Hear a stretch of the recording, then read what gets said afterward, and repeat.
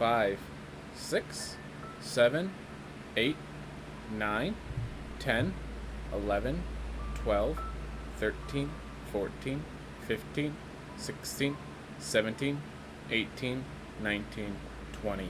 And the reason I'm counting that out is one, to figure... Wow, bless me. Figure out why this stream manager will not find me online, and just trying to like get a sense of what's. So that was to try to figure out at what time it starts live streaming over, like, because I know there's a delay, but I don't think the delay is over a minute, and we're at 50 seconds about. So it looks like Twitch will not reveal me as live. And how does YouTube like this? YouTube?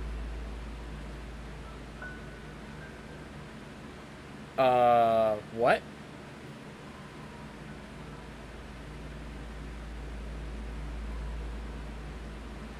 What?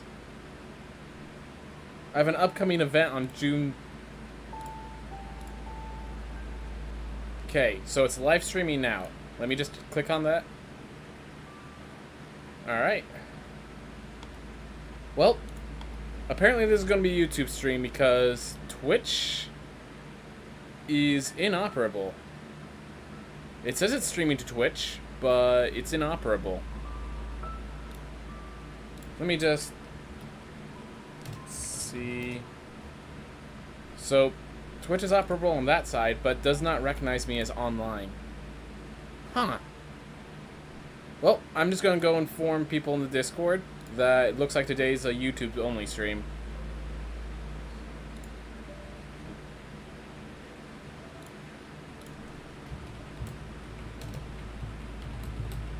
Just going to do that thing, and then we'll start up. I apologize for the extra delay.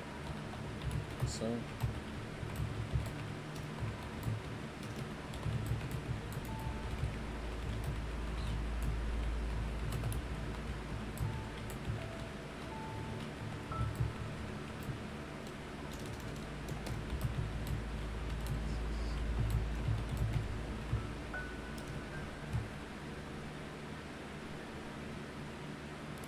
Oof.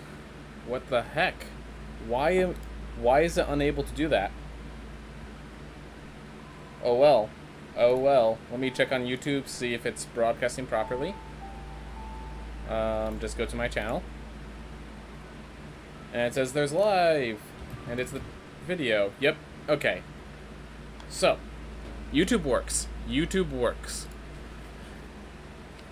Huh. Huh. Alright.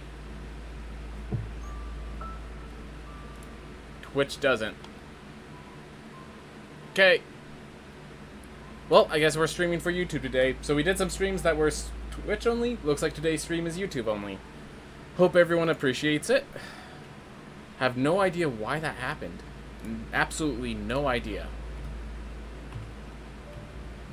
Okay. Well, we'll do some runs, as always. Alright, 49.55. So weird. Like, I'm trying to think how that could even happen. Like, there has to be something Twitch side. Something Twitch side that's just not working out.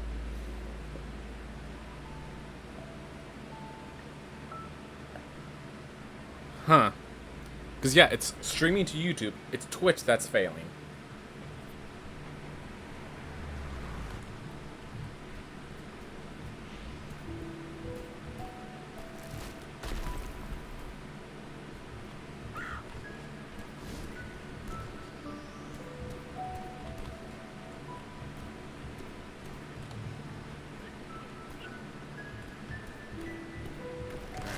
So my general goal here is just get under 30 seconds. Or at 30 seconds if I can't. Which that looks like it's a 29. Yep. Okay. Well, we keep moving. We keep moving. Unfortunate that I have that weird effect, but should manage. Should manage nonetheless.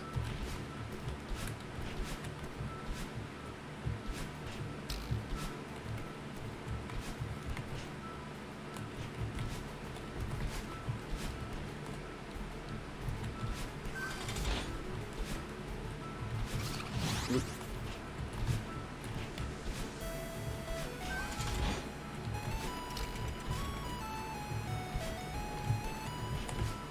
Oop.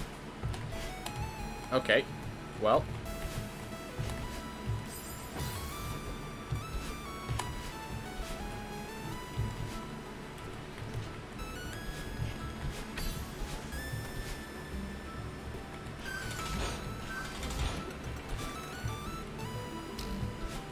Oof.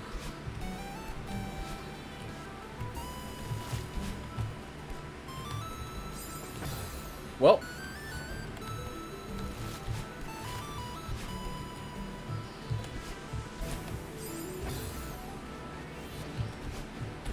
Gotta make sure if I hit the ledge, it will super boost over the ledge, and that doesn't work for me.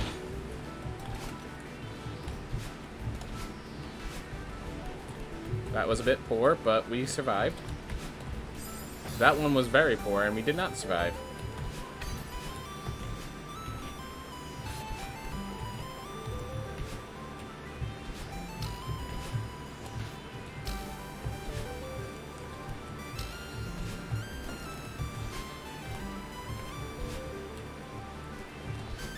Oop.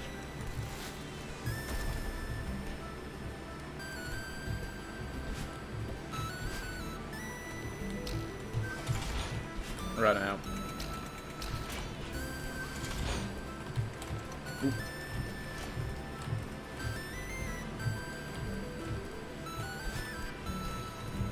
Well, that happened, and now it's done. Still cannot believe that Twitch is not active. So strange. So strange. Well, that unfortunately took a little over 2 minutes. I might have misread it. I saw 2 and 39 at the top. So, it looks like a little over 2 minutes in my mind.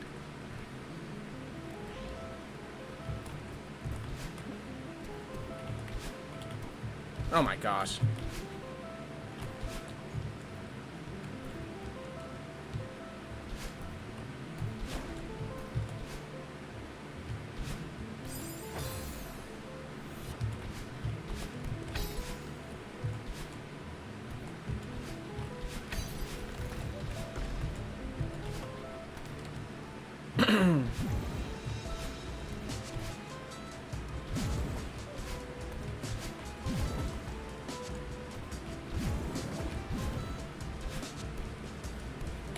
Yeah, so I need to do something where I watch how other runners do these rooms, because while there are some strats that I cannot do, there are strats I can do, and I should, you know, make sure I'm doing the best strats that I'm capable of.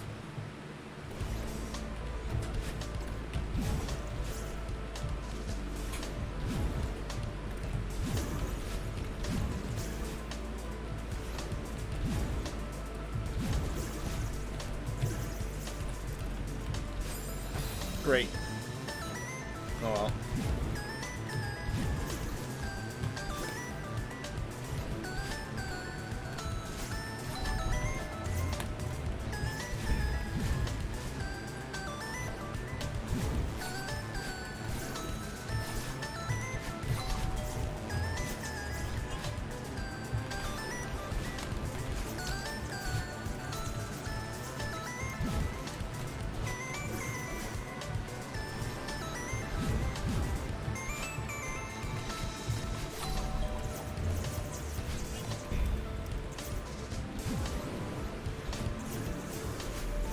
Alright, let's do this properly. There we are. That's improper, and it's going to punish me.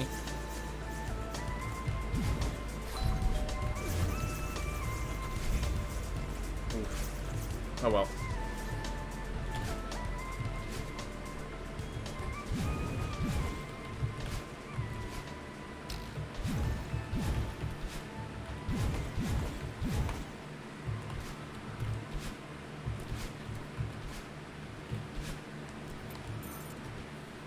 Oof.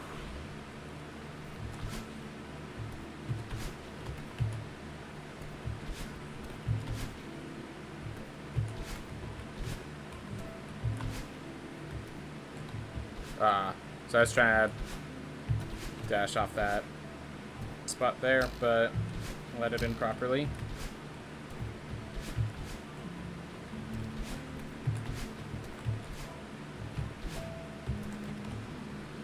A few improper landings at the end there, but not too devastating. Not too many deaths.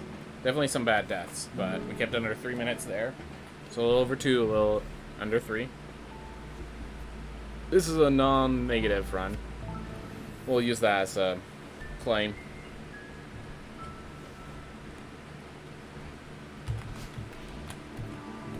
Death count's great when you're learning. Fair enough. You can be proud of your death count while you're still learning. I actually went too fast. I was unprepared to actually go off the screen. Ooh. Hey, Gippus. How's it going? So, on my side, it's, like, the day's going well, but for some reason, this theme will not,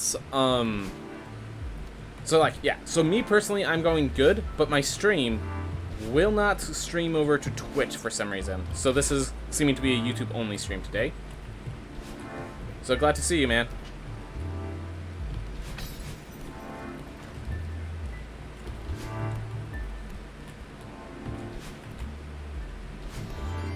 So yeah, we're just trying to do a Celeste speedrun.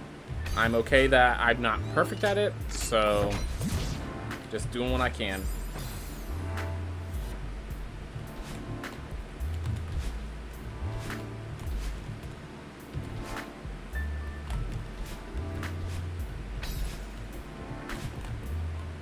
Oof.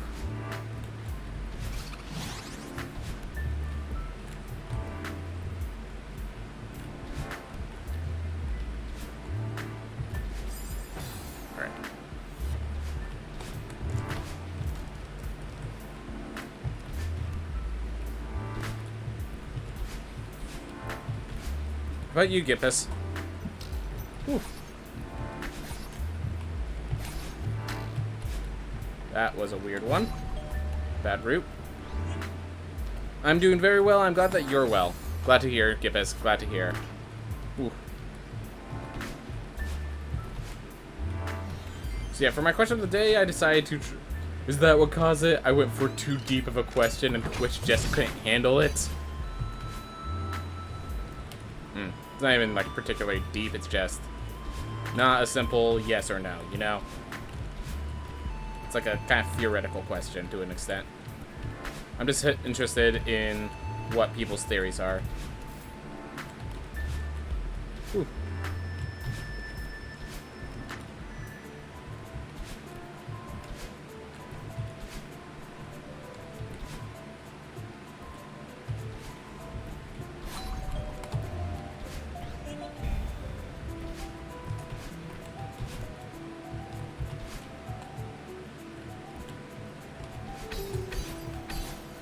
Right.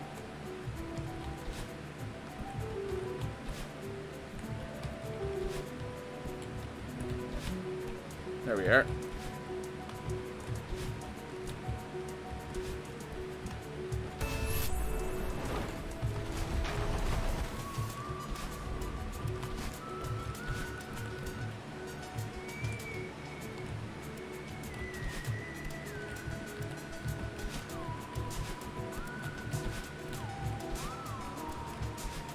Oof. Just doing the best I can. This is definitely the hardest stage for me, but... Alright. That was obviously improper, but we didn't lose too much time. We did lose time, cannot deny that.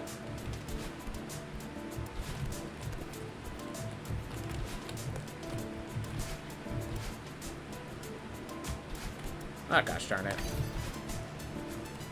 We're just gonna kill ourselves. Whew. Hey, Richard Todd. Oof. You see, you have a big answer to a big question, so unfortunately I'm gonna have to wait till I'm between stages instead of during one to read it properly. Whew.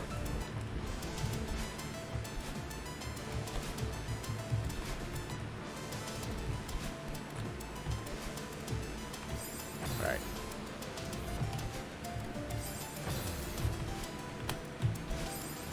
Just gotta find that little hole. There's a little gap that you can slide on through and just, like, not lose momentum. There it is. There we are. Ooh. Oh my gosh, I didn't go all the way through, but I grabbed onto the wall.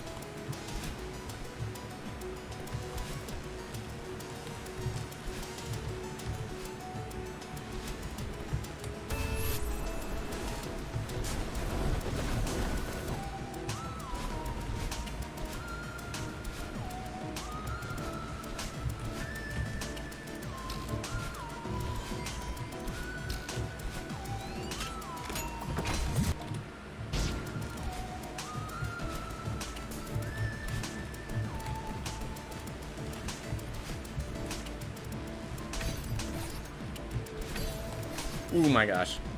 Well, let's fix this. Best we can. Definitely not optimal, but not dead, so we accept it. Unlike that.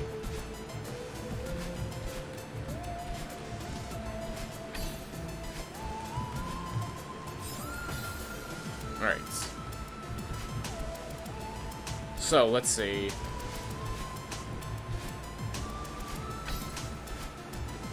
I'm just gonna go safe route. Just do casual, because I don't want to lose any more time there.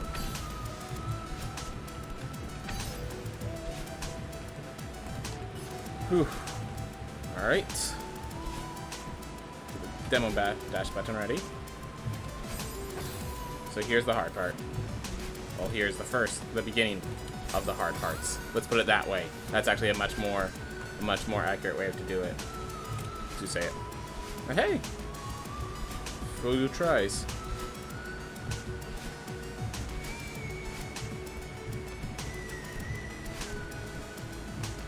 Oof.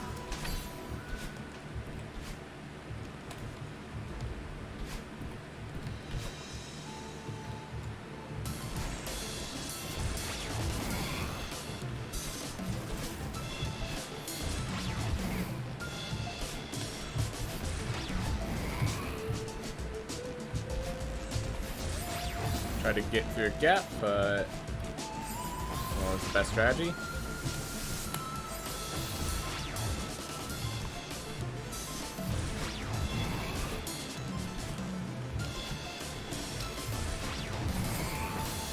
Too early there.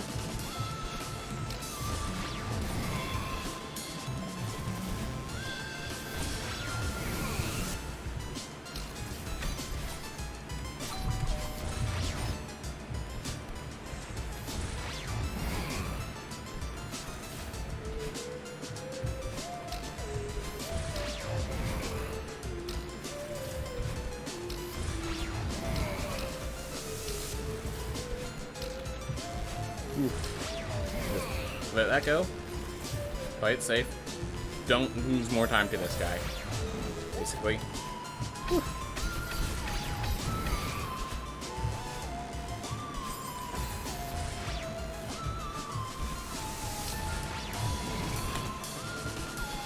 Yep, we're at 758. Just don't lose too much time on this one room.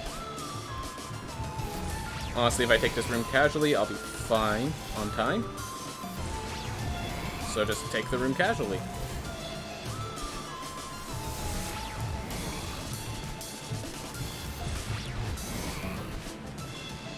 There we are. Alright, I feel like randomness is fine for items, but I don't like it for boss attacks where some attack... Okay, so... the term competitive games meant for, like, one player versus another player, but we can address it for, like, RPGs and stuff. So, for items... when boss attacks where some attack animations are obscenely long... Okay, so you're talking about speedruns as well. Did I say competitive? Yeah, competitive. I said competitive. Speedruns work for competitive games. Alright, so. I feel like Rams is fine for items, but I don't like it for boss attacks where some attack animations are obscenely long and can disrupt speedruns because of the RNG. Okay, I get what you're saying. So it's like, whether or not this boss cooperates adds 20 to 30 seconds. That's what you're saying. So it's... Was it? There's certain... So in Super Meat Boy, there is a boss that the only way for you to deal damage to it is if it like jumps into the spikes. And sometimes it will just run around and not use that attack, which means that you can... I think there's a video of a guy who was on world record pace and they lost 3 minutes because the thing just would not jump into spikes. There's no way he can manipulate the RNG, it's just the thing would not jump into the spikes. That's what you're saying. So, randomness is fine for items and things that are kind of like, you use this to benefit yourself. To, like, you can't do this alone, so you assist, but it's when they actually happen, like, as part of the necessary for completing the game. That's where the variance becomes an issue. Alright, that's fair enough. That's fair enough. That's a good argument from some cases. I was also, like, I wasn't just talking about speedruns, I was, like, talking about, like, Magic the Gathering and stuff like that, because what really inspired it was because Magic the Gathering, I've been looking at the new set, and dice rolls is becoming a mechanic for some of the cards. I'm like, what happens if that deck, and if there's a dice rolling deck that's competitive? Like, is that going to be okay in that game? Or no? And I kind of want to get other people's opinions on variants in games to kind of help me make my decision, you know? Alright, so. Ah, messed that up. That's okay. Didn't die for it. So that's good enough. Alright, so. Archie.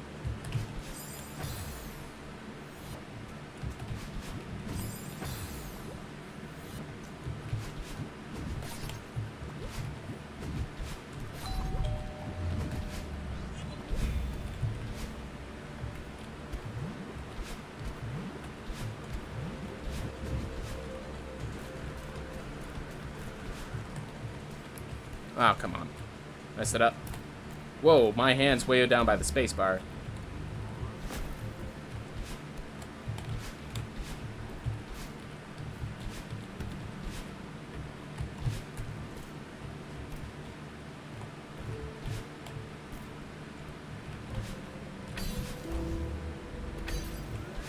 Ooh.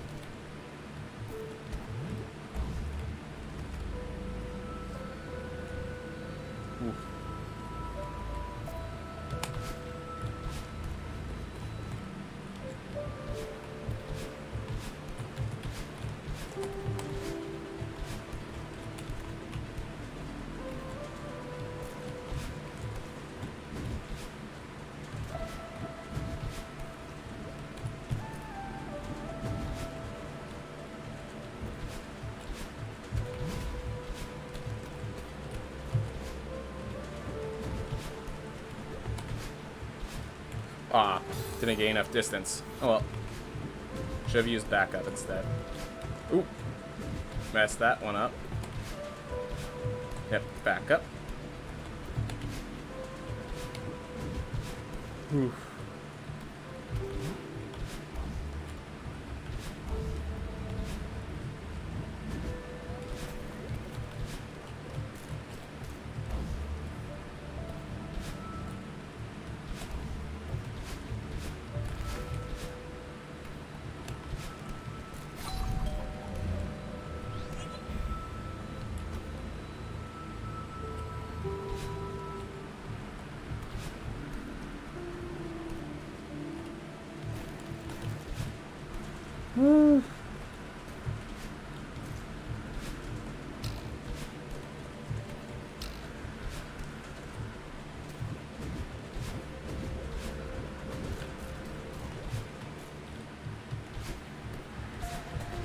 Alright, here's the hard part for me. Ooh.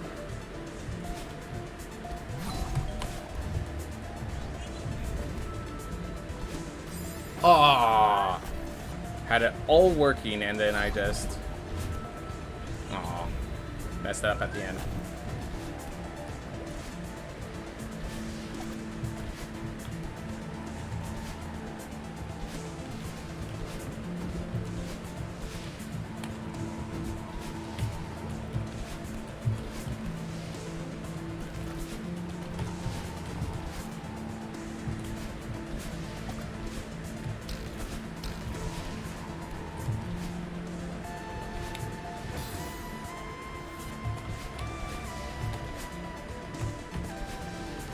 Oh my gosh. Go straight. The diagonal doesn't give me enough distance. Hmm.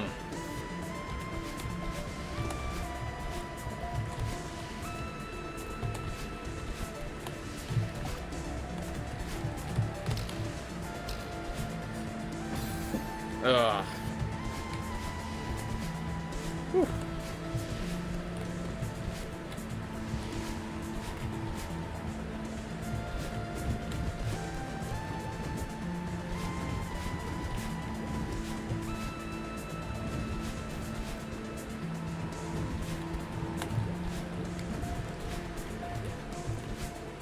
There we are. Last real screen, and it's not nearly as threatening as the last screen of the previous stage. Oof.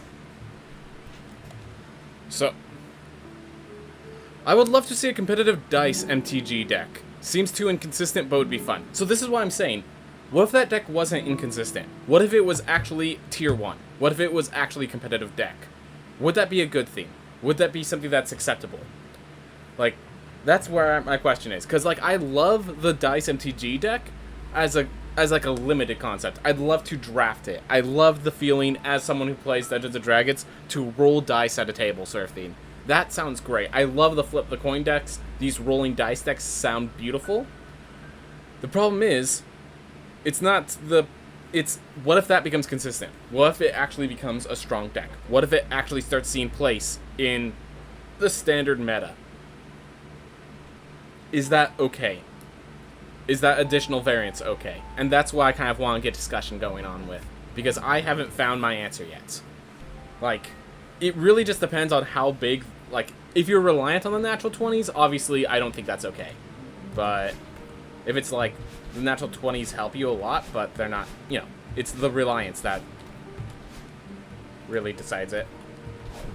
Alright. So note to self, I have to super dash, not hyper dash or anything like that, into that room, and that will set me up. Okay, good to know, good to know.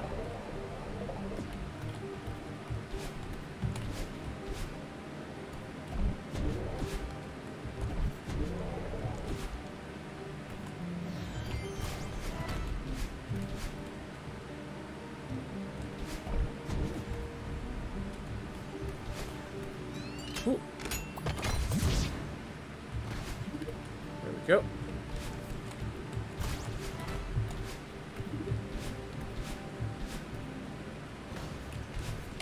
Ooh.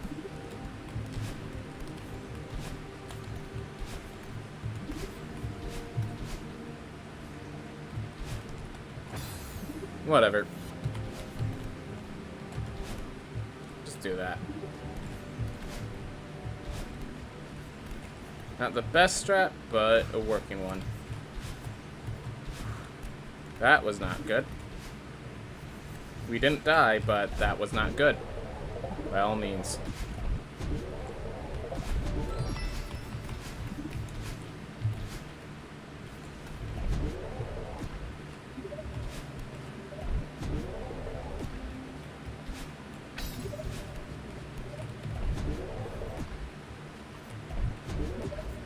Oh. Had to dash early for that one. Oh, you know, like that, but without the extra dash to fall out.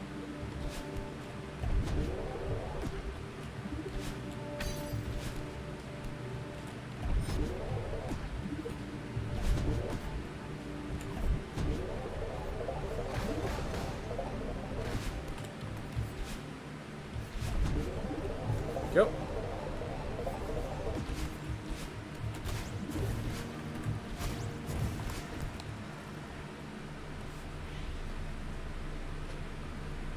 Whew. Anyways, yeah, I want to, like, talk about, I'm going to be, before this weekend, I have a feeling I'm going to be talking about some Magic the Gathering stuff. I'm just going to do, like, a set review, even though I'm not, like, a high-level competitive player or anything, but I think I would enjoy doing a set review well enough that I'm going to do it. So, I'm doing it.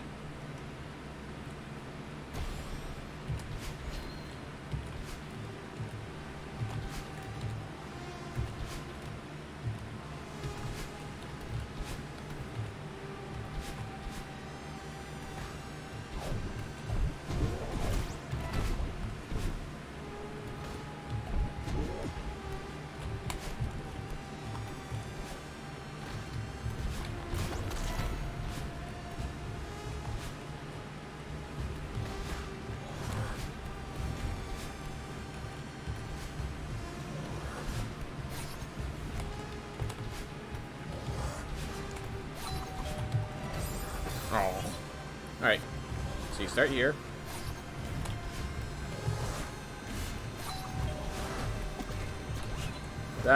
Those were game. I was doing 4 there.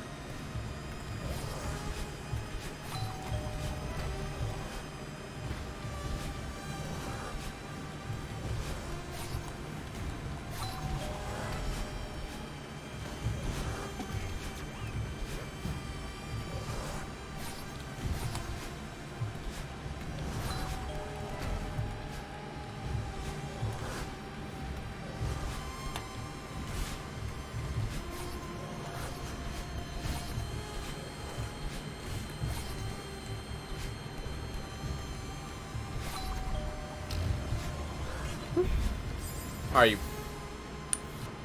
Well, that was my fault. It's alright. It's alright. Well, we keep moving. We keep moving. There's definitely a more optimal way to get all of these that I just...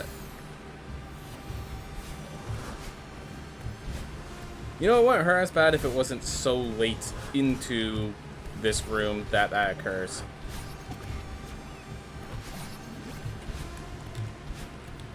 Ooh, hey Sire. Oh, is it finally playing on Twitch?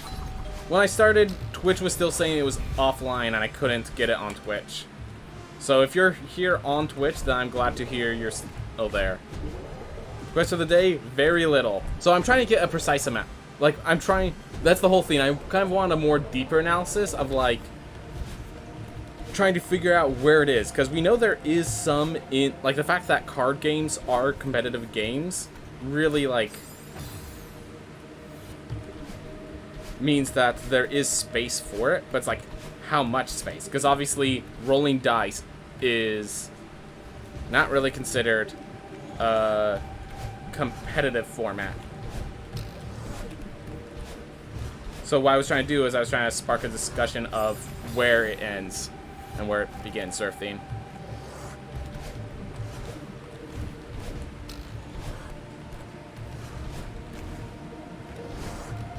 Why does it go up? I don't think I pressed forward. I mean, you guys could probably see better than I can, but I'm pretty sure I just pressed down then up. There it goes. Yeah, I'm dying at the very end of some long rooms. So even though there's not many deaths, every death has been very painful. And that's not a good thing to happen.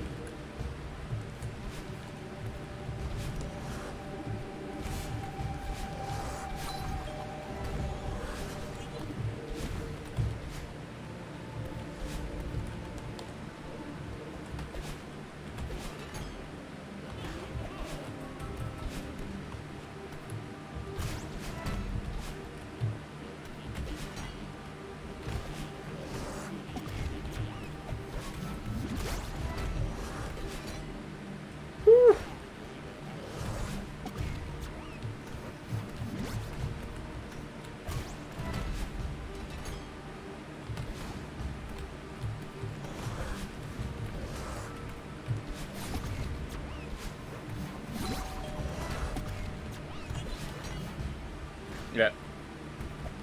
Because, yeah, the thing about the stage is it's sometimes better to go slow as long as you don't die, because dying just takes so much time.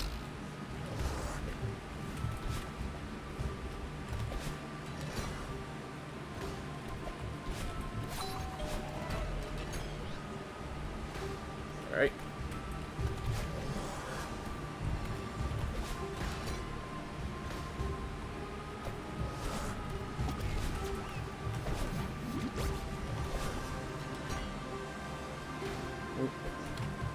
Aw, threw at the wrong time.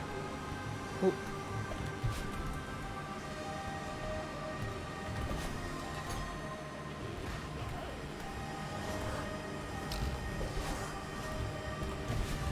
Aw, threw it wrong direction. Okay, I guess we're going down. This is a route, technically.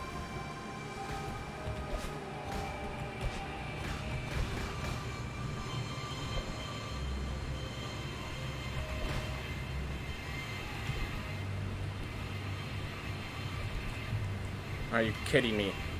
Alright. Just getting really unlucky with my timings. There we are. Felt like a bad mirror temple. Alright, so in a competitive multiplayer game with a focus on skill, the only randomness is that should be what the players themselves do. Like in Team Fortress 2, random crits should be off. There could, however, be a good way to include randomness depending on the game. So, then it's like, how much... So, here... So, do you think... How do I say this? Randomness is going to be a part of some games. And there are some games that are competitive despite randomness. I think randomness can exist. So, how's this? Unnecessary randomness should be removed. There's the statement. Because obviously in a game like poker, you're obviously going to get different hands. It's about adapting to the hand. Magic the Gathering is very the same. That's why I like card games. Team Fortress 2, as you're saying, random crits should be off because it's an unnecessary randomness. I get that. So, I think if there's a pre-established idea that randomness is a factor, then yes, that could work as well. So here's the question. How deep can the pre-established idea be? Can there be a competitive game that is effectively rolling dice?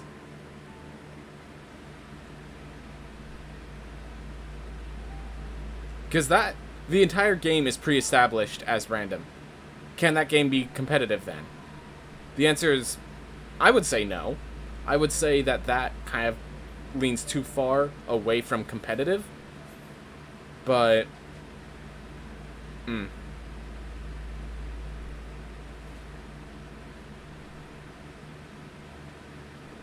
don't know, it's kind of, the idea was for it to be kind of, the more you think about it's one of those things that could wormhole into itself. FPS games and randomness don't mix well. Card games and randomness often can, as long as there is some strategy. Yep. So, Cyberbellum, here's the reason I want to bring this up. In the new Magic the Gathering sets, there are cards that, the theme about these cards is that their effect changes based on a roll of a d20. So, generally, most themes have... So, on 1 through 9, it has a small effect. From a 10 to 19, it has a balanced effect. And on 20, it has a very powerful effect. My main theme is, what if that deck is competitive? Because at first I'm like, that's probably a bad theme. But now I'm thinking about, is that an acceptable level of randomness? Because there are cards to give you advantage. Like, how far can that go? How far can that be allowed to go and still keep the competitiveness of Magic the Gathering remaining intact? And yeah, so you're saying, like, if you can make a move knowing that your outcome is 60-40 instead of 50-50, those are levels of competitiveness? Which is why there is definitely room for randomness, but also why you don't want too deep. So basically all I'm trying to get, the main question I'm trying to answer for myself, but I think that I kept the question broad so that it could be discussed about multiple themes. The main question I'm trying to answer for myself is, can these roll a d20, can the flip the coin mechanic, basically, of Magic the Gathering be acceptable as a competitive mechanic? And that's what I'm trying to figure out. That's what I'm mentally trying to figure out. Oh, hey, there's a warning. Twitch is currently experiencing issues with going live. Alright, so they knew it was going on. Okay. Well, I'm glad to know that, at the very least. Whew.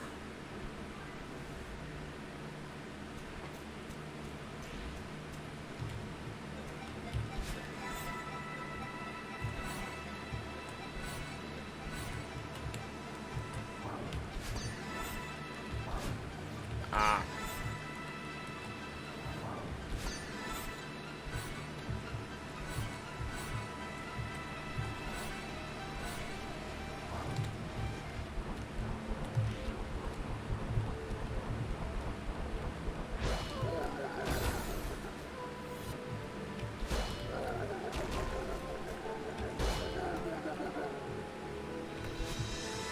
I expect this has been a great topic of debates. Well, the thing is, I'm not hearing the debates.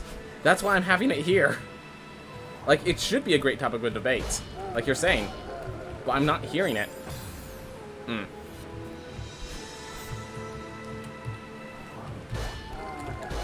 Oh.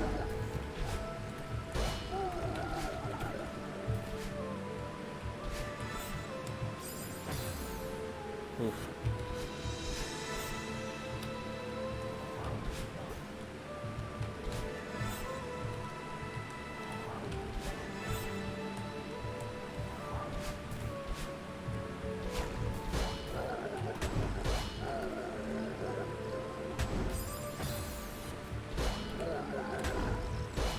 That was really disheartening, to say the least.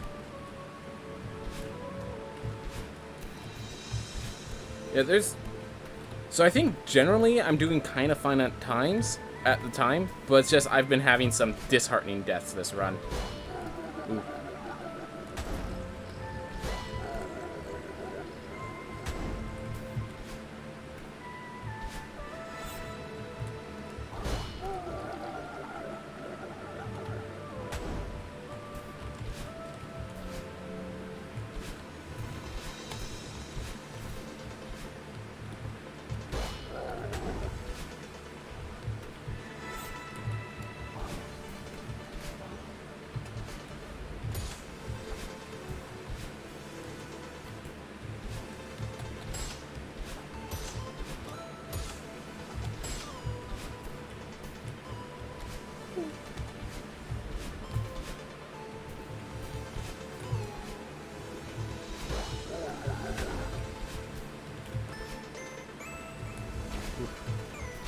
Yeah, that last room was really good, so hopefully we can maintain it.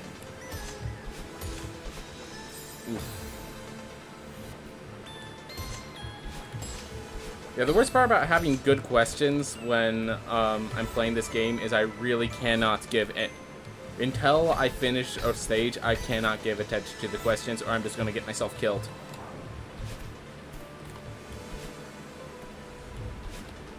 Ah. Let go of forward. Alright, we're just going to do the casual. Because I was having issues today, so...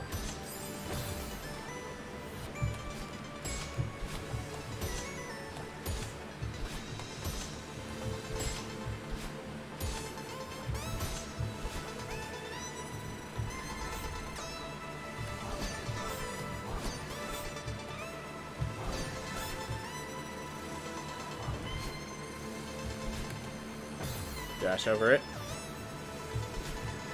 Whew. Did I just like reverse demo dash? Press up but not hold it, so it... Like, I mean, it has no, like, mechanically. What I'm saying is, like, platforming wise, I feel like I did that. Because, obviously, it has no effects. Just, other than what I intended to happen did not happen. Ooh. Ooh. Or I thought I grabbed it. Oh well.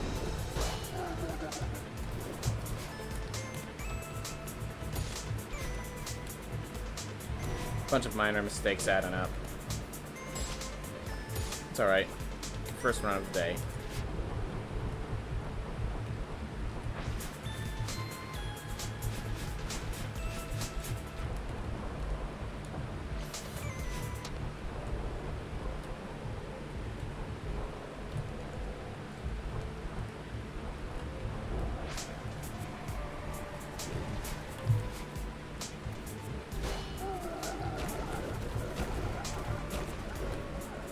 One, two, three, four. All right.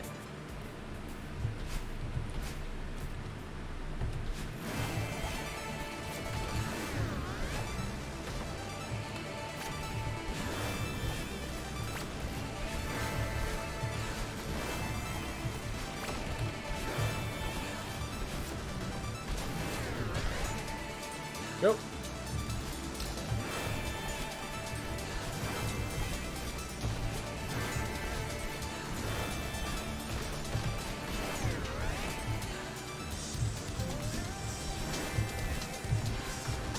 Ah, dash too far.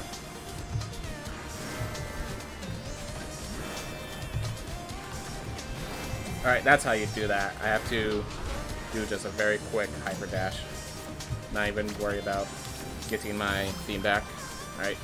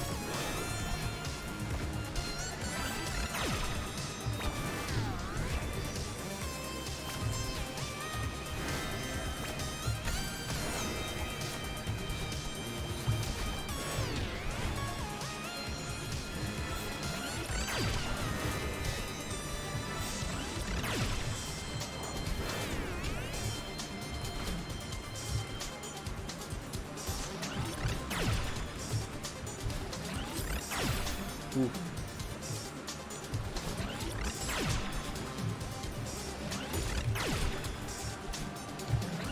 Are you... That was sad. That was sad.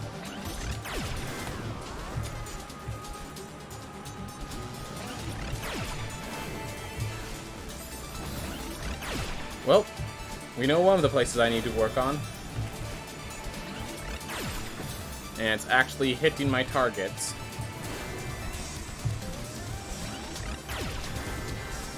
Here I just go safe.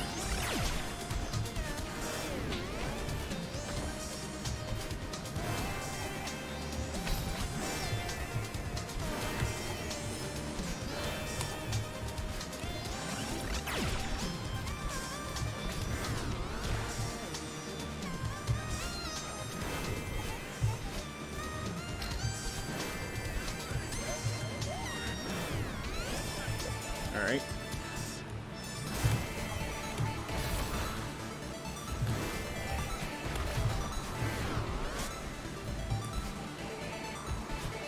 I need to do a diagonal dash there to get in time. Well.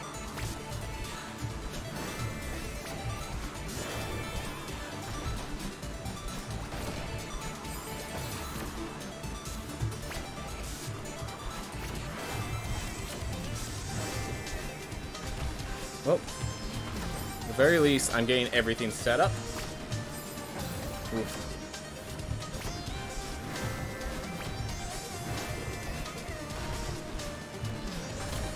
Oop.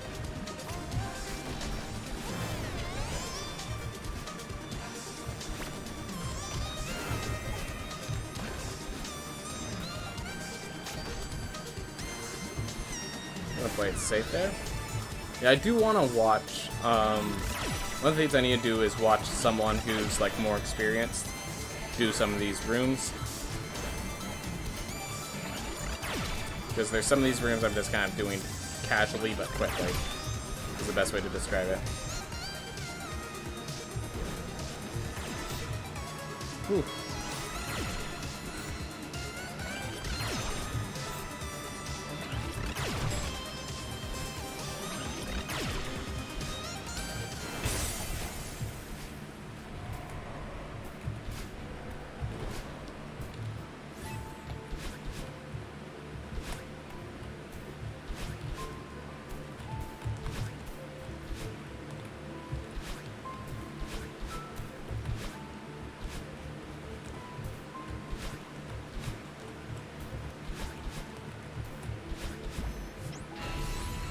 Whew. Maybe another new PB today. I'm gonna say... I mean, today? Yes. This run, I think there's been enough little small inconveniences that have been kicking me that are going to add up.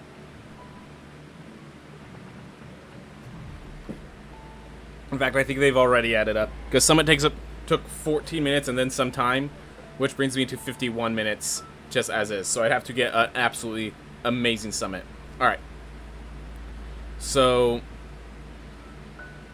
now I'm going back to where Vibes first came in to actually like, because there were a lot of comments that happened during reflection. Did you ever have a game, for example, a Magic Arena one, that was really impossible to win even if you made all the right decisions? That is the stance for me, where randomness is a problem for competitive games. I do understand that, where it's like there is no correct decisions. That being said, like, how do I explain this? Okay, so let's actually read Cyberbombs and then I'll go into this.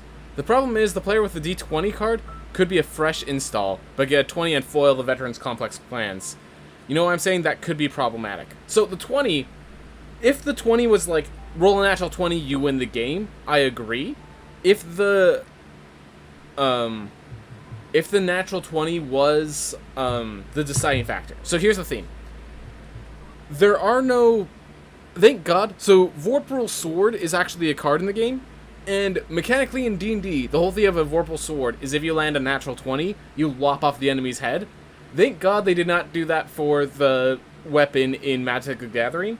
If they made it that way, I would agree that just, oh, the Vorpal Sword hit me, I lost the game on turn 3. Or on turn 2, because he happened to hit me with a 1/1 with a Vorpal Sword. Like, that would be stupid. As for, getting a D20 and foil the veteran's complex... rolling a nat 20 and foiling the veteran's complex plans, I see nothing different with that to an aggro deck that just kills you before you gain the aggro deck gain the perfect cards and just killing you before you even had a chance. This is my main theme. So if you've ever had a game that was really impossible to win even if you made all the right decisions, there are aggro decks that if they get the right hand, it doesn't matter what decisions you made, you lost. Like, I play a mid-range cleric deck, and that sort of stuff, and there are just times where the aggro deck goes, you know, turn 1, 1-drop, turn 2, 2-drop, turn 3, kill one of your cards, 3-drop, turn 4, Embercleave, win. Like, there's nothing you can do about that. So, my big question is that any different from a game where the cards roll dice? And that's why I'm trying to get as an argument. That's why I'm trying to... And, like, I recognize you guys have thrown me stuff. Thank you very much. I do love this topic. I love this topic. That's why I'm constantly asking the question, even as you give answers. That's part of it. I'm not, like... I'm looking for a solution, but I'm looking for an interesting... I'm looking to go deeper, is my basic theme. So... And, by the way, Sire Realm, I don't see a problem with a fresh install having an opportunity to win. If the fresh install is strategic, like, I don't care if they win. That's actually why I like limited formats, like Draft, because everyone has the same opportunity. Sometimes your deck ended up a bit worse, but you still have a chance of winning by just figuring out what you can do. Like, that's what I love about the limited format. And I don't think that's problematic if... The problematic part is if a nat 20 is so strong that wins you the game.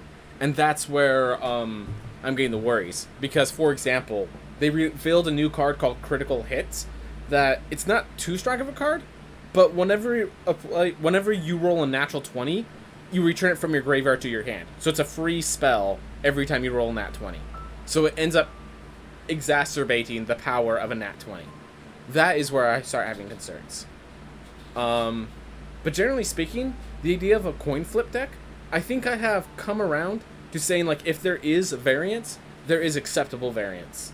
It's definitely sad that if you're playing that deck, there are games where you just cannot roll above a 10, and you didn't have a chance even though you chose the right deck. And this is where I'm still having doubts. If you have a hand that seems like a good curve, but then you roll all 1s through 5s, and nothing pans out, is that your fault? Is that okay in a competitive format that you flipped the coin 4 times and every single one of them came up tails? Is that, like, okay? Alternatively, if you flip the coin 4 times and all of them come up heads, and it's like, that's the sort of thing I'm trying to get across. That's the sort of thing I'm trying to figure out. Because, like, the nat 20, I already have my decision that if you have to have a nat 20 to win, then it's a bad mechanic. I've already decided in my head that if the nat 20s are so powerful that will just flat out win you the game on the spot, it's a bad mechanic. The question is general coin flipping. The 1 through 9 versus 10 through 19. That's why I'm still trying to figure out. And I'm going to do the summit, and we'll come back to it then. Anyways, how's it going, Vibes? How's it going, Lambo Droid? Sorry, I didn't, like, talk to you the moment you guys came in. Hopefully you're okay with that. Ooh.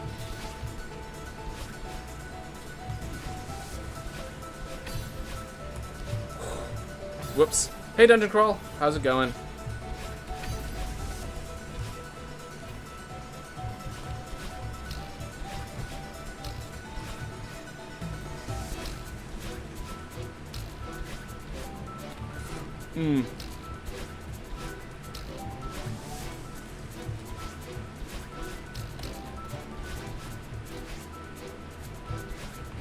Alright, we're going with that strat because I messed up the first part. And we just recover.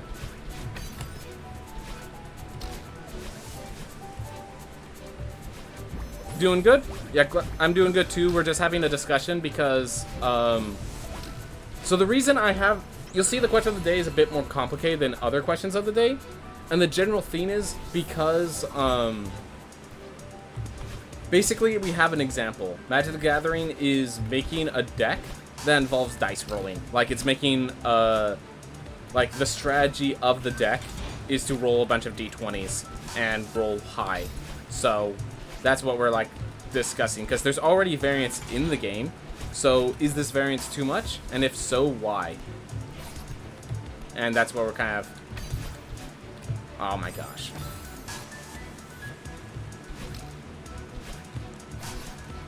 I would say it's particularly your fault for using those cards because you could have used a more consistent deck. Well, what I'm saying is, what if it's strong enough? Like, usually the solution there is they just make sure that the coin flip cards aren't very strong. So that it's just, like, never a consideration to... But if they make... So here's my question. If the coin flip cards are strong, is it, like, okay? Because then your opponent also has to deal with the fact that if you rolled well, you beat them in a competitive format. And that's where it becomes weird. Because, yeah, I agree, you can choose not to play the flip deck. But what if the flip deck is one of... I guess there are multiple tier 1 decks. So I guess that... As long as there are multiple decks that are tier 1. Like, it's not the most powerful... I thought that... Well, I need to focus on the run, or else that's going to happen more and more.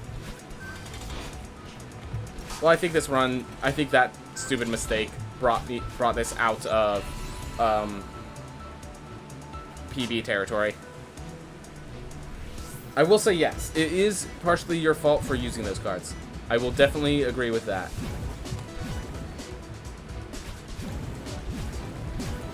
The thing is, if the deck is competitively viable, if there are people using those cards and winning games in a high-level competitive format, is that okay?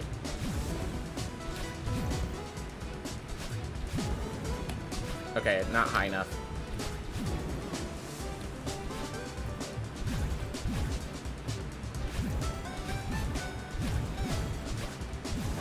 Aw.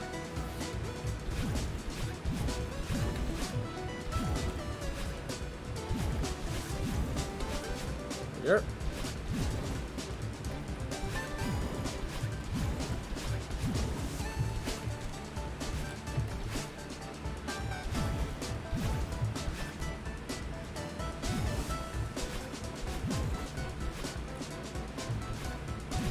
Oh, what am I doing? I'm making mistakes, that's what. Everyone makes mistakes. Everyone is human. Whew. Oh well.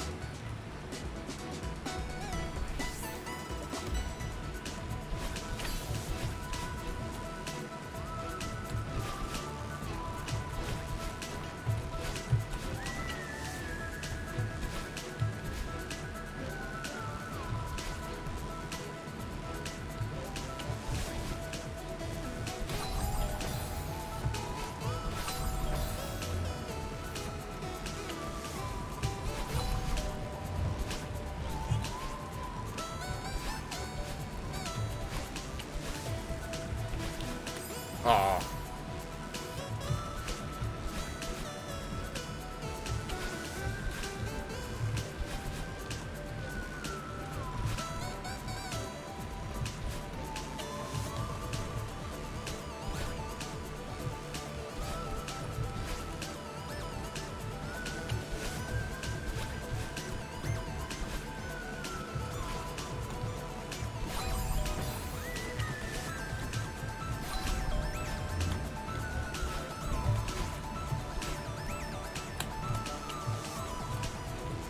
come on.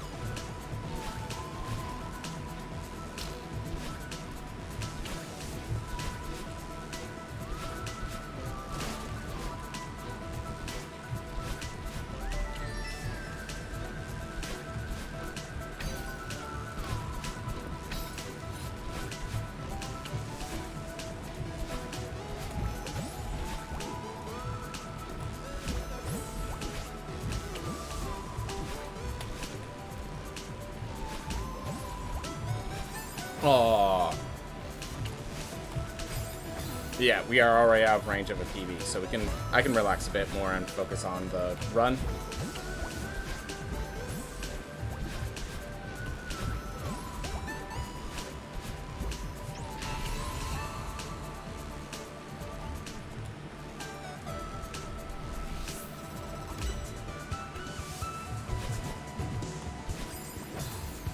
Oof.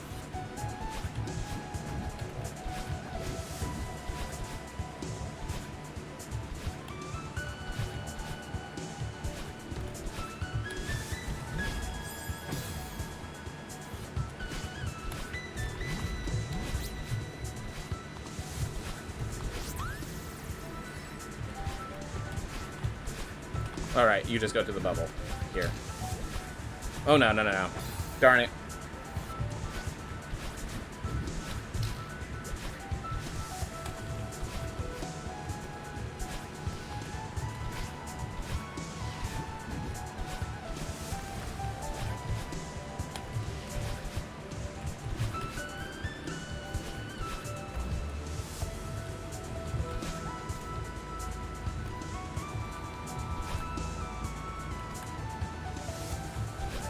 Yep.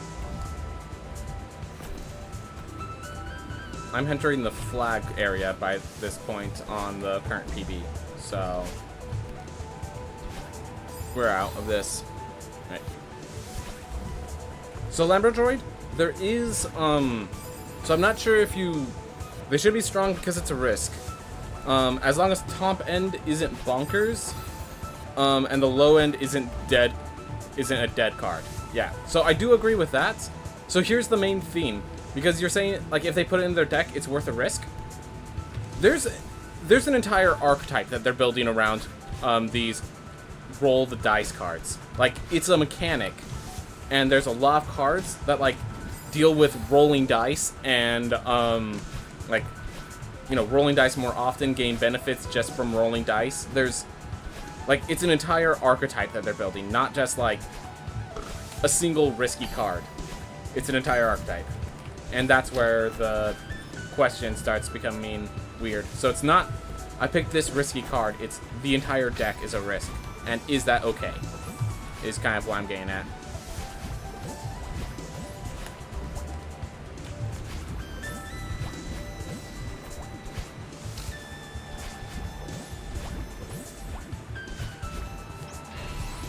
But yeah, I definitely agree.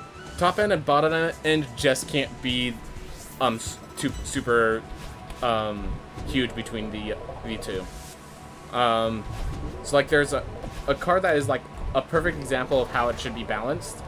There's one that if you roll a 1 through 9, you create a treasure token. If you roll a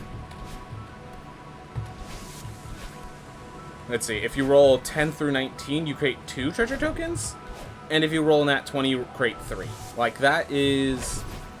Like, every one of those effects is pretty in line with each other. One doesn't say win the game.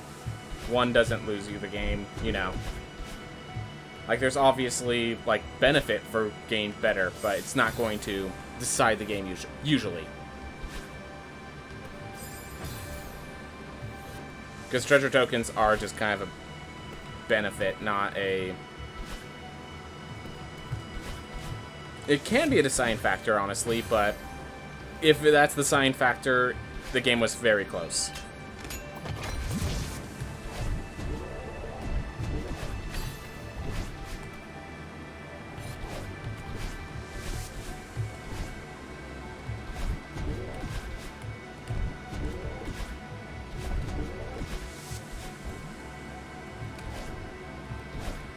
Ah, messed up that dash. Oh well.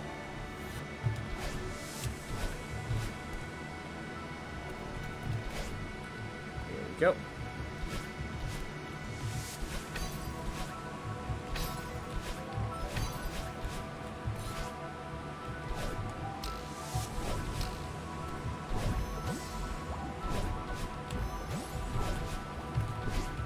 Oh no. Gotta land on there and jump back.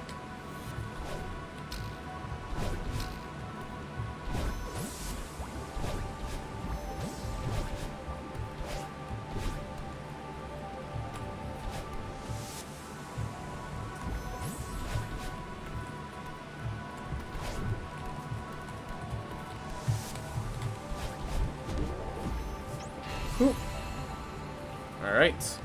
Moving right along.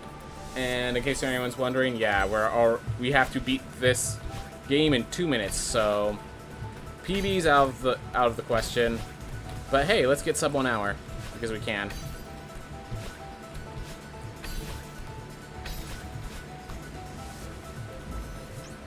When do you mean competitive games?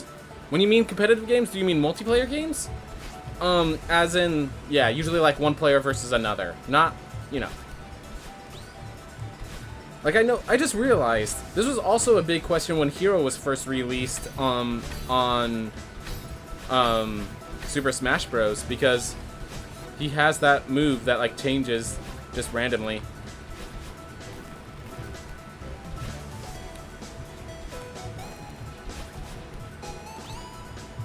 But yeah, this is a big discussion.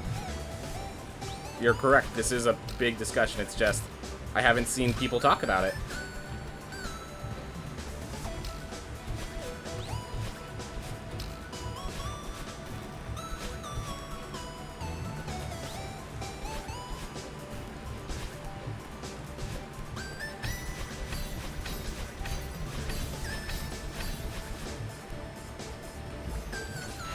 On the topic of Celeste, can you do a flag check pointless summit, or is the time save not worth the risk?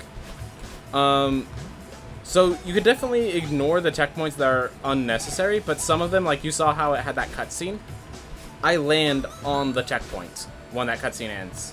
So, like, avoiding that involves, like, expending your dash and just, like, you'd have to actively go out of your way to avoid that checkpoint. Like, a lot of these checkpoints you land on because it's the platform where you recharge your dash, because it's that, like right here, I'm recharging my dash, I'm going to land on 13. So avoiding that checkpoint is pointless. There are obviously checkpoints that you can avoid, and it makes sense, but I'm pretty sure, so I'm not sure if you can dodge every checkpoint, like when a cutscene ends and you land on it, can you actually avoid it? Like, can I avoid 12 here without, like, I'm pretty sure when I land on that platform anywhere, I land on that platform. I land on that checkpoint. So definitely, when you get better, I will say avoiding checkpoints that are unnecessary make complete sense. It's not too risky once you get good. Like, there are such small gaps between checkpoints, and people can do this with deathless. People do this deathless, so perfectly acceptable to avoid unnecessary checkpoints. As for doing this without any checkpoints, I'm pretty sure that's just, it's not a problem of doing it, it's a physical impossibility thing. Like, people do golden strawberry runs. Doing this without the benefit of the checkpoints is done, and quite more often than you'd expect. But as for doing it, as for actively avoiding all the checkpoints, I don't see, like, as I said, there's some checkpoints that you're just going to run into because you need to land on that platform to recharge your dashes. And yeah. But you see, I do skip one checkpoint because it's, like, it's going out of my way to grab that checkpoint instead of it being in my way.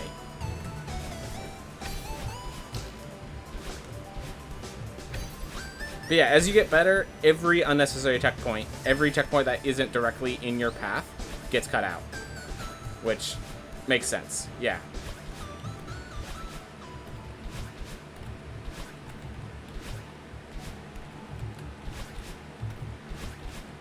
If that's what you're asking. About unnecessary checkpoints getting cut out. Yeah. cutting out all the unnecessary ones is something you do eventually. I don't do it because I'm still where I am at the runs, but I'm pretty sure that's what they do in actual, like, the fastest runs, you know? Oof.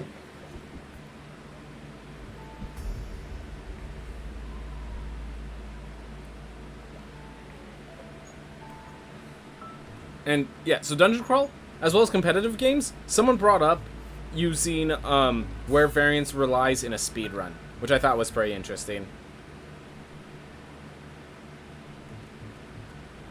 So, that's also a possibility. Anyways, I'm gonna go get water, and I'll be back to give this thing a name. I won't be gone very long.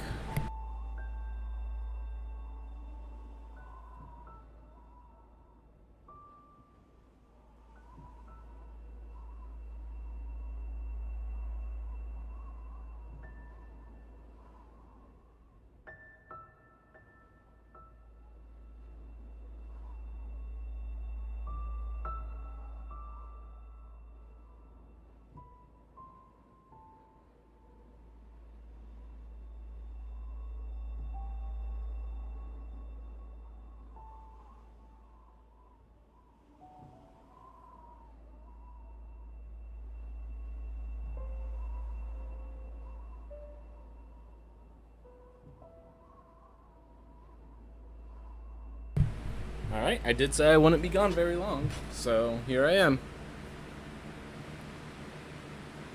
Oof. But yeah, optimally, 0 deaths. I think there might be 2 where you actively press retry, but generally speaking, 0 deaths. So...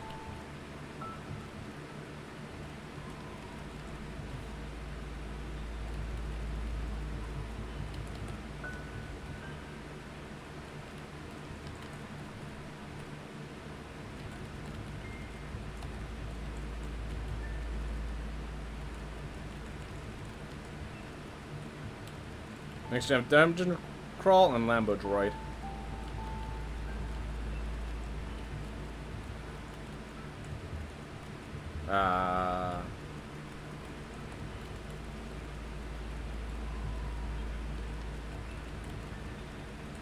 Alright, let's count how many layers that is, because this is apparently the absolute maximum. 1, 2, 3, 4, 5, 6, 7, 8, 9, 10, 11, 12. Alright. Dungeon Droid or Dungeon Lambo. Yep. I was also going to do Lambo Crawl, but I have no idea what Lambo is. I'm afraid I was going to say something inappropriate.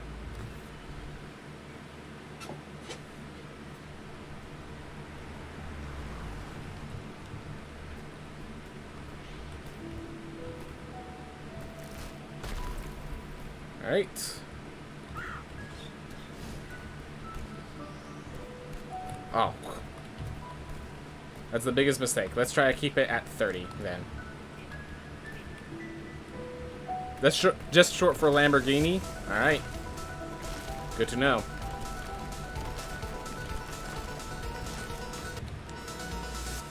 I think that's a 30.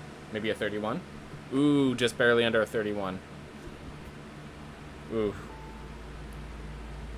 Dungeon Lamborghini. Just like, I'm now picturing a car with like tires that are like made for rocks, and like the entire car just bends when it comes around corners and stuff like that. Like it just has a bend, like a bendy straw sort of effect in the center.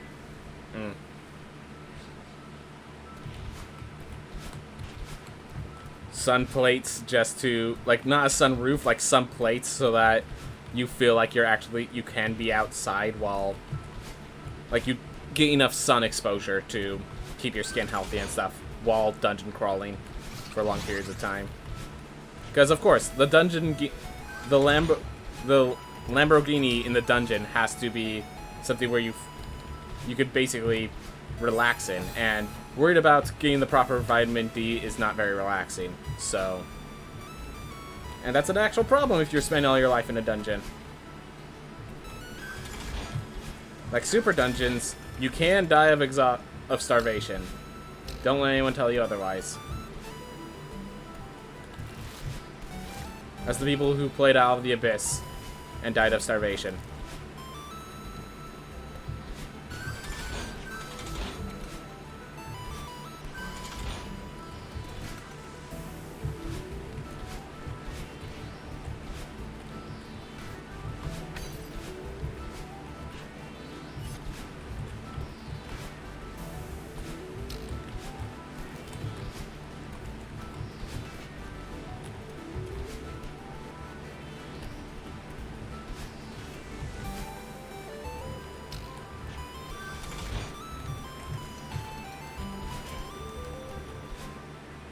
Oh, that was a good first stage. That was a good first stage. Oh my gosh. I spend my life dungeon crawling, so yeah. Oof. One death. One death. One little misfortune. Alright. We'll just keep that going.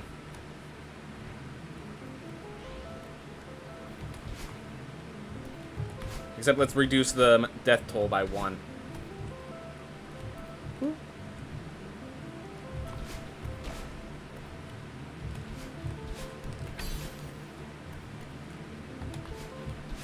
Ah. Alright, well there's my 1 death.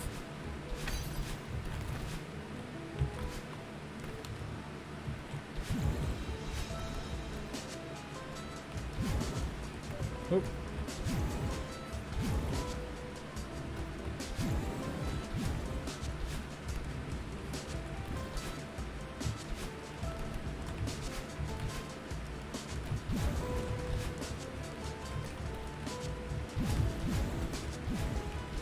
Nearly killed myself there. Even if you didn't see it. I saw it. That's the issue.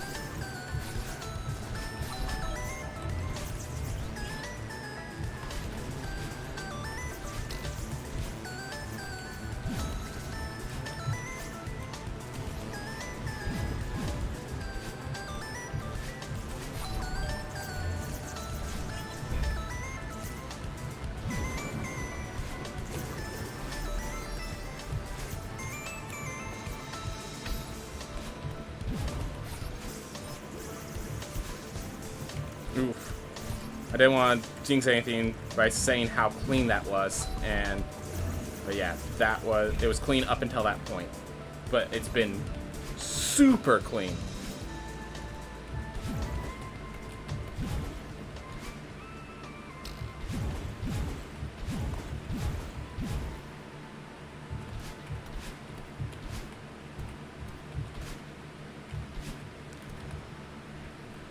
Ooh.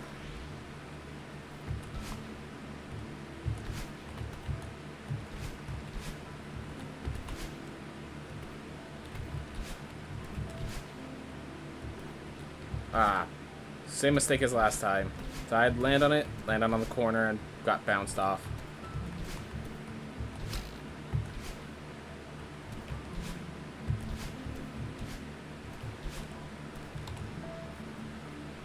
There we are.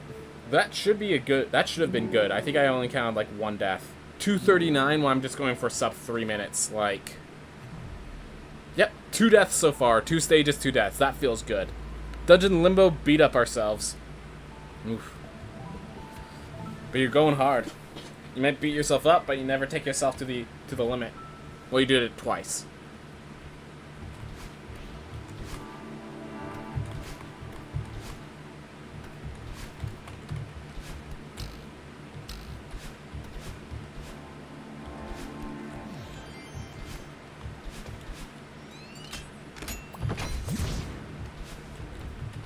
Oop. Gotta actually press there.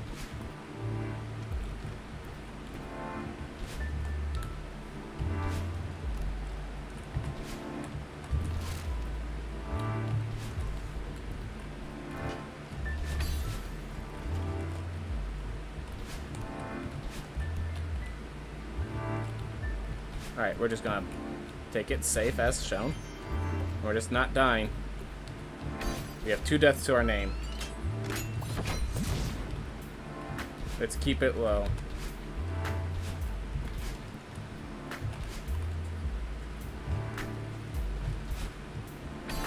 Oh my gosh. Press the dash button before I got the crystal, and obviously it did not appreciate that. So I was joking with it.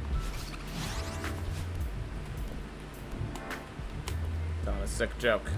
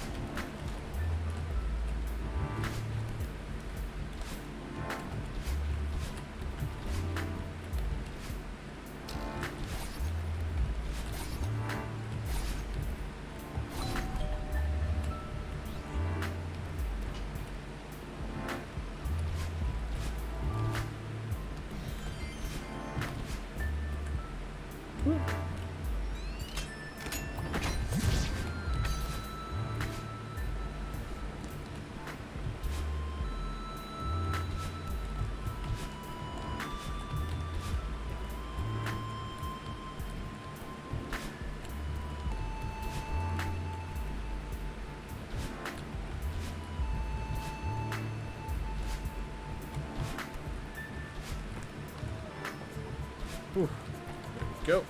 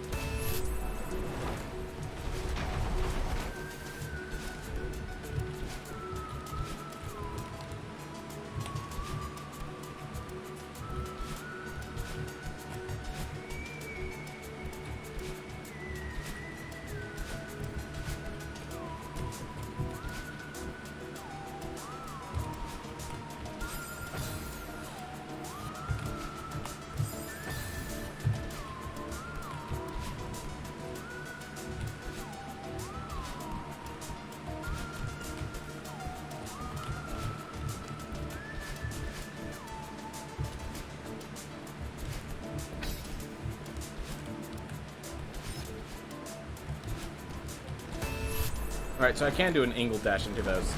That's good enough.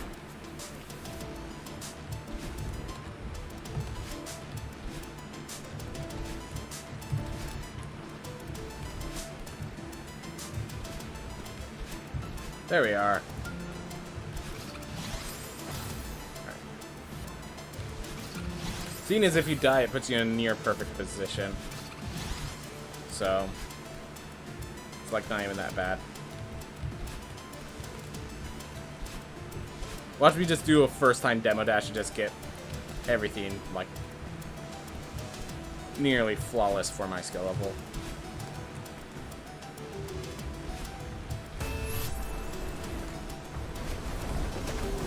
Ah.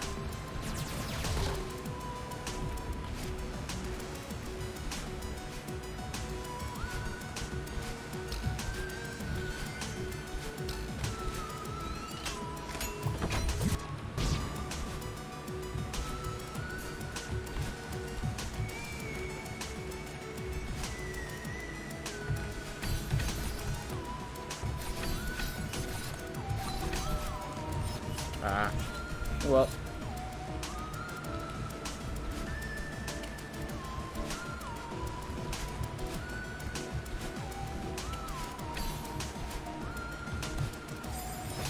Alright, so I think if you hold up and to the left, you go there perfectly.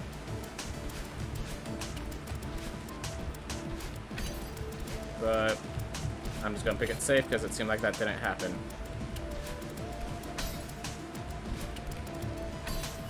So I basically have 3 minutes to do the demo dash plus the perfect plus the rest of the stage. Ooh.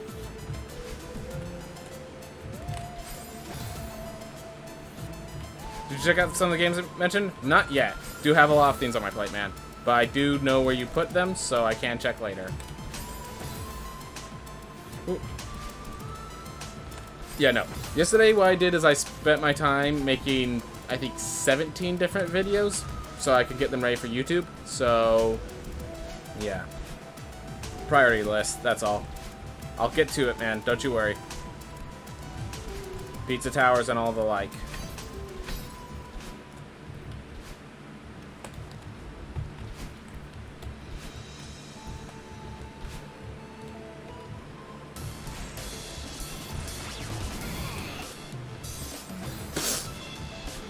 When I land on his head, it caused me to jump, which, you know, caused those things to activate. And that's why I lost that life. Great. Oh well.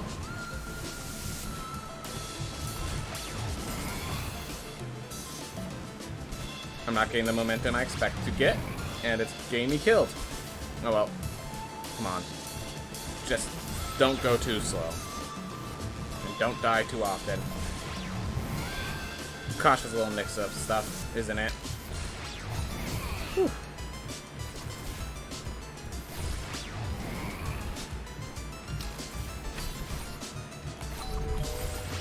What? Oh, I walked a little further into... What am I doing going for that strawberry? For some reason, that strawberry looked like one of the things I needed to grab, and so my mind went and just was like, oh yeah, I just jumped for it.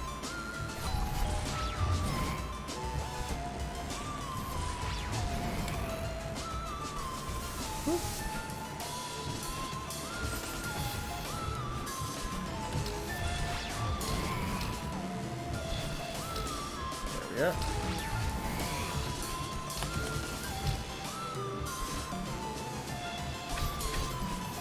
Oh.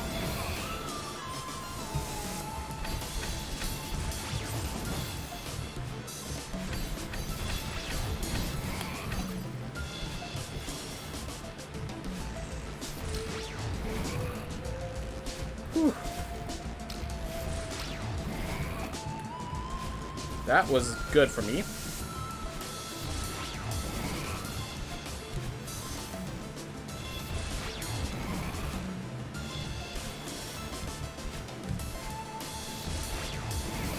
Not best time, but good enough time and happy to do time.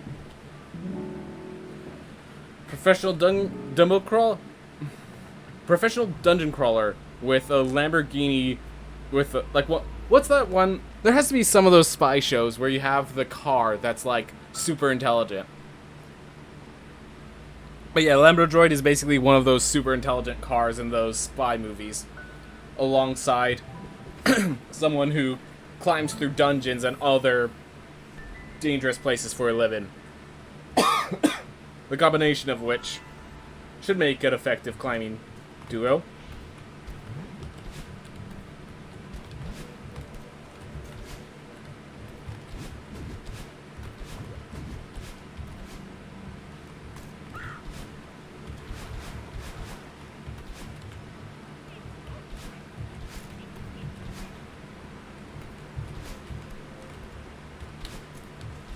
No.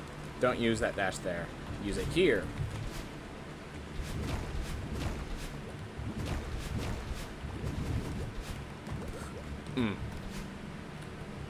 Oh my gosh. There we are. Got that room properly.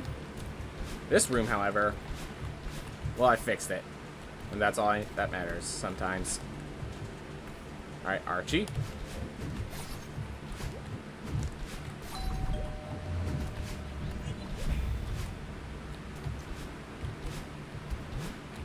Oh.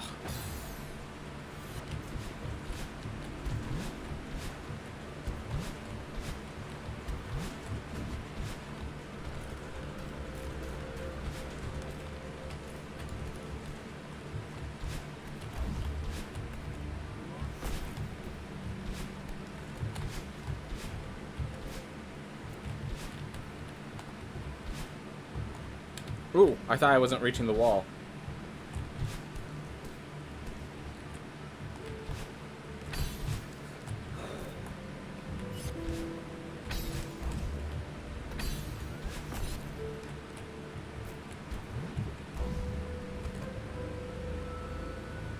Go.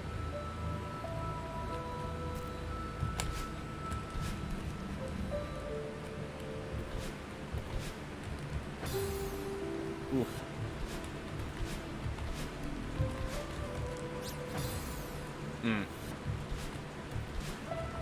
Go.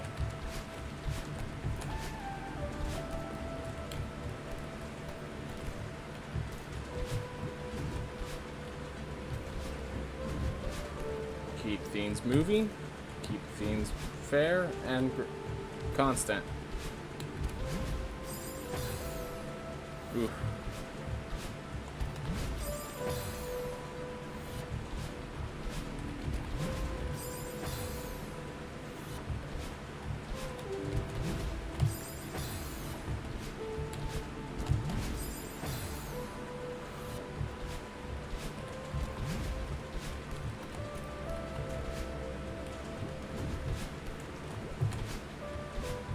It's like I don't know the order of the rooms, but once I enter a room, I know exactly what I need to do. And that's kind of the weird thing. So I definitely need to learn the orders of everything. That would help me a lot, so I'm ready once I enter the room, instead of needing that split second to deduce what's going on. Well, mistake 1.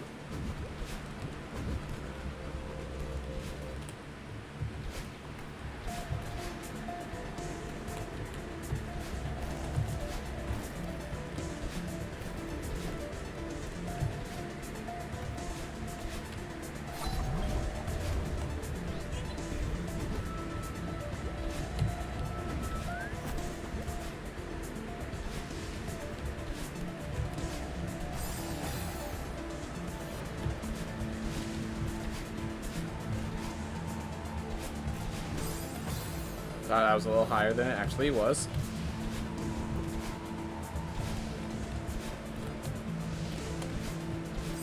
Oh.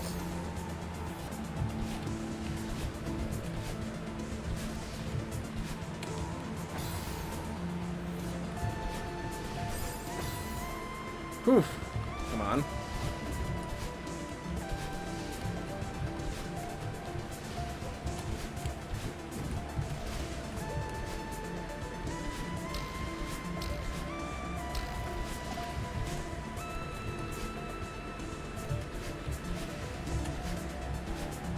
Oh, right. 9 enough force to make it across. Have to rely.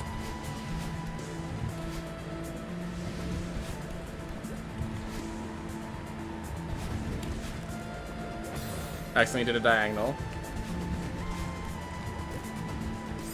Accidentally did a diagonal.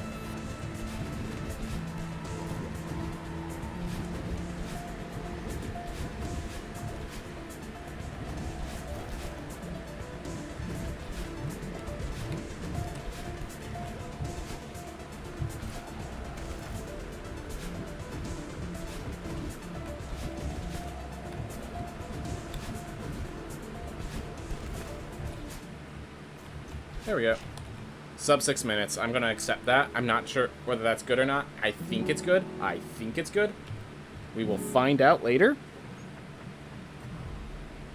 When we get back from reflections, we will know whether this is going well. I'm just going to keep going and not worry about time and just kind of go.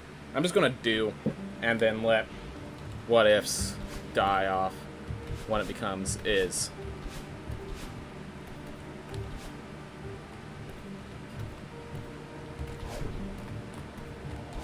Ah, oh, come on.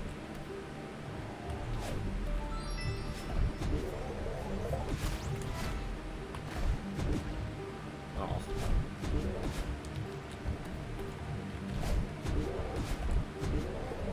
Go. Took me longer than expected. But we got there.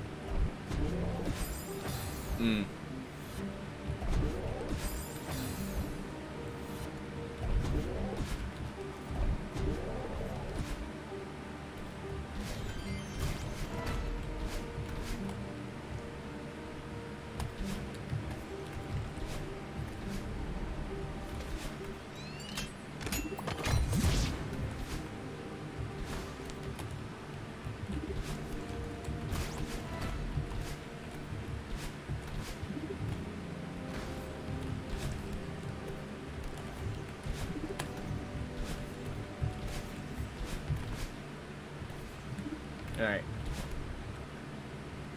Go pseudo casually.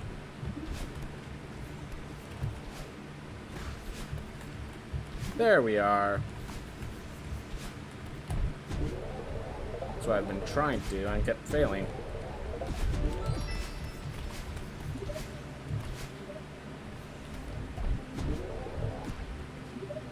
Oh.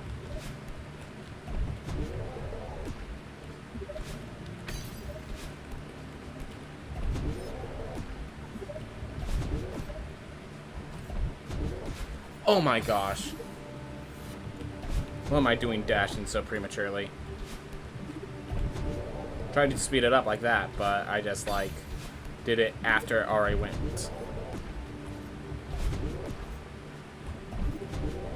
Whew. If I sped that one up, I'd kill myself.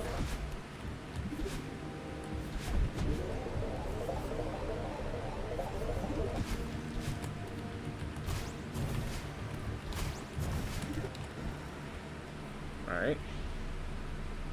Oof.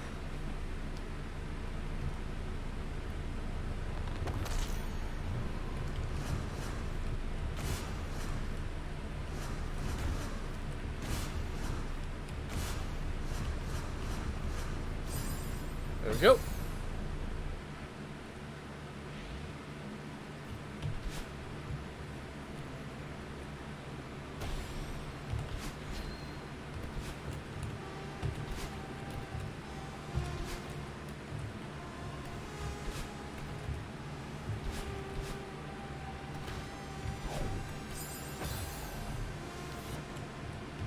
So nonchalant. Well, I messed that up and it fixed itself. I managed to fix it despite the mistake.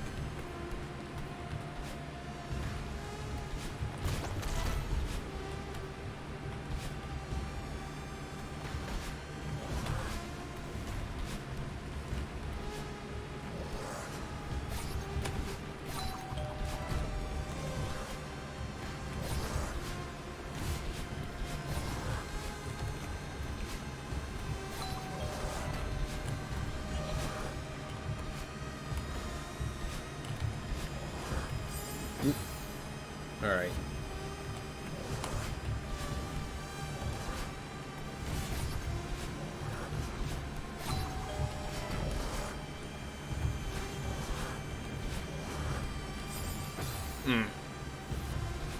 There are a lot of places I don't expect to die in.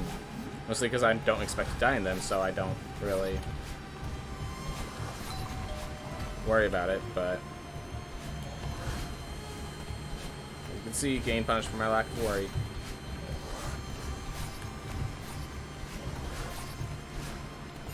Come on.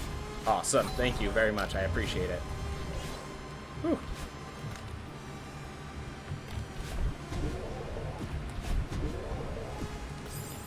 Oh my.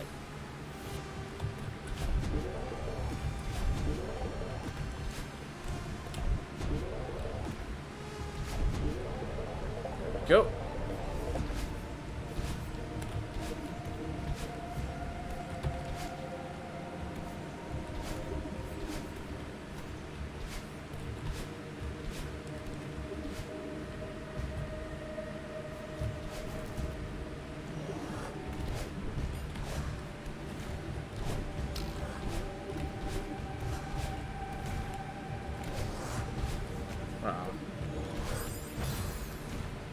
It's just like that launch, for some reason I'm having issues with.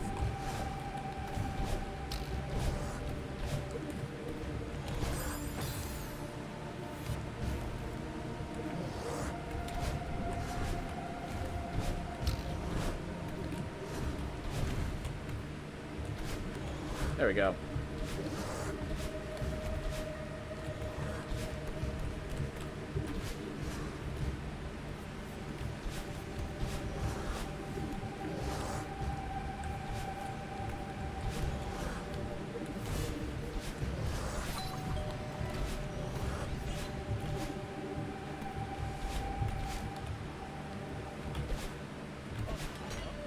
Go.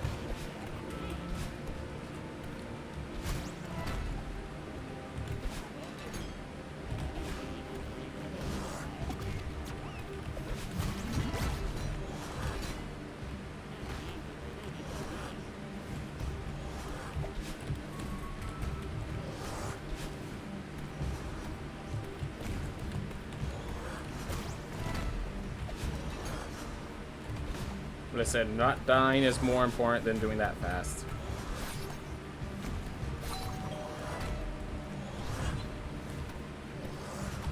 So I'm happy with my decision, despite being a bit slow, on average.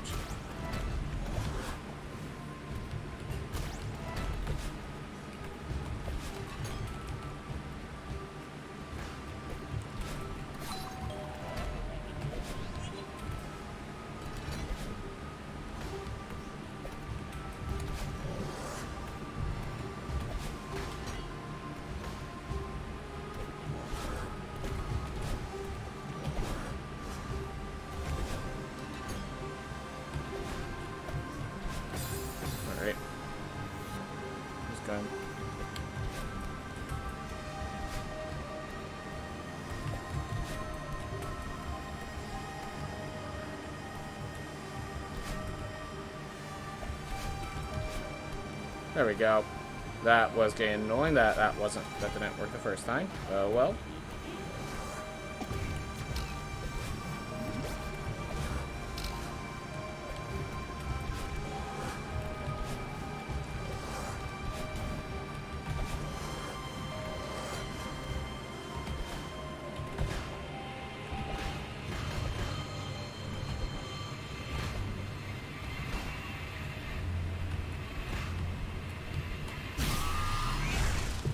There we go. Alright, 801. I think I want to keep it sub 8, so a little poor there. And we know the exact room that's causing that issue, even. Strange. It's strange that room is causing an issue. It's like, it hasn't been a run in there until like today, it feels like. It hasn't had issues until today.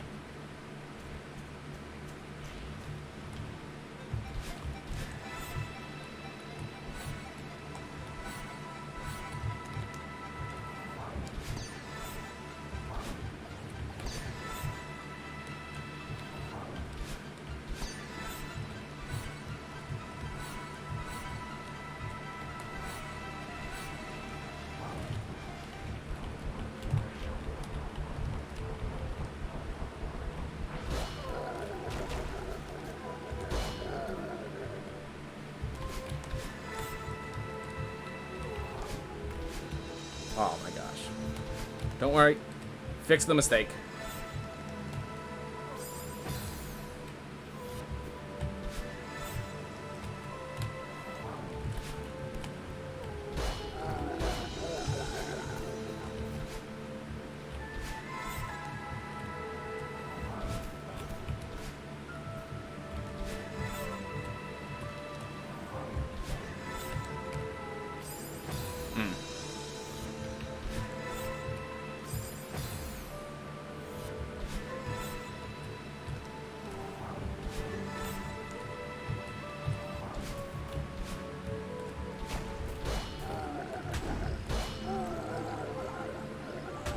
Oof.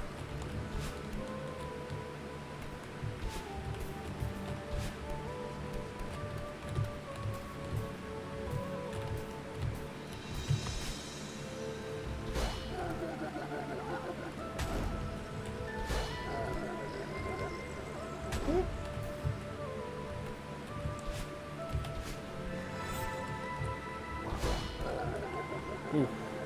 Deep breaths. Ooh.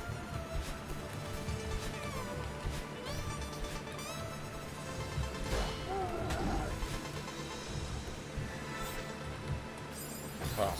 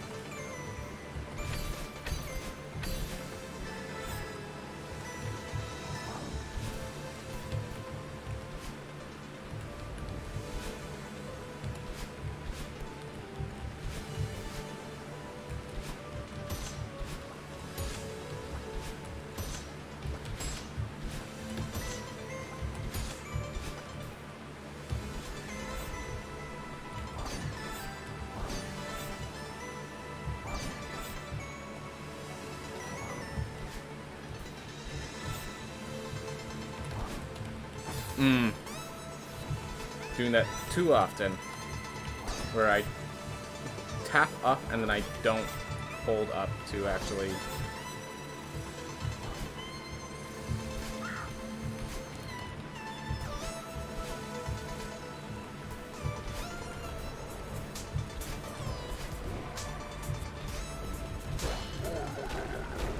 Ooh, I was briefly AFK to run an errand.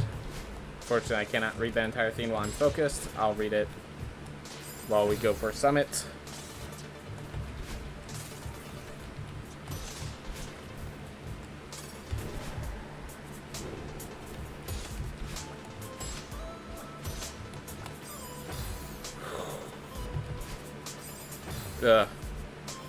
How's the pace looking?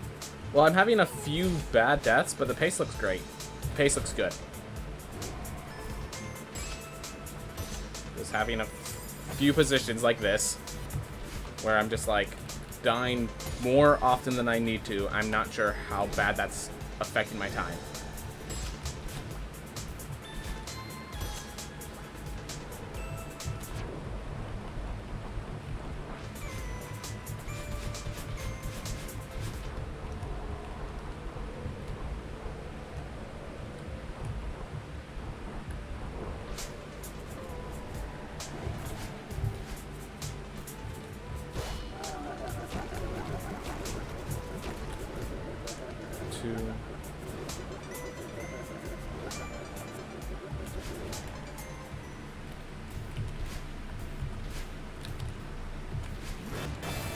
Oh my gosh.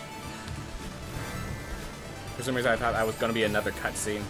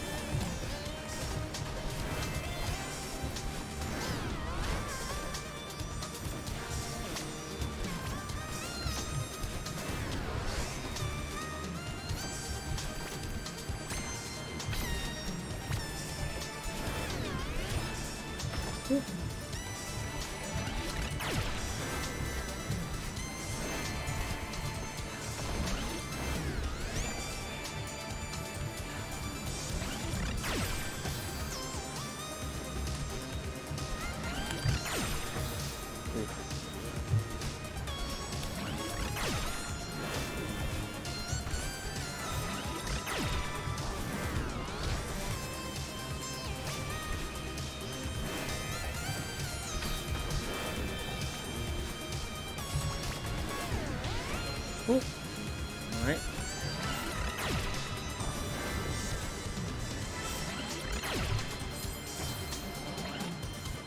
Took it too sharp. Impossible to make that turn.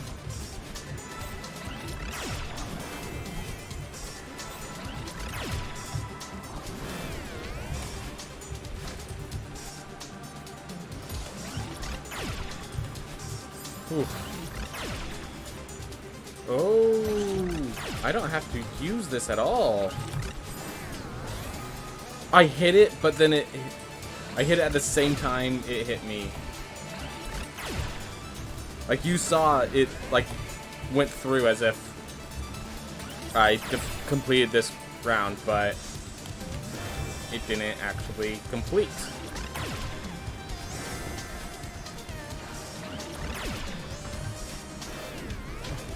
Ooh, oh well.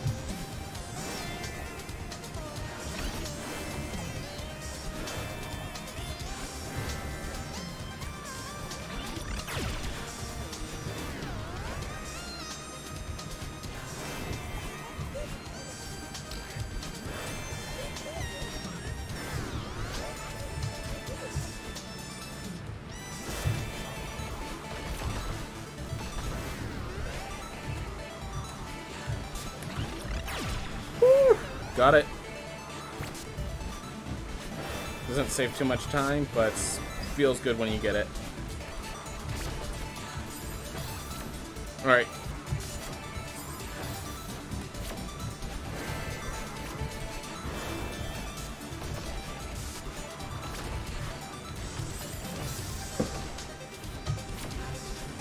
Let's just go with my old route so that I don't mess it up. So my old route is sitting here. Would you understand why I would want to change that route?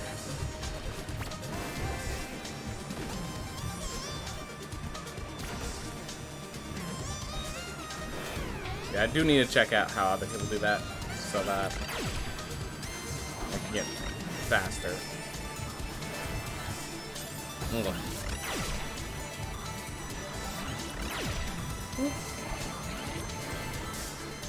Alright.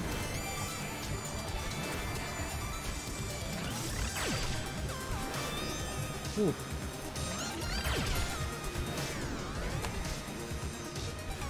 Wow.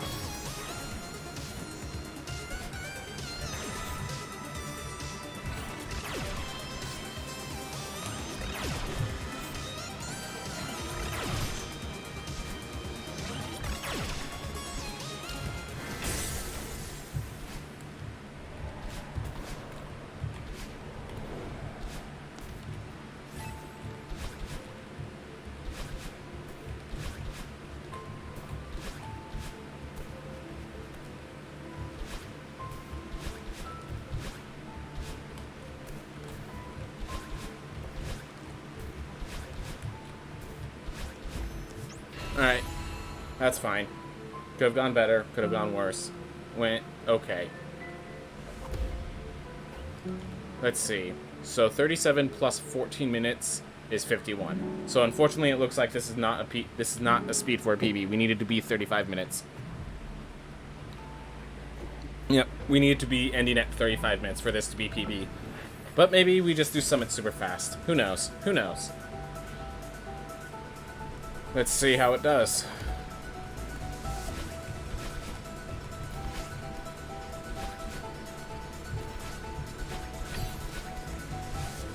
Oh my gosh. Well, we didn't die.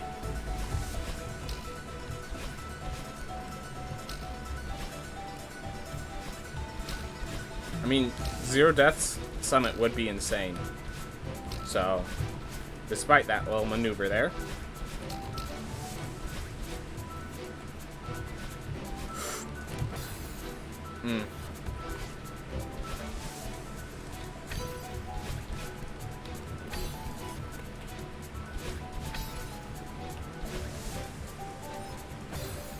Are you kidding me?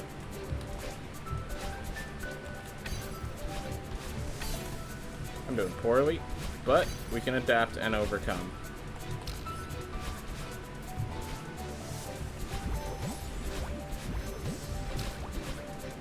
Ooh. I thought.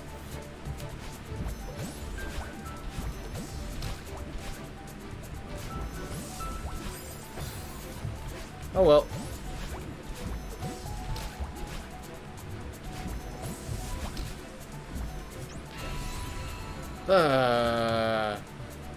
Well, insane, but not in the ways you want it to be insane. As in, this is mentally deficient.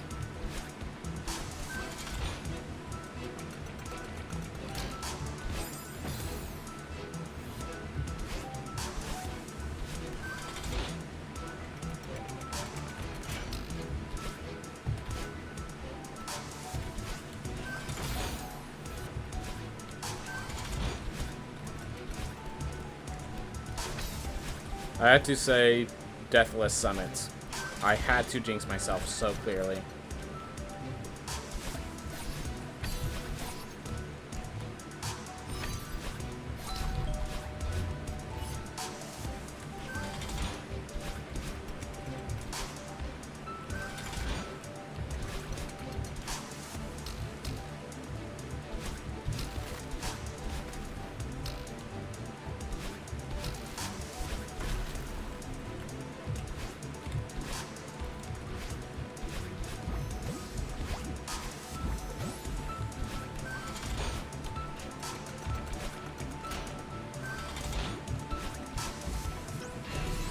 Ooh.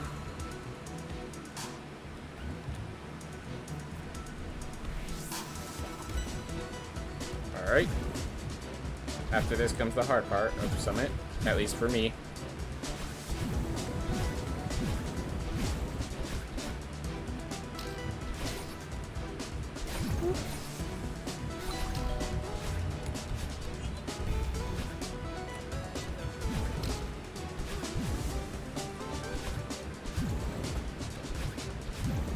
Awesome.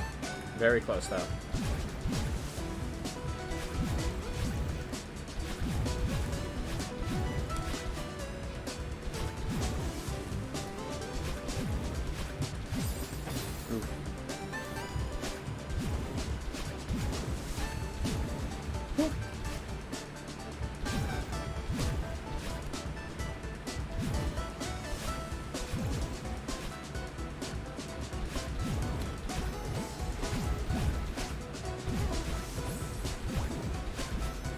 We go.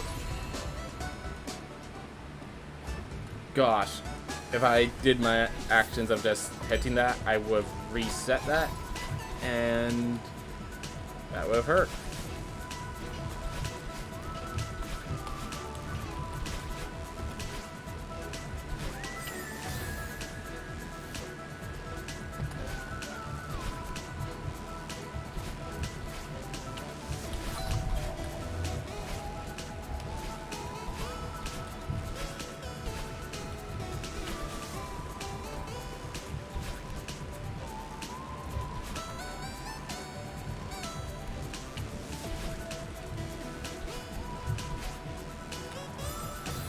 Right, so you die here once, you just hold right, and it basically solves half of it. Alright. Wait, I hit the... I definitely touched the ground. How did I not get my dash back?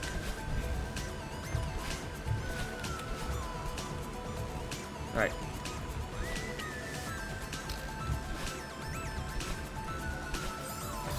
Oof.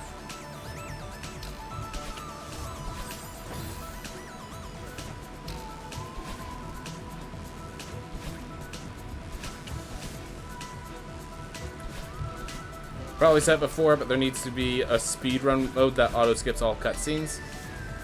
Yeah.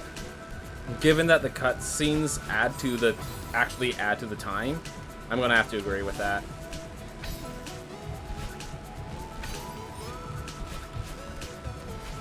Like, it's good that you can skip the cutscenes,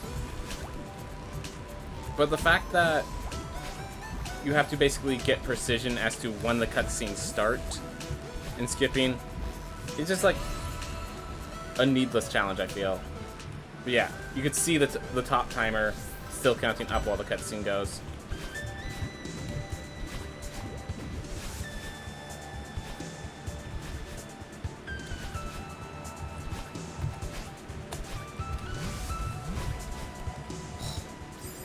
Got caught.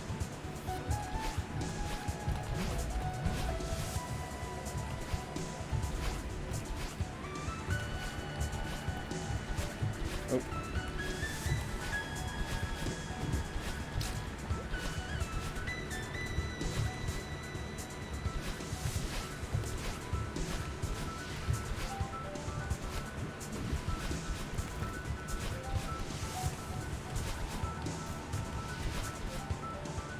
I knew a ball was coming, I just didn't know where.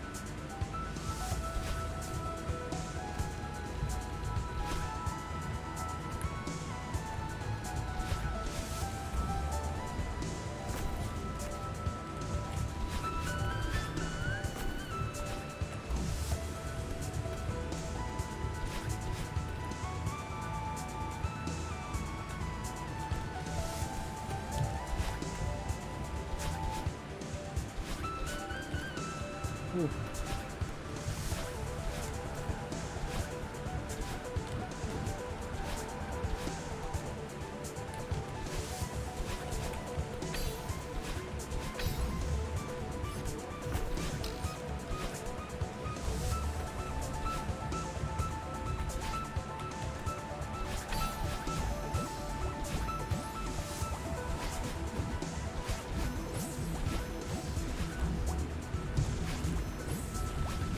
So that run had a lot of good stuff going on, and then just like the bad stuff overcompiled it. That's what I'd say about this run right now, which is unfortunate.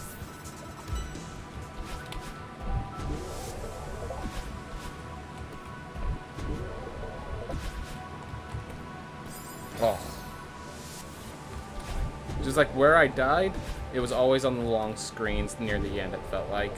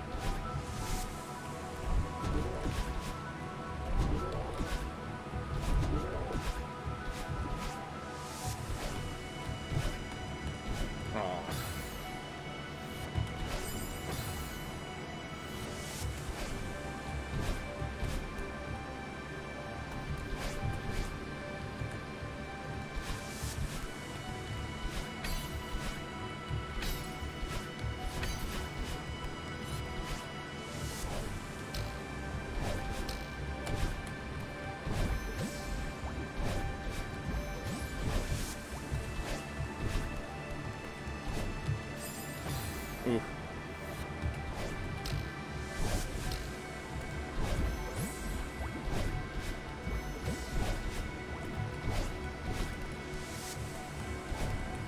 Oh. Just going up to the top too early.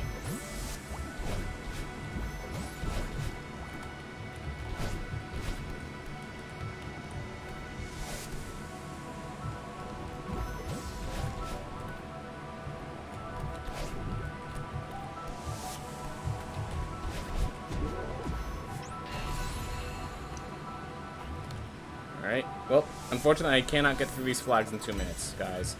So unfortunately this is not in PB.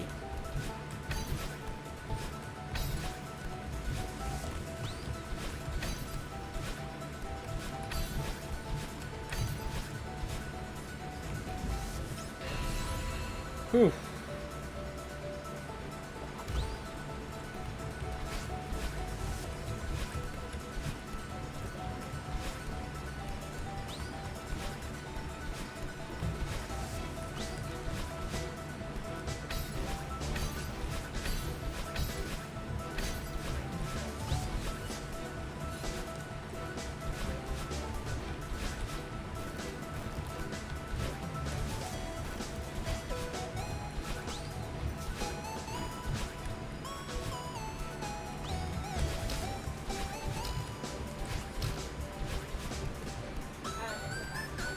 Ooh.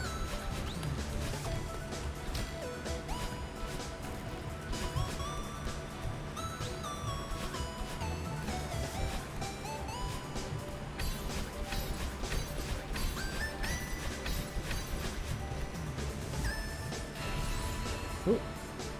Okay.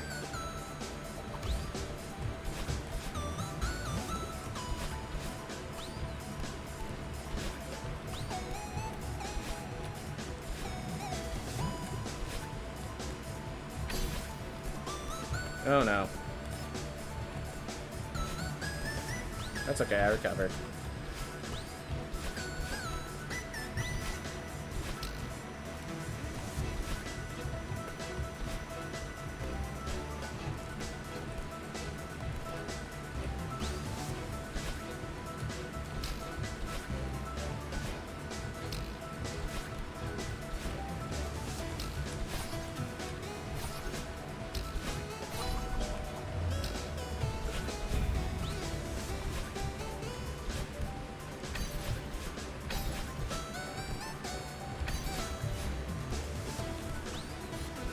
Alright.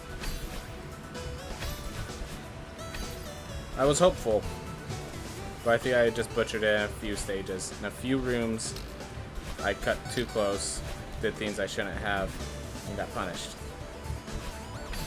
Heavily punished.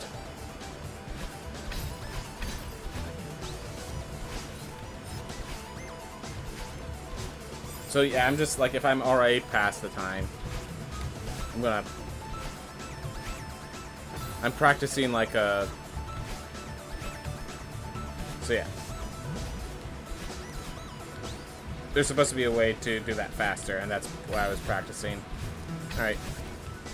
Whatever. Wish I could have gone a PB today, as I have every other day I've run this. Which tells me I'm still at the beginning of my times, if I'm getting PB every other day, basically.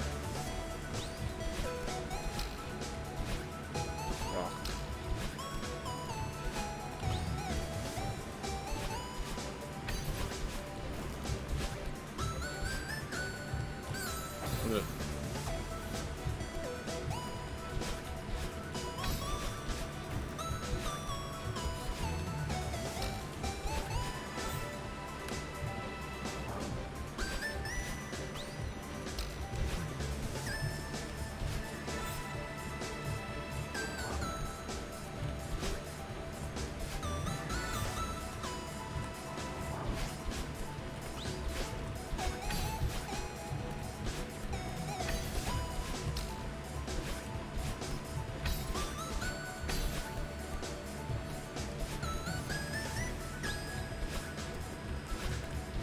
But good news is, I've gotten to the point where hour-long runs are truly just things of the past.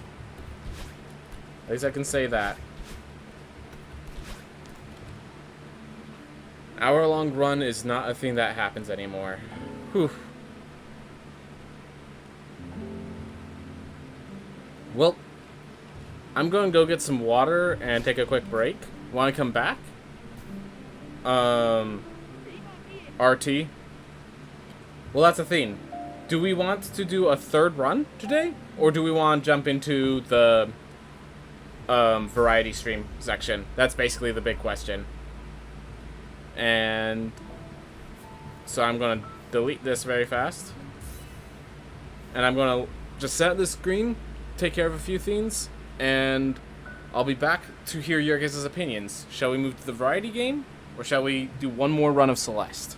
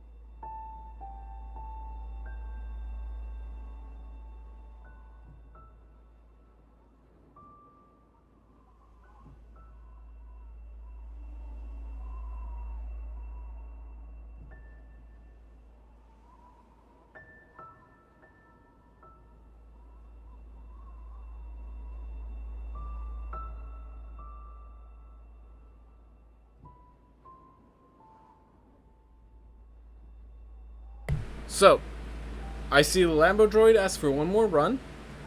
I see Dungeon Crawl ask for a variety, switch to variety.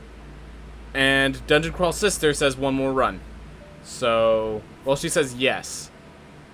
So I guess I'm the deciding factor. And I just want to get one more run in, personally.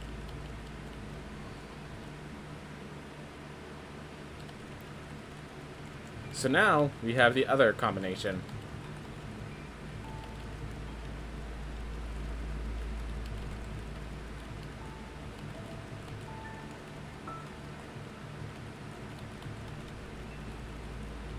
Yeah, I just need to get one more out. Just get the taste out of my mouth from the last one. Which it wasn't even a bad run, it's just that it had the potential to be a PB, and it wasn't. That's really all that Fiend's problem was. Alright.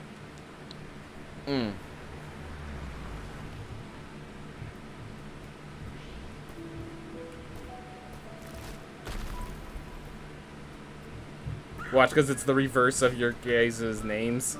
It, like, does well in all the rooms you guys were having trouble, the previous one was having trouble with, and then sucks at the rest. That'd be hilarious.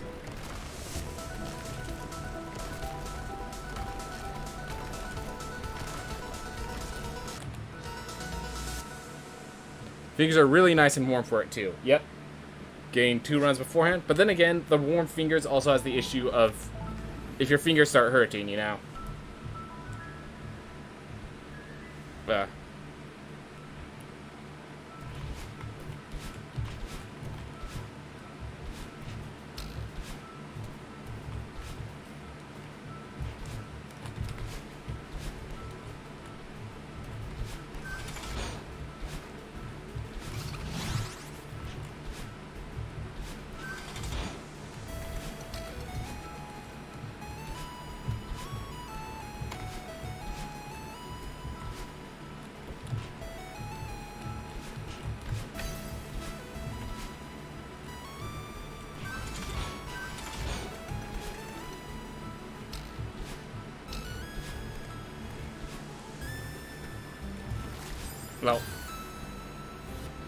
Oh well.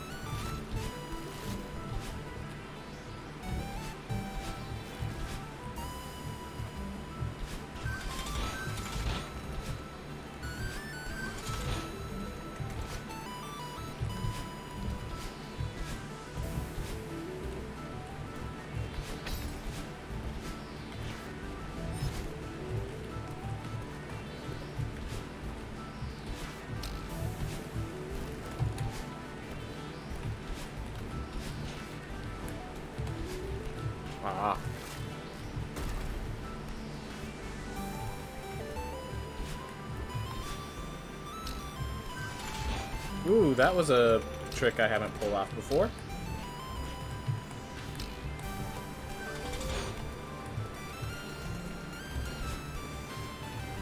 So you dash off the taller block and it perfectly lines up. Did not know that's how that works. The fingers are nice and warm. Fingers are nice and warm. Toasty fingers activated.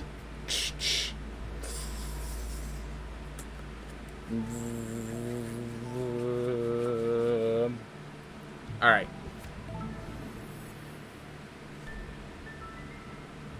Well. Now we can never mention that ever again. Do you understand? Oof.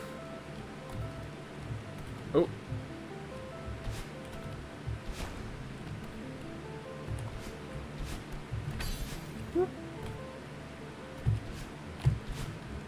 Okay. Just like the death here.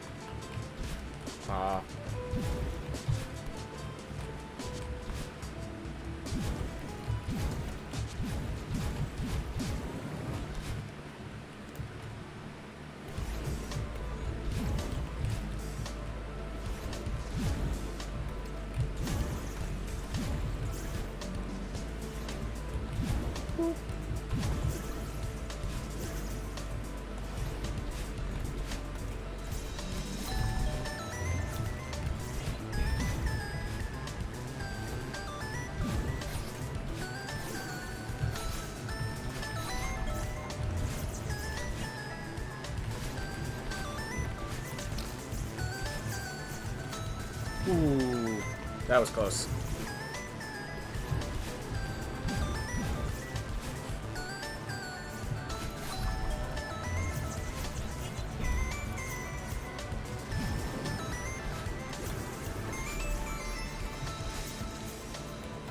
No!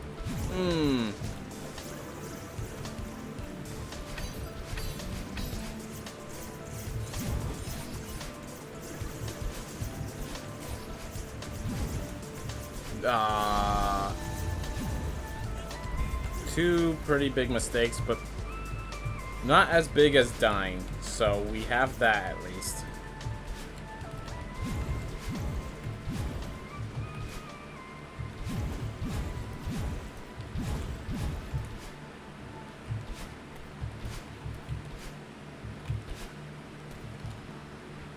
Oof.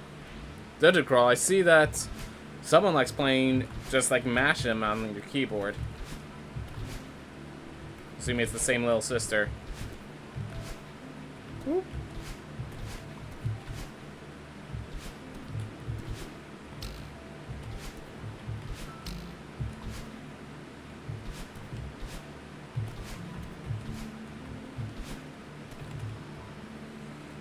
No, that was just me. You just really want to type it. Fair enough. Fair enough. Sometimes I get that desire as well. Just like last time, single death on each. Oof.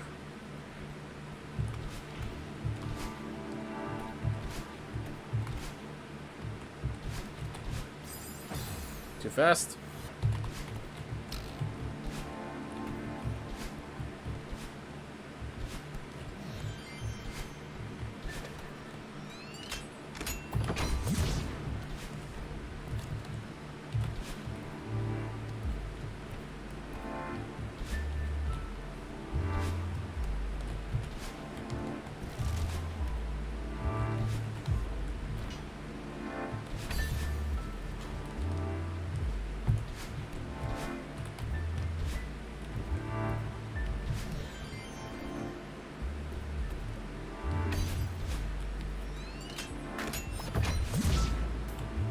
Nope.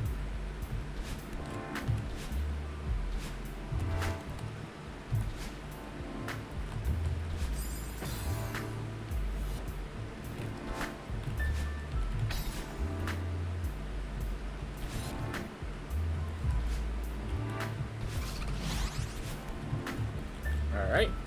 Whoop.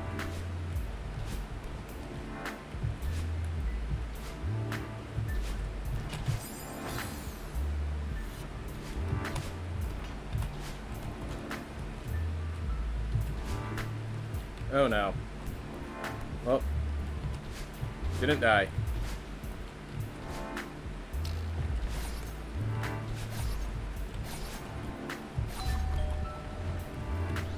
Whew.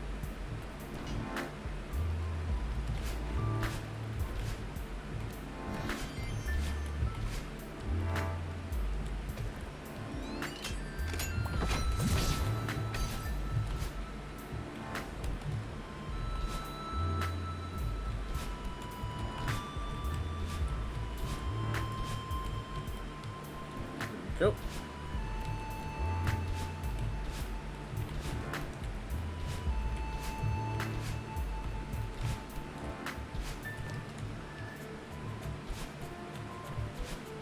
Whew. All right.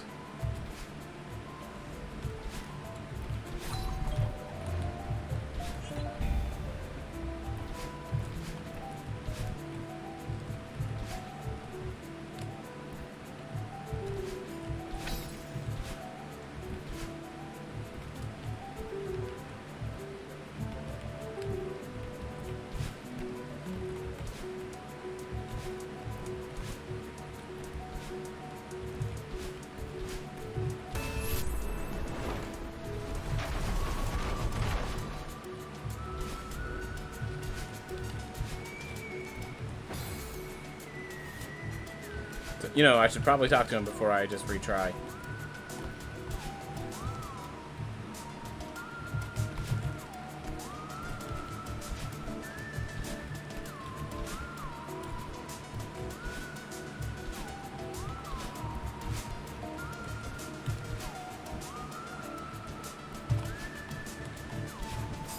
Aww.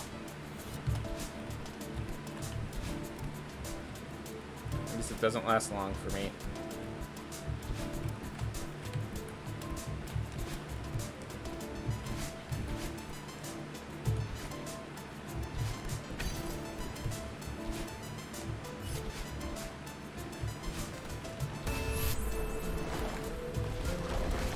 There we go.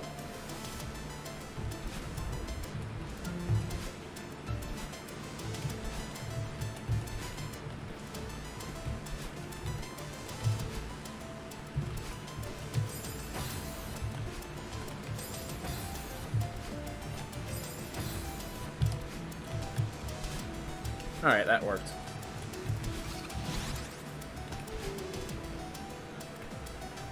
There we are. Whoop. Oh. Alright. Well, when you die there, you suddenly have to change your route because that team's at the bottom instead of the top. It's really sad. Oh well. We managed to adapt rather easily. A lot easier than I expected I would. Whoop. There we go.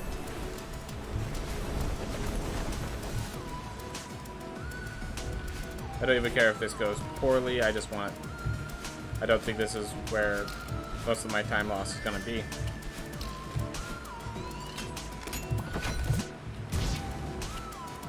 Well, I care if this goes poorly. I'm okay if this goes unoptimally. Let's go with that.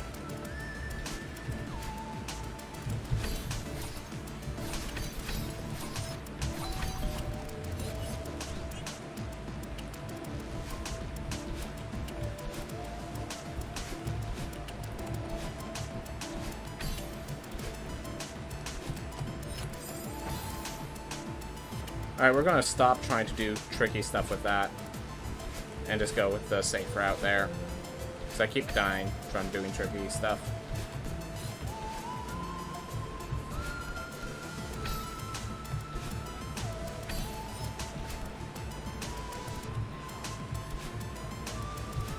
Alright.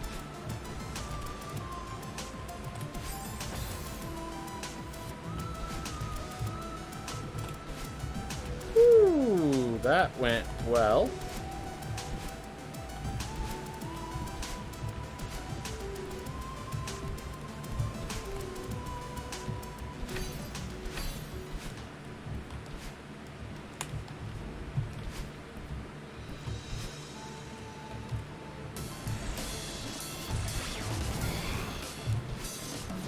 Oh no.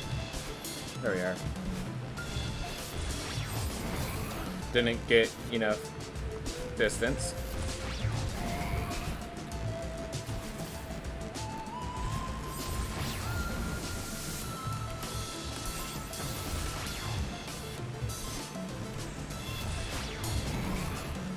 Whoop.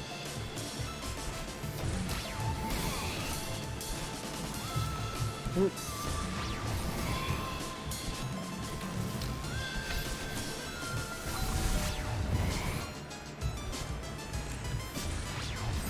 Oof.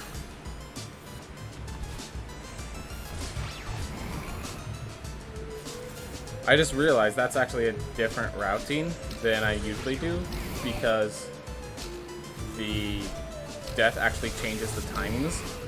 I've never died on that room to learn that. Wow.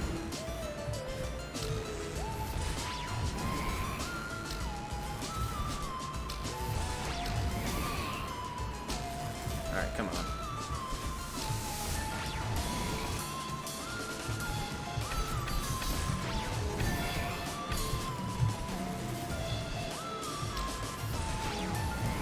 Here we are. Hardest room in the run.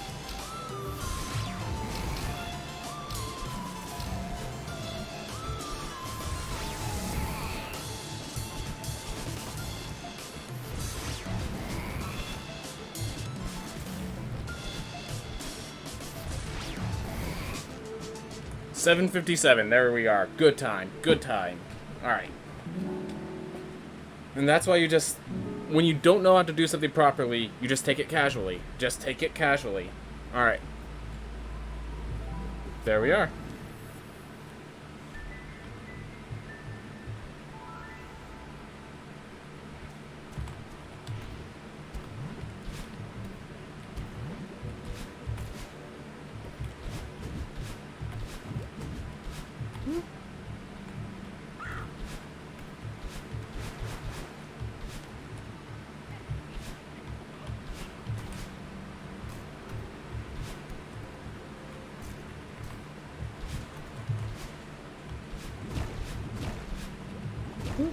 Alright.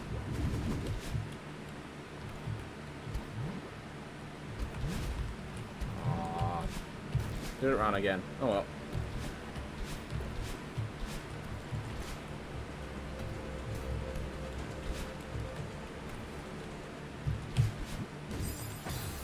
Is it the Archie?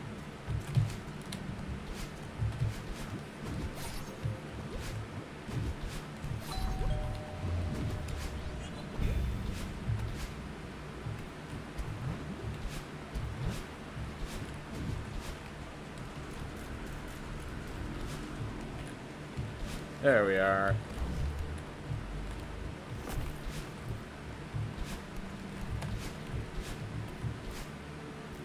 Ooh.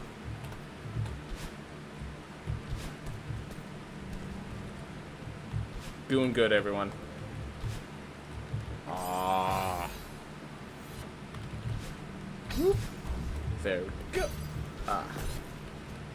Yeah, you two are doing good. You two are doing good.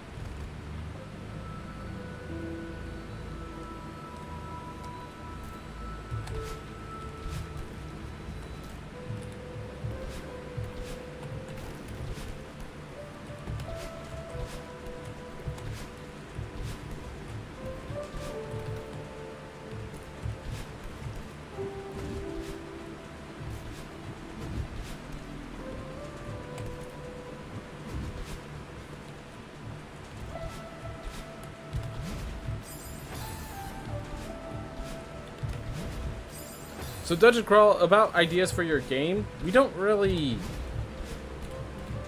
know much about the game, and it's kind of like you have to just start. I would say, yeah, just start simple. Figure out what you can do. Like, one of the most powerful items to learn when making a game is what is and isn't easy, basically. So, I would say for, yeah, your first game, I'd say one of the things that I think would be advice that I didn't give before is be ambitious, knowing that your ambitions will not come to fruition. Like, know that it's like, oh, I want to do this, so you can try it, realize how hard it is, and let go of it without having to, like, hurt that, oh my gosh, I spent so much time, this was so important for the game, you know? I have no other way of saying it than allow yourselves to be ambitious without being connected to your ambitions, I guess.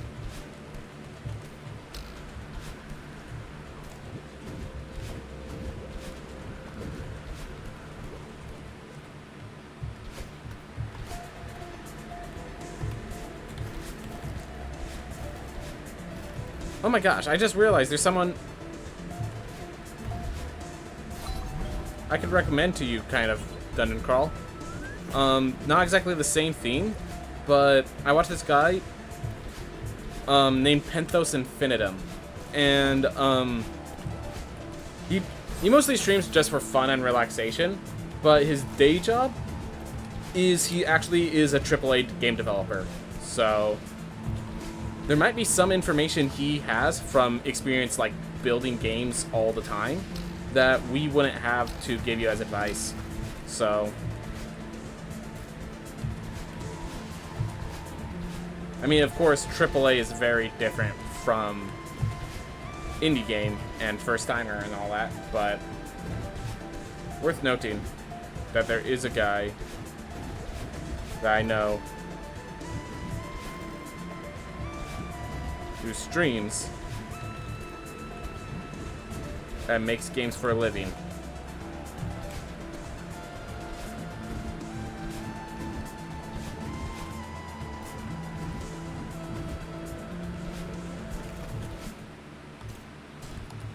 $442. Whoa. Whoa, whoa, whoa, whoa. $442. Why does that feel really good? I hope it's because it is.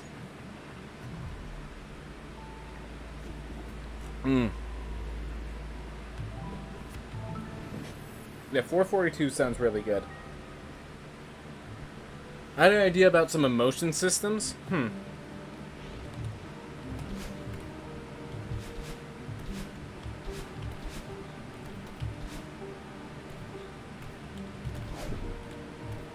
Almost.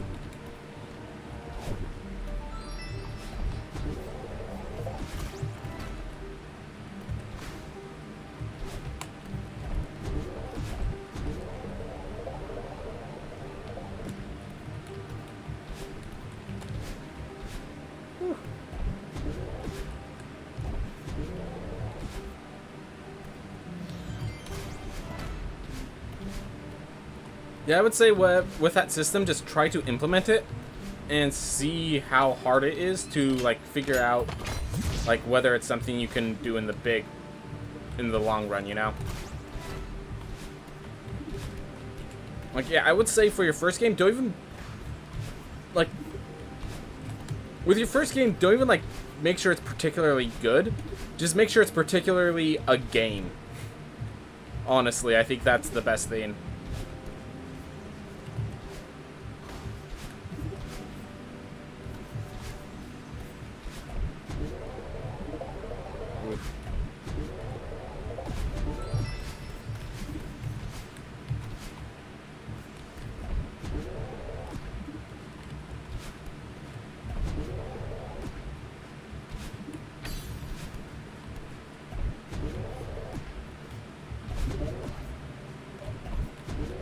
Whew.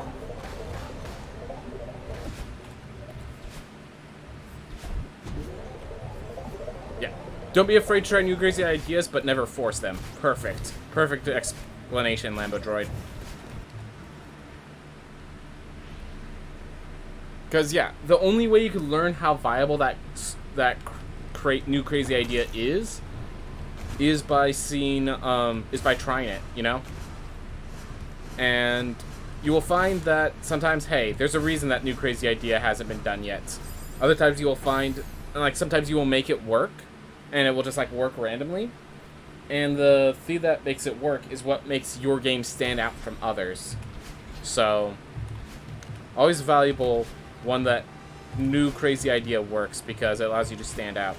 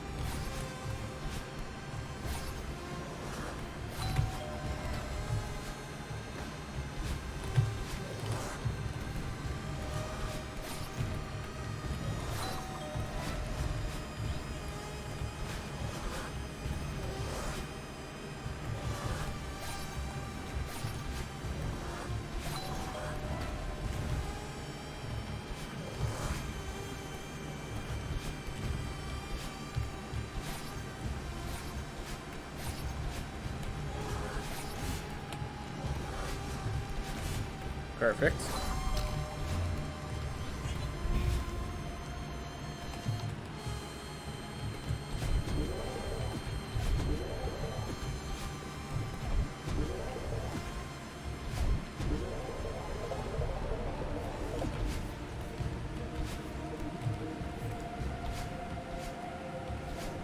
Oh, like, so, like, during your game,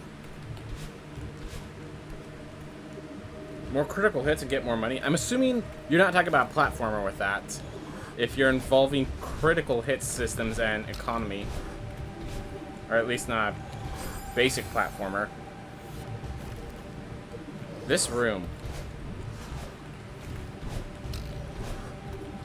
I'm, like, having troubles doing it casually. Like, it's weird.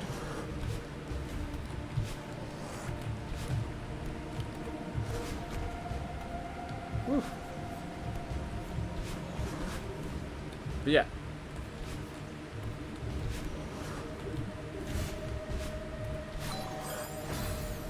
Oof.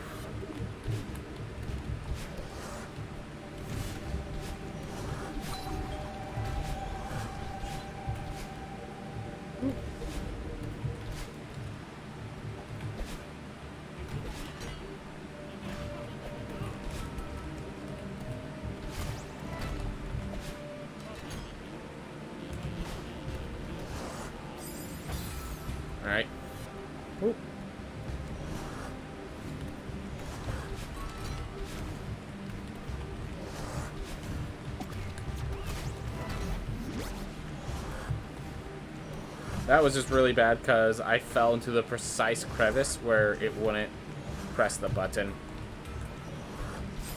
Yeah, we're just...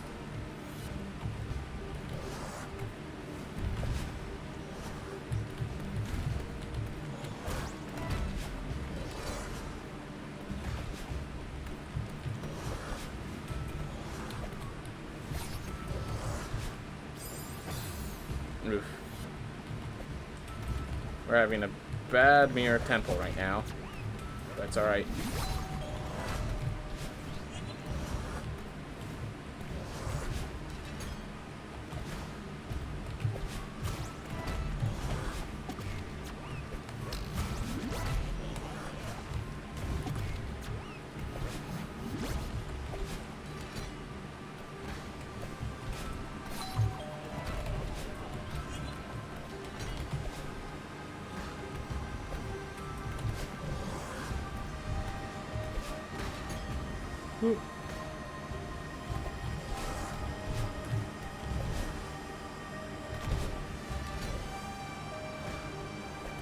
Well. Oh well. It's alright.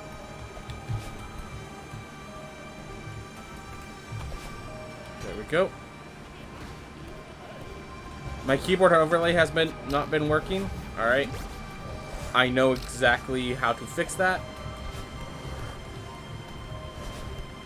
Just give me a sec. I can't do it while mid-run. But yeah, thank you for letting me know, man.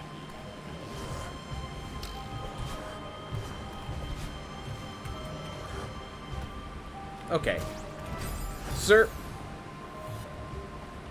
That theme just like walking in on me like that. This one room is causing me a lot more time than it's supposed to.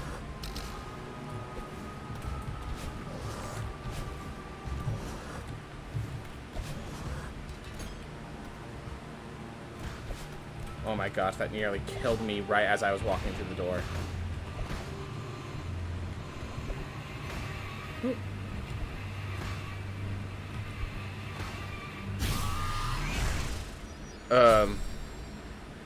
It's fine, I would let you know. So here's the problem. If the keyboard overlay isn't working right now, that means the keyboard overlay hasn't been working since the stream started. There you go. Keyboard overlay is working now. Unfortunately, that means that the keyboard overlay hasn't been working the entire stream.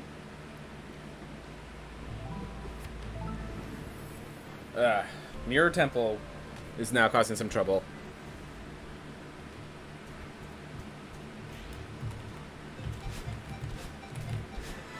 Yeah, that mirror, those recent mirror temples have just not been going very well for me.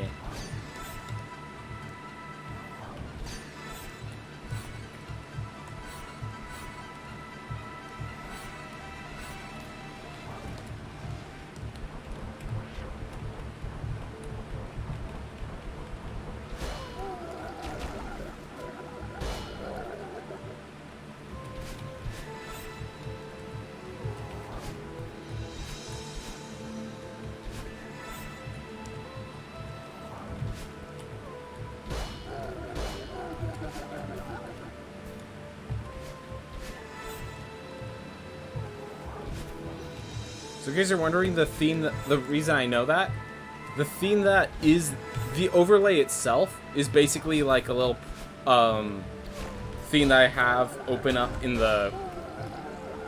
So what I do is I don't look at it. It's behind the game screen itself, and as long as it's open, it does read it. But that means it was closed. Like I accidentally closed it since I don't look at it physically. So if it's closed, you still see the overlay, but it doesn't move at all because it's not open to interact with it.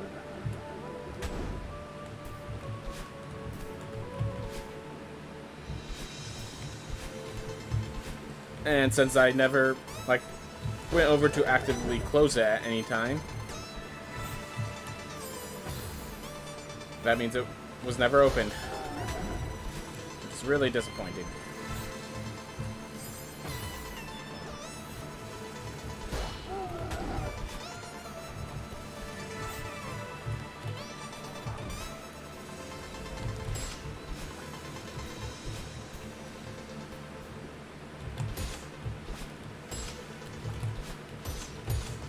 Alright, well. Solve that problem, though not the way I intended to.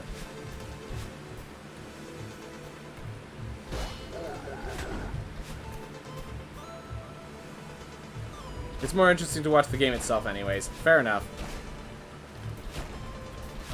So, the point of the keyboard controls is first to A, make sure if something's going wrong, I know whether it's the game or my, keyboard itself. And 2, for verification purposes, basically. Now, I don't care too much about verification. I'm doing this mostly for myself. And for enjoyment, but good to have that, you know?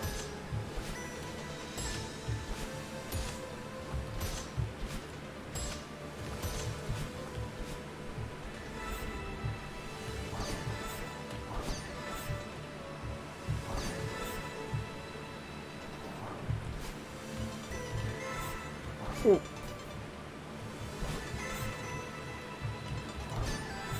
Made a mistake, but I fixed it. Well, enough fixed. Whew. You're back? Glad to have you back, Dungeon Crawl.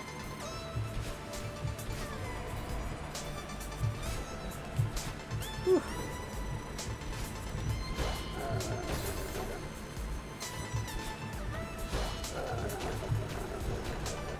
Great.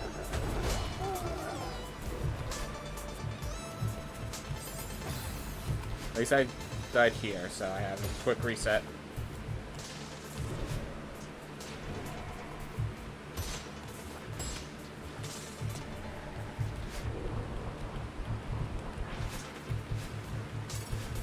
Whew.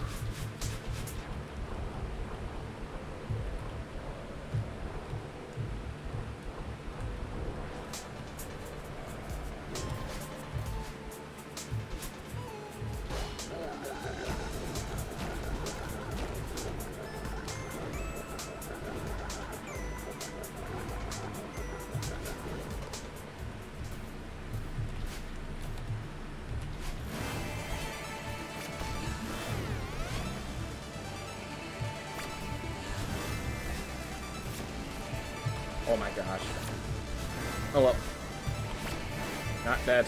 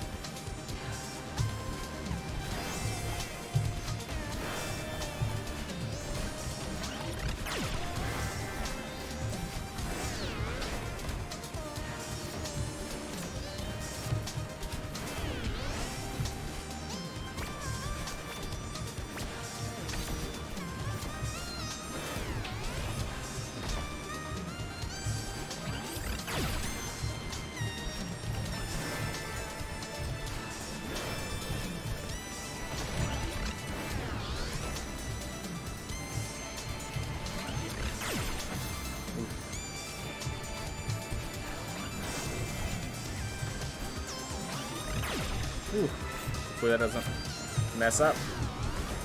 Nearly did. Not having a laser beam and actually having projectiles. I find the projectiles more threatening than the laser beam, personally. So...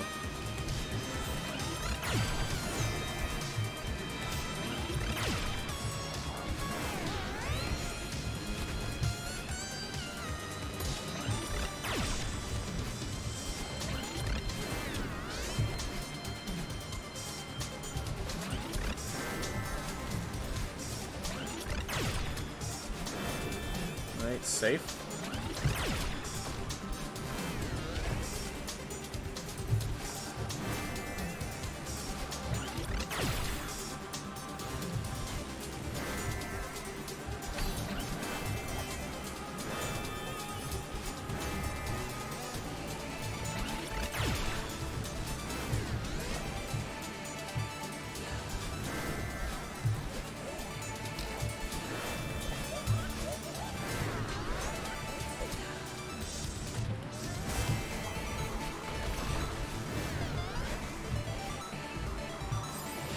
Oh, if you mess up, you just take this route.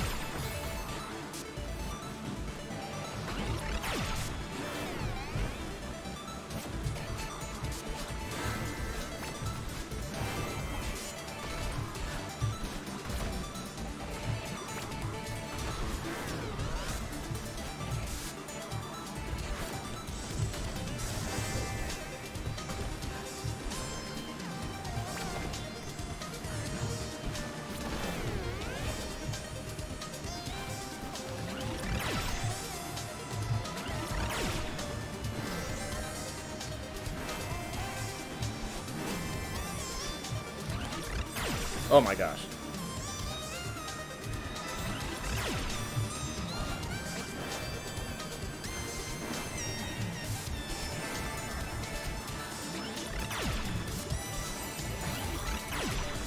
That's been a series of unfortunate deaths right there.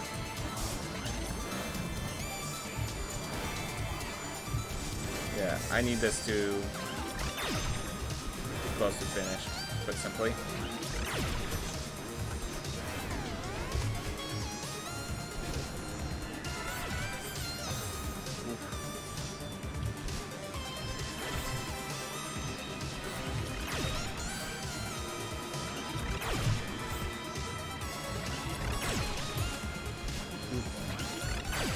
It's okay.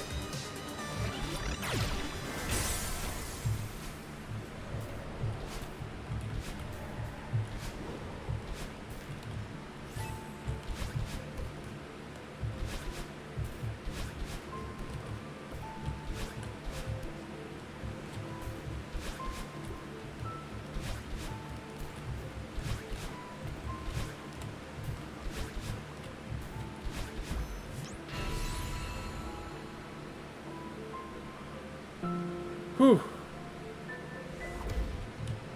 That's looking more in line. 9:05 here, so it could be better, but 35:03. 35:03, everyone. 35:03 means if I keep everything on par, that's a 49. If I do good, that's a 48. So just don't choke.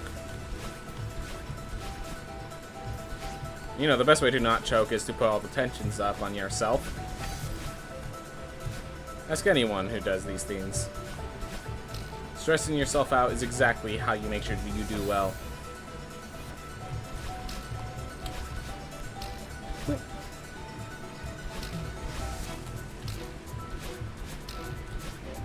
Ooh.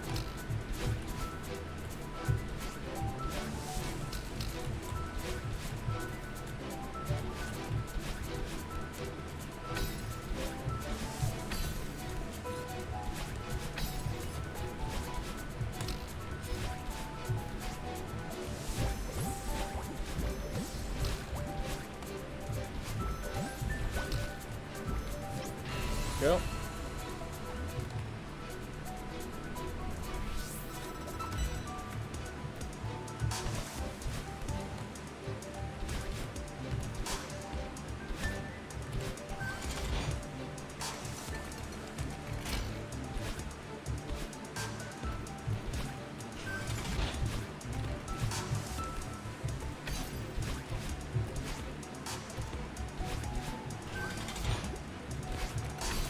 Alright, messed that up, but I recovered it.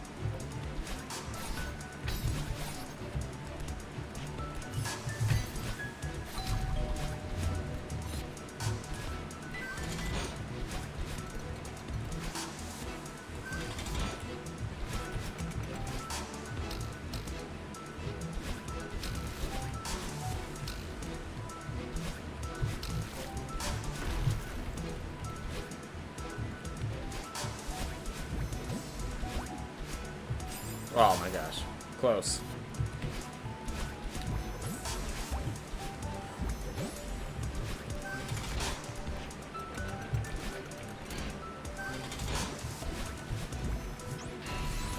All right.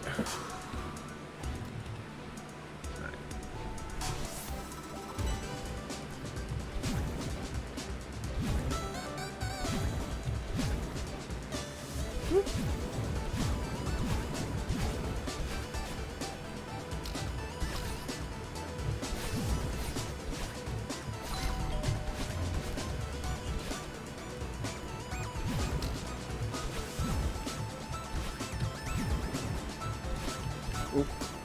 Need to do a straight up by diagonal. Oh well. Solve the issue.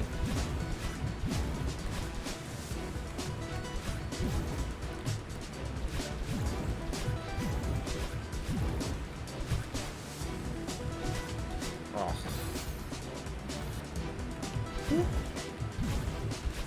It's alright. We have our own strength. Keep it moving. And I think we're doing good.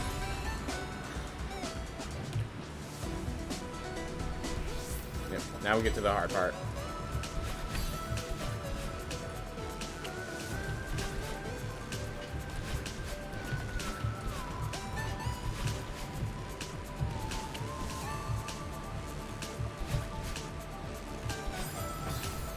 Whew.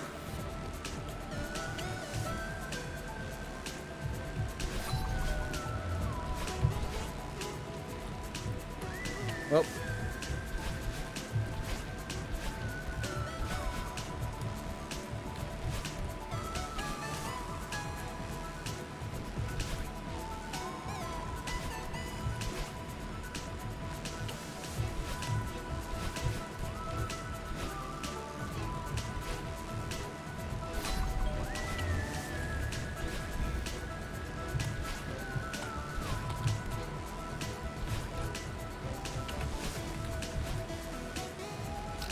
I'm happy I got to that room, okay?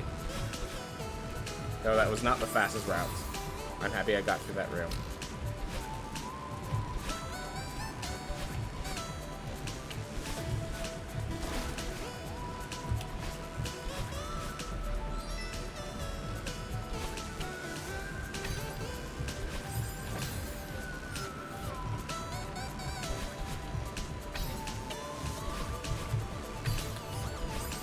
Aww. I wasn't even sure if I could get hit by that enemy because of the ingling. Well, now I know.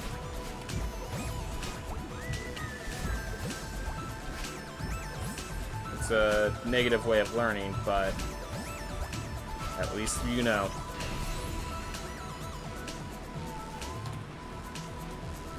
Ooh.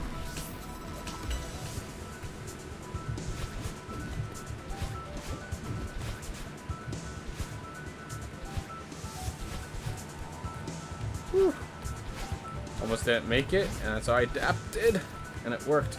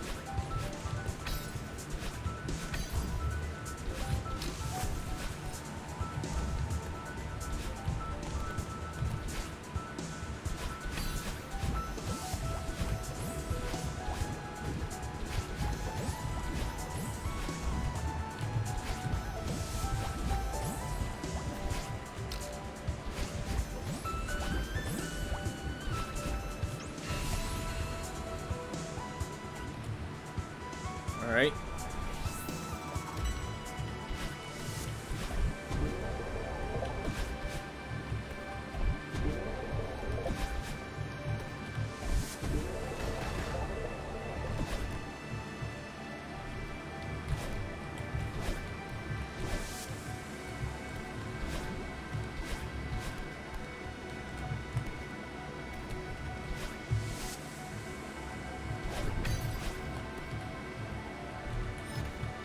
these aren't the fastest route, but all of these are safe routes, which means I get them safely, which means it's gonna work out. Alright. Oof.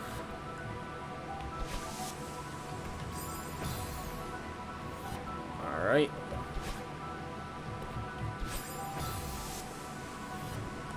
No.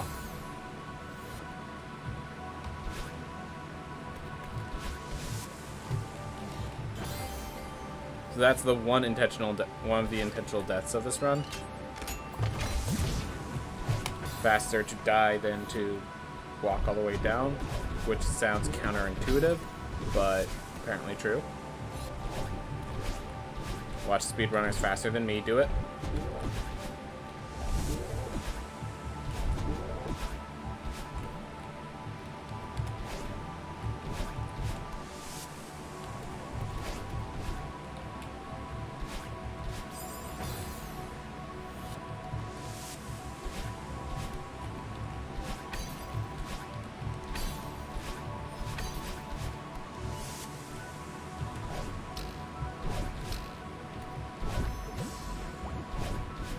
Here.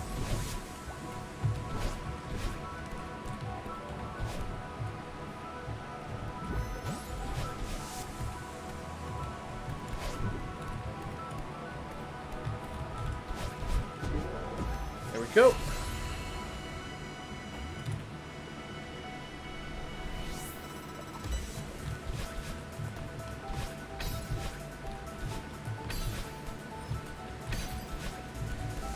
Yep. I guess you're wondering, he has... Yeah, he's been active on YouTube, so yeah. Because I shouldn't have. I'm sorry, I'm having problems talking because obviously I'm focused. I need to, in fact, I need to just leave that conversation to you two.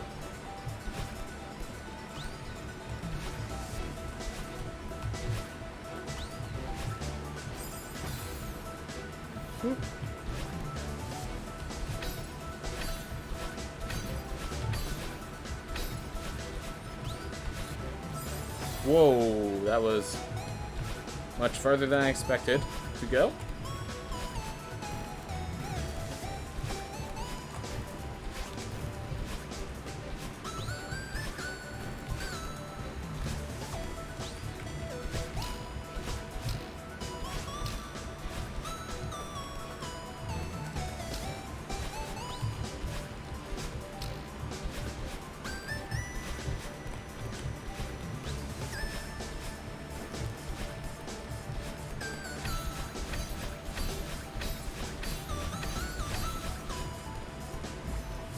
Alright.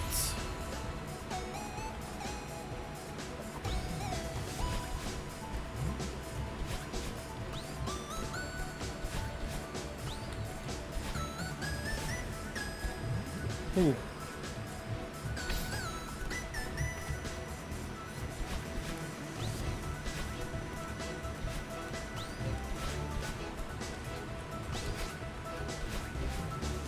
Okay.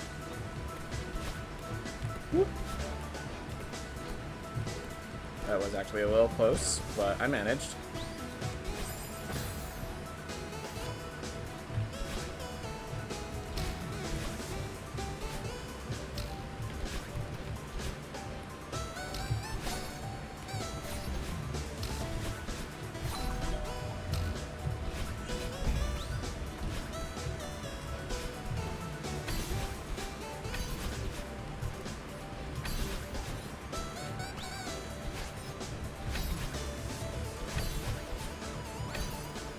Whew. All right.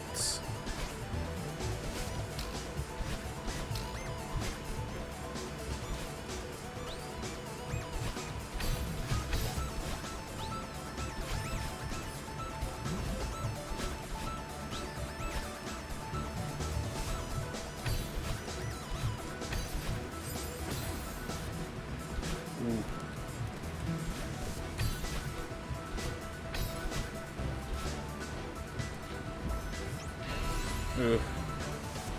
Keeps freezing on your end. Alright. That's unfortunate.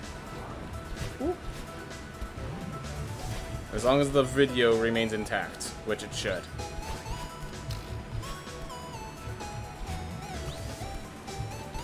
Oh my gosh. Press the wrong button.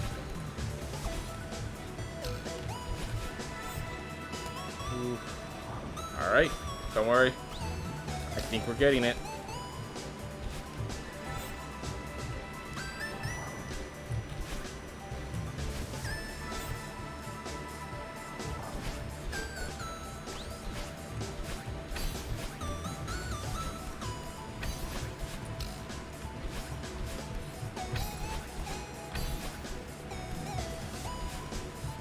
Ooh!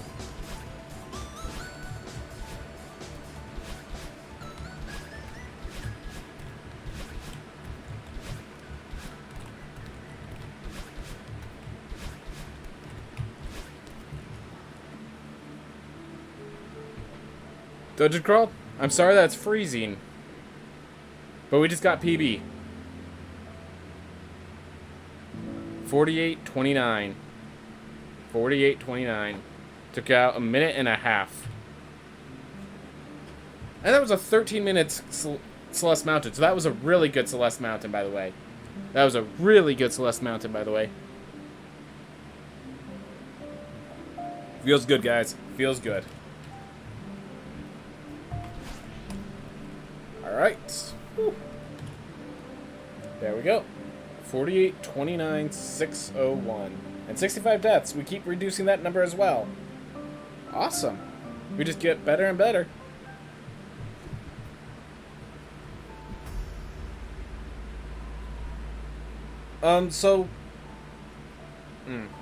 Anyways, first I'm gonna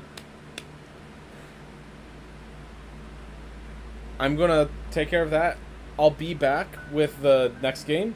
Dungeon Crawl, if your quality keeps going down, feel free. Thank you for watching. Sorry if you have to drop out, but you do what you need to do, man. Alright, I'm gonna switch over in just a bit, but first, refill water, take care of a few things. See y'all shortly. Whoop. Have a wonderful day if you have to go.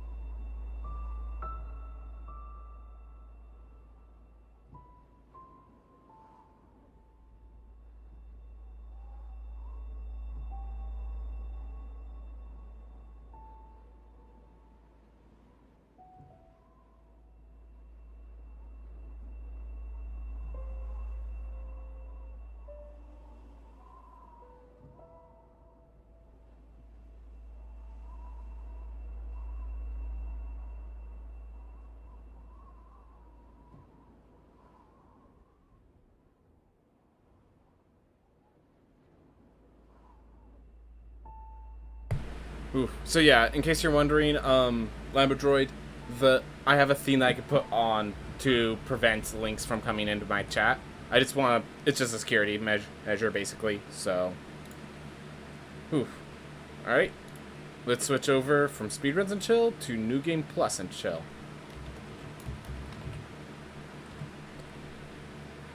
And this goes from Celeste to Rogue Legacy 2.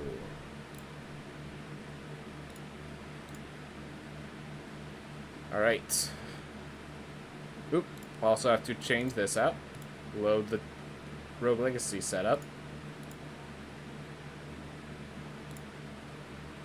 Alright, and now we switch over to Rogue Legacy 2. Bruh. Sorry dude, it's a defensive measure. It's because, like, bots and stuff, you know.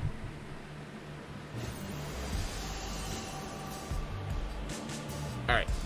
But yeah, in case you're wondering, Lambodroid, if you go over to YouTube, my previous live stream, Dungeon Crawl commented on it, and you can click on Dungeon Crawl's name to get to his channel. So if you really want to go there, that's the way to do it. Oof. And Dungeon Crawl, just so you know, finding names of smaller channels is harder than you think. I once did Patient Tadpole Rogue Legacy 2 speedruns and couldn't find myself on someone else's channel. So,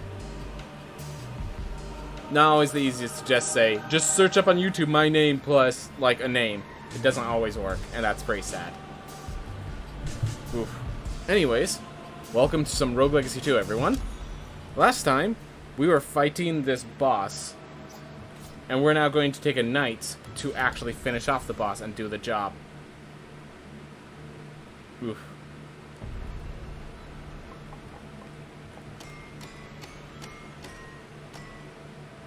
How much gold do I have?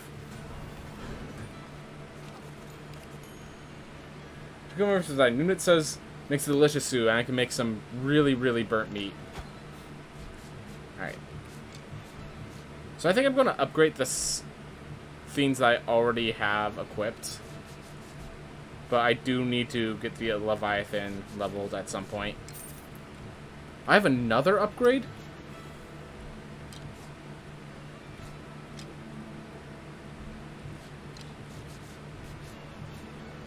Wow.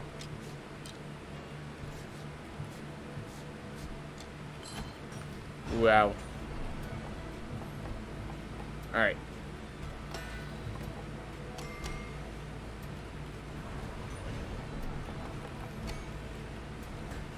That's a lot of health. With decent damage. Oh, do we have a new one? Stone runes, right. Gain more ore. Whoa, that's expensive. Well, I don't need it. Oof. Yeah, so one of the things, how much ore to get a full set of +4? I'm just gonna say a lot because, like, just in case you're wondering, this is the only +3 I have, and just to get to +4 takes another 11,000 ore. So I don't know how much ore it takes specifically to get to +4, but it's a lot. The blacksmith made me a new belt the other day. He saw how frayed my last one was, and he just gave it to me as a present. I like it a lot. It's very shiny. Oh yeah, we have 200 souls. I might be able to purchase something with that. Alright.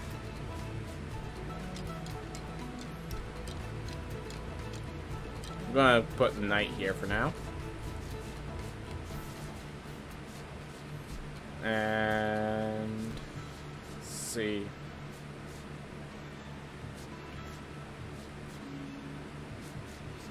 When potential can be increased. Insatiable greed. Relentless resolve. Yeah, I don't care about burden requirements really. So relentless resolve and the burden one really do not matter to me for purchases. So it's just a question of the others, basically. I have 150k ore. I'm completely out upgrading one full set. Well, then you probably have enough if it's 150,000.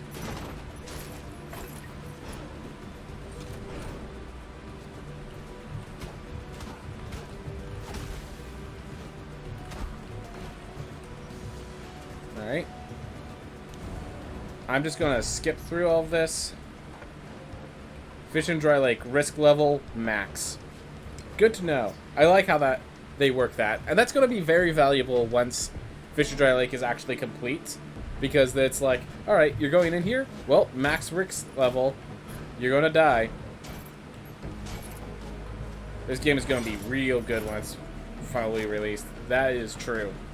That being said, there is some weird stuff that I wish they had a better solution to. For example, while you're in Access Mundi, you get just a plus 20% gold gain. Why? Because they just felt like you weren't gaining enough gold. That's it.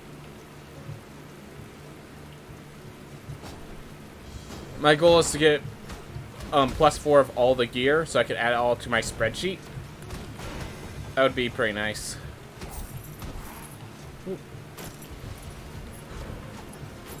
And yeah, having those people with spreadsheets and stuff is also very valuable, and I appreciate your effort.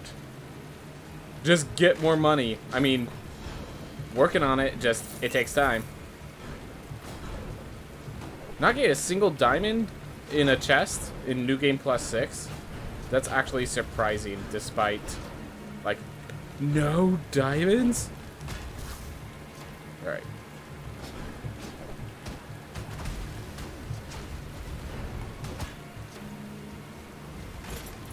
That was really unfortunate.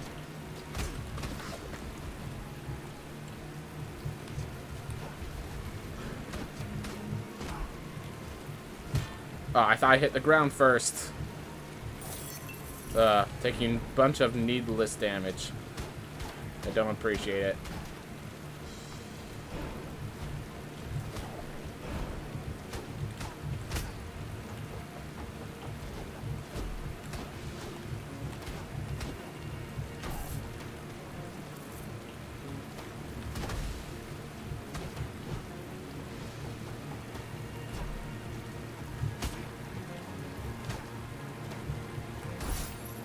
I rarely see diamonds in +10. I see crystals all the time, though. That's why I meant crystals. My apologies for the misunderstanding.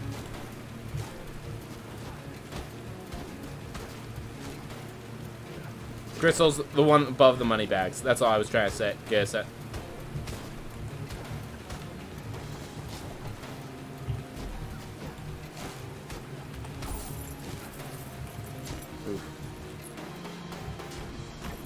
Well, I guess they are wooden chests. Alright. Let's get some more. We have a stable night, so...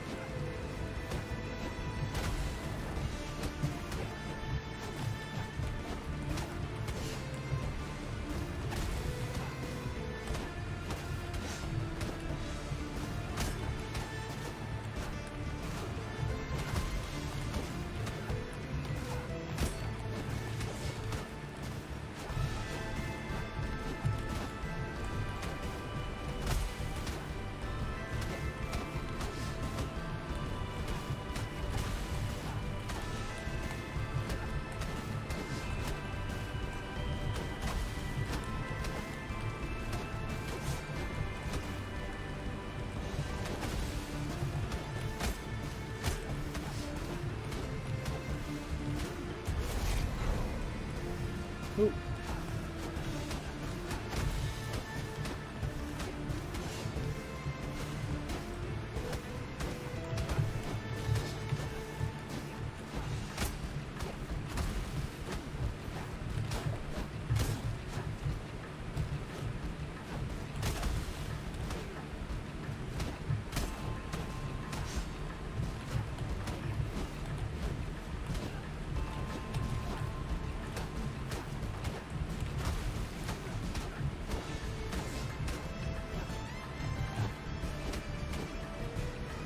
Yeah, this...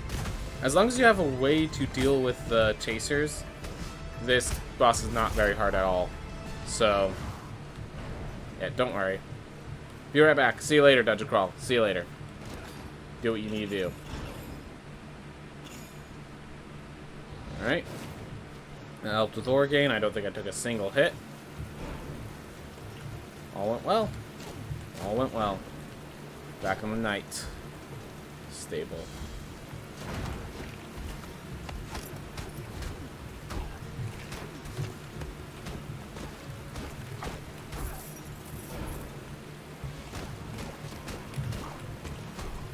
Oop. Meat. Appreciated.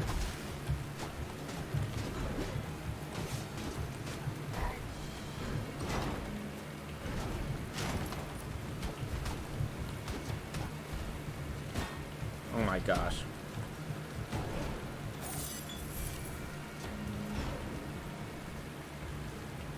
I hate person the most. The 2 giant spike balls? Yeah.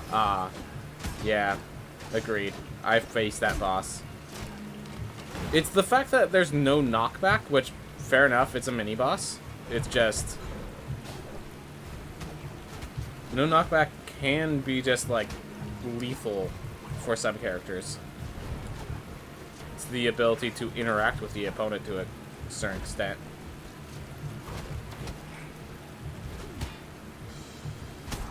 There we are.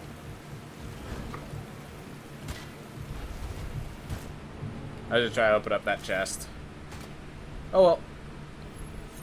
We're gonna just keep getting knights until we can get to the far side, because I think knights will be the capable class for taking care of that boss. Catalyst. Unfortunately, Blaze Bellow is not a burning spell. Oh. I didn't even realize there's 2 additional instances. Huh. Hey kid, I made none of this steel pillow. Tell me what you think. I tried to make it as soft as possible, but it's still really, really hard. Oof. Honestly, you could probably use it as a weapon if you were in a pinch. Not always what you would want to happen with your pillows. Unfortunate. God, Nat! It means good night, mortal. I say it is worthless down here where the sun shines eternal. I thought I fixed the sun tower. These should be working properly. Wait, why am I getting... oh, because I bought that thing that increases gold gain. Oof.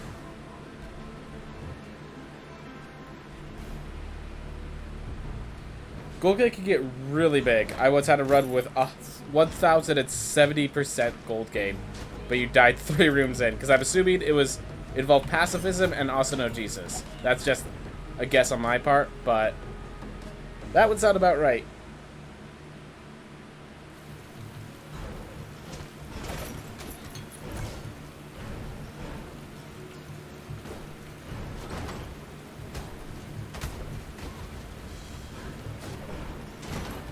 Ah, one of the new rooms.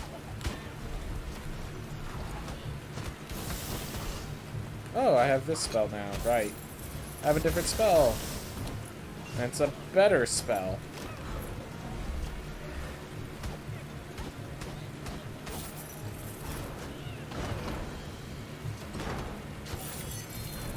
Here we are.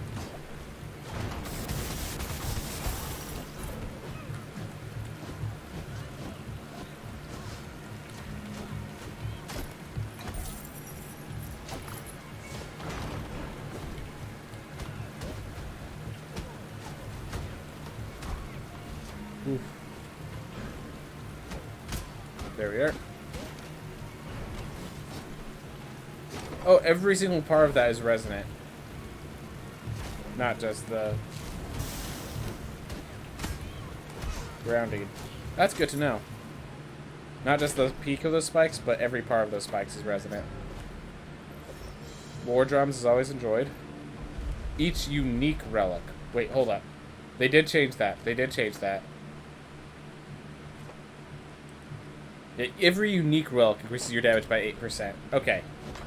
So it's more damage output, but it's also requires every relic to be unique. So I can't just rack up a dozen war drums like I used to.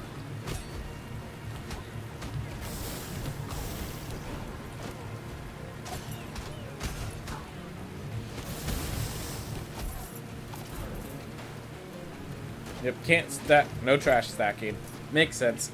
Hey, Mailgwin, how's it going? Whew. We're doing good. We just switched over. Obsidian Weapon 4. Amazing. Pretty good. You? I'm doing good. I'm doing good. Just got a PB in Celeste. And so we're just switching over to this game. Getting my New Game Plus file maxed out before we start doing speedruns again. Because I enjoy this.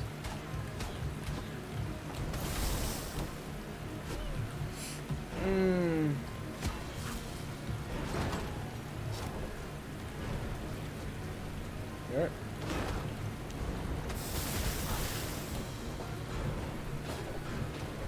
Ooh. It's actually a 7.5, but it gets rounded.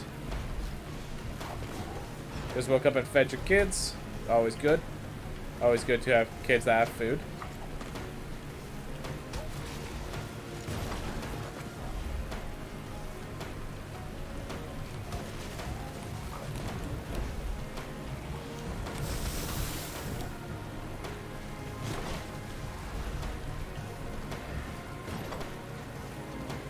That's a lot of danger for one chest. They started to complain after a day or two of not feeding them. Fair enough. Fair enough.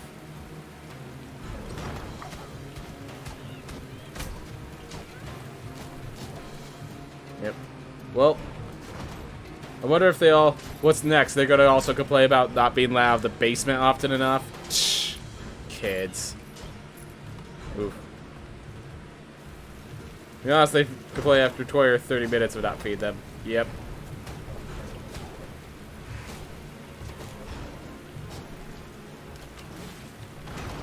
It's like weird, because instinctually from speedruns, I just leave. But I also need to actually get equipment and experience and all that stuff, which means staying. So it's like a conflict of interest kind of thing.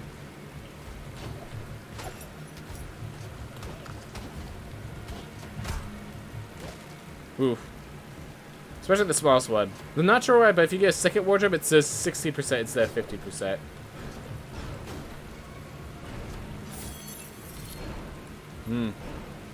Alright. So we now have access to this boss. But with Wardrum, I'm actually going to go to Citadel or Gartha and try to just get some more heirlooms so that I will be stronger. Since with this file, I fully recover when I get my stuff. You know? That was really weird phrasing. But whenever I enter a boss fight, I fully recover health because of I actually have the upgrade for that. So let's leverage his health. Ooh.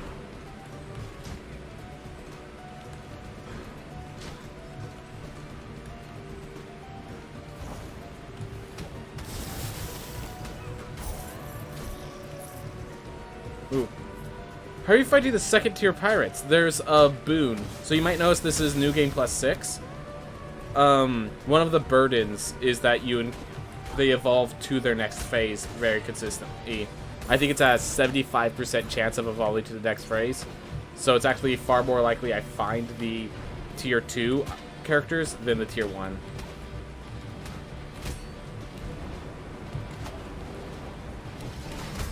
There we are.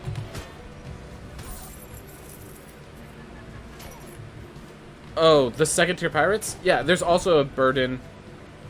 Oh, am I fighting? Not how am I fighting? Yes, I intend to. I intend to. With this life, specifically. But I want to get more powerful because last time they beat me. So I want to beat them.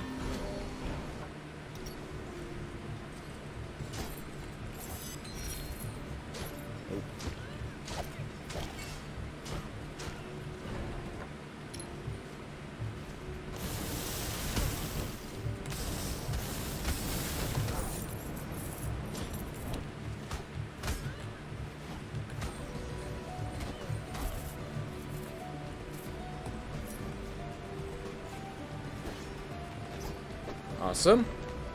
I find them easier than original pirates. And Ace Law says you nuts, cause kinda.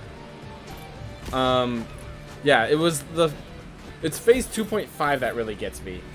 I think, yeah, so what's your high enough level? I think one of my main themes is that if you were at the equivalent, like, level of that you would be for the pirates and stuff, I could see it, but since I feisty them, you know, New Game plus 6 while at levels for New Game plus 3, that might be my issue. There's so much more room to dodge. But there's so many more things to dodge as well. Charon's Trial versus Amaterasu's Son. I'm going for the Varied Beast Bareth. I have to grab the Amaterasu's. But I'm interested in that Charon's Trial. I am intrigued. They have my curiosity. But fortunately, they can gain nothing else for me.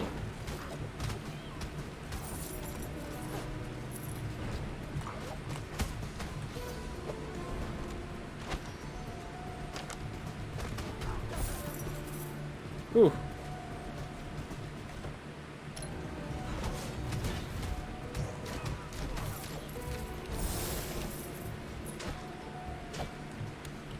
Neat. Feels good.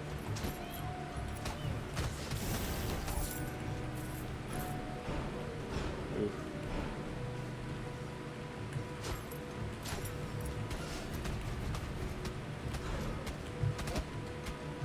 Ooh.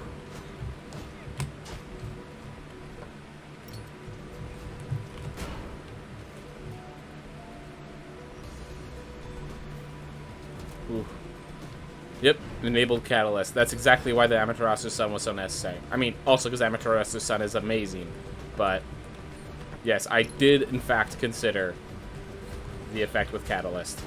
Don't you worry. I noticed. Ooh.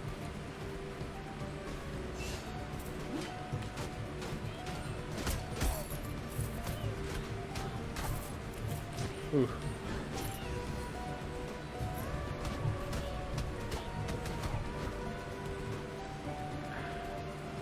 Big damage, yep.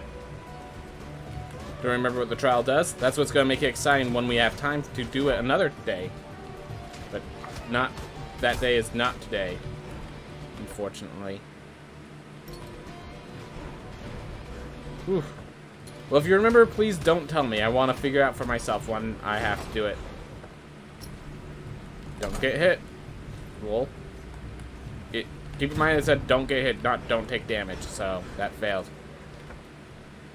I have to keep a text file to write what all the relics do, but I didn't write that one down.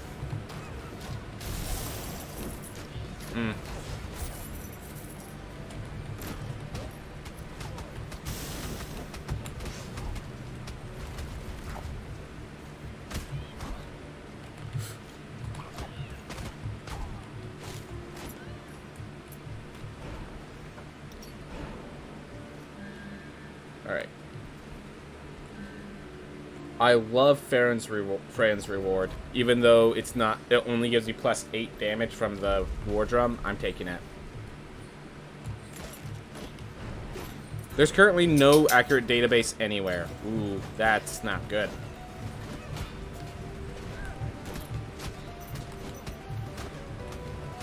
If only there was someone with information to fix that. Whew. Thank you, Fran's Reward. Whoa, what's this golden one? Is that, do they just consolidate?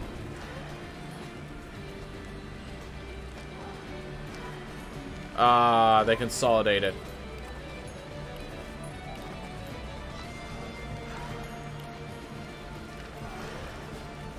Burst so pissed. What was that insight I just grabbed?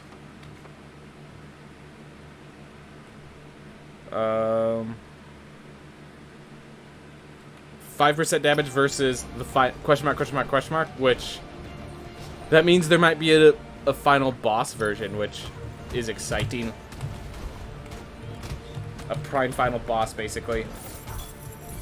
which feels good.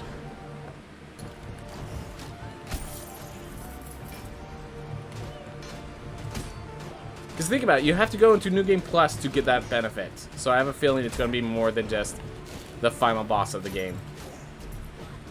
So it's usually the final boss is fought by before you enter New Game Plus. Ooh.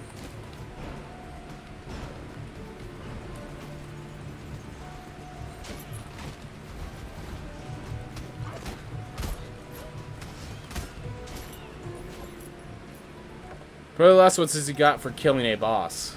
Yep.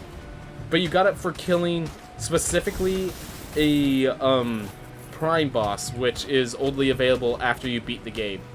Or when you enter a new thread. Or they just haven't decided yet. That's fair enough. That works as well. Could be versus all bosses? Possibly. Who knows? Well, actually, with all bosses, we could actually check pretty quickly by just facing another boss. Ooh.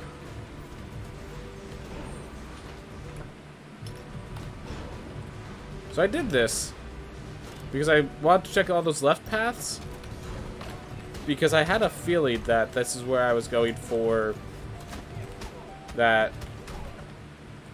Okay, we're going to keep going left then. Why did I not check that left path? Alright. Ooh. So you face the other bosses. You could enter... Can you enter New Game Plus 7 if you haven't been New Game Plus 6 yet? No, you cannot enter a New Game Plus until you've beaten its previous New Game Plus.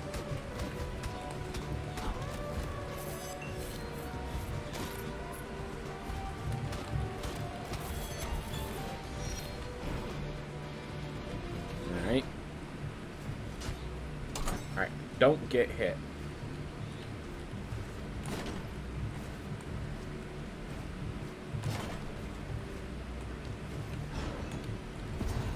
Go. Resolve room. Whoop. But you can add all 50 burdens if you'd like. Yep. Which was slightly easier than it will be when the next box comes out. Yep. Once the game is fully complete, all the New Game Pluses are going to be much harder because you have to beat their final boss as well.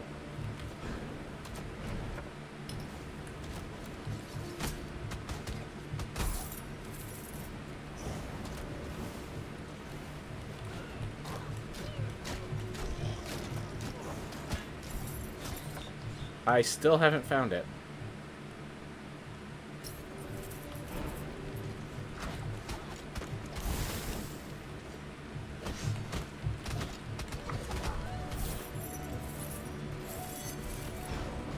Ooh. I think it's technically 56 burdens now. Yeah, it definitely has increased. I'm not surprised to hear that. Alright. 56, 54... so let's see. They added the spike damage burdens, so there's 5 from there, and they added, of course, Prime Void Beast Barrett, so there's 1 from there. So I think that's 6 additional ones.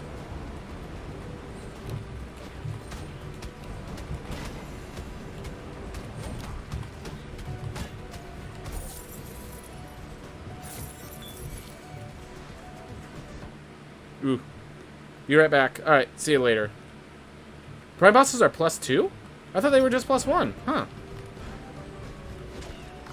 Yeah, I'm pretty darn sure Lamech Prime at the very least is only +1. They got lowered to +1? Alright. I don't think they were ever +2 to begin with, but... Alright.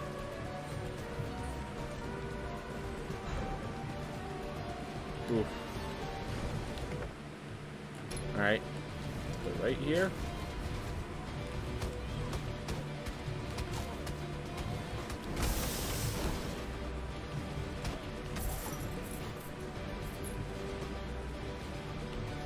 It's 9,000.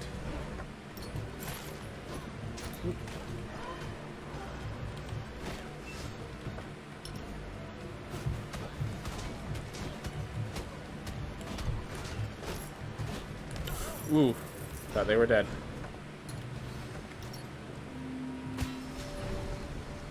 Lots of max HP. I could find this room. Alright, here we are. Achilles' shield. To round out what I wanted. Yep. The only +2 burden is more commander's buffs, and there's only 2 ranks for it. Yep. Alright, there we are. 100% equip weight. Or 100% resolve. 1, 2, 3, 4, 5. I'm getting 40% damage from war drums, 20% damage from catalyst, 20%, 50% damage from the shield. Like, we are looking good. I think this is going to be what we need. Let's do it. Maxis Monday. 50% from the shield, so 55%. 75% damage. Or 75% more damage is what I calculated. But I could be wrong.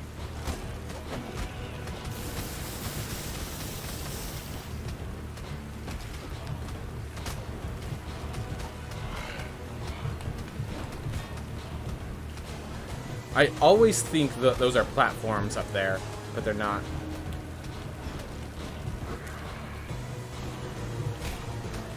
They're just like the background elements of the flagpoles. I always think those are going to be platforms for me to jump on.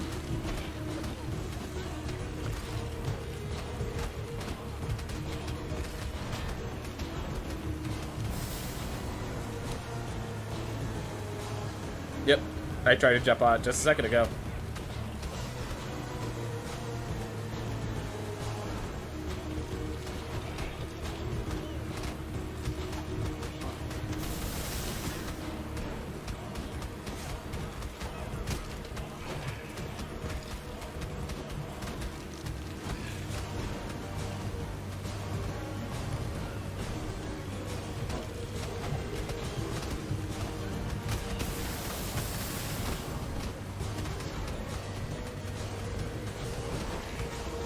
Go.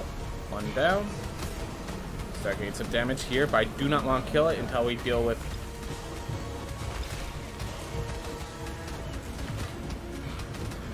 this. This is what got me last time. I killed both of them at the same time, and these freaking thieves just took me out.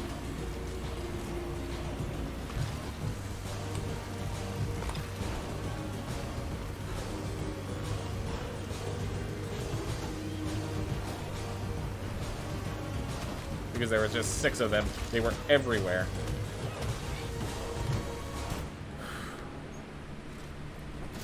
Alright. 50% when at less than 50% HP, and Hector's is 20% when at minus 50. Alright. Oh, you can see their names this time. Alright. I didn't even read their names. I was just so focused. Alright. Well, we'll try this again. Yep. It's a bit of a boss. It's a bit of a boss. Not gonna deny that. Increase ore gain. Gotta increase gold gain. Max out ore gain. Whew. Intelligence. Ooh. I like the... Yeah, it's a great boss. I have been enjoying it. It's just really tough. Sorry, you caught me off guard. My head's been in the clouds recently. I've been hanging out with Seicho, but it's all been a tizzy. Ooh, hi, Ducky. Do not expect me to get up today. I tried sleeping on a metal pillow yesterday, and my neck is killing me. I did disappoint the giant man, but I think I will stick to my countless other pillows. Fair man. Fair enough. I'm sure he'll understand. Alright. Come on, knight. I should switch from vitality to armor. But I don't have the upgrades necessary to... Like, if I switch to Ammonite equipment, it just would end badly because I don't have the upgrades necessary. Alright. Whatever. I didn't expect this baby skeletons either. Yeah, I'm still trying to figure out the exact pathing when I deal with baby skeletons, because there's a lot more space in there, but, you know, it's not, a lot more space doesn't mean it's free to move around, you know? You're now free to move about the cabin. It's none of that.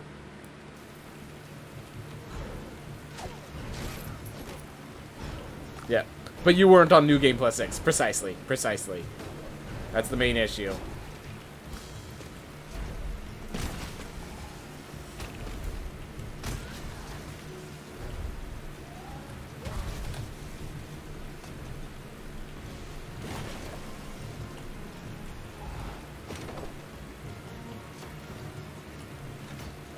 Go. Just use more of the arena. You don't have to be surrounded anymore.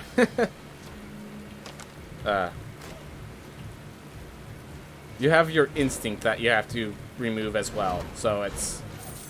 even if it looks easy, doesn't always translate too easy.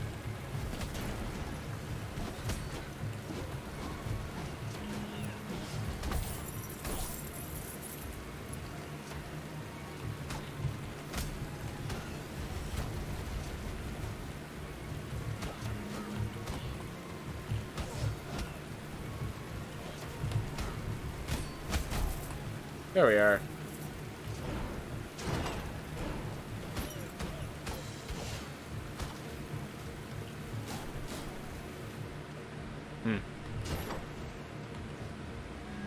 Twin skeleton keys. Incandescent telescope. I almost want to do twin skeleton keys for non-combat stuff, just so I can make sure I get every fairy chest I want.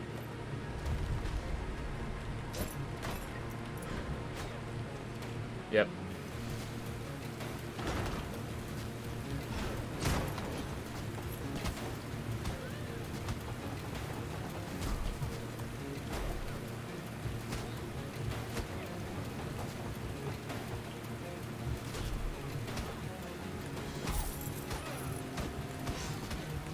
There we are. Took long enough. Alright. So this room.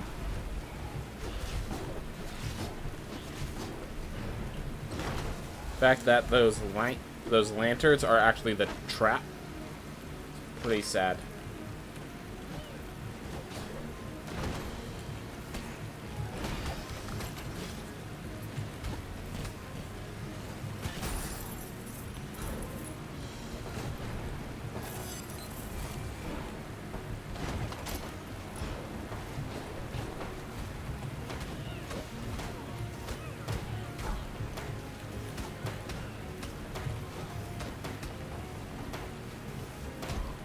I will have much less attack if I just go in as is. So it might be worth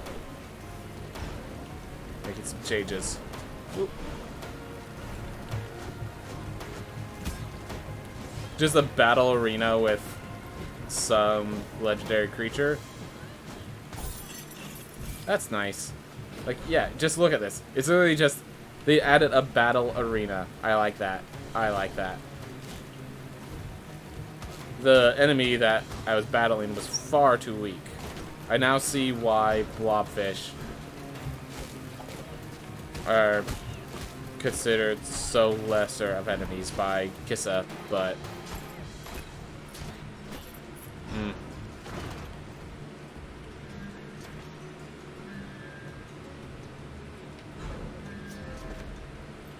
Unless they manage to hit you, at which case they basically one-shot you. Yep.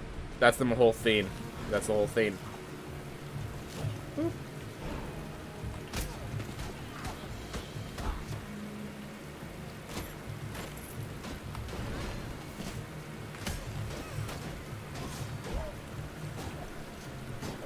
And they do, yeah, they do more damage to the guards, exactly.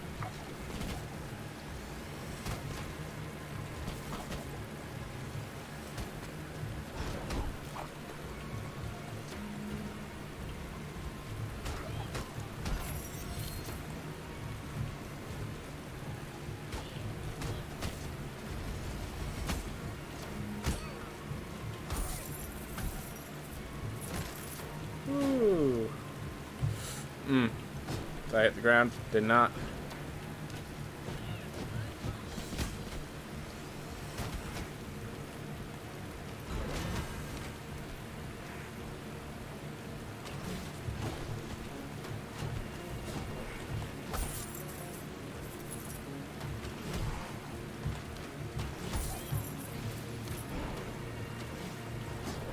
Alright, well, we found the entrance. But we need to make use of this gnawed bone. And we need to finish up using our resolve. And I really want to use these keys. So we're going to try to find some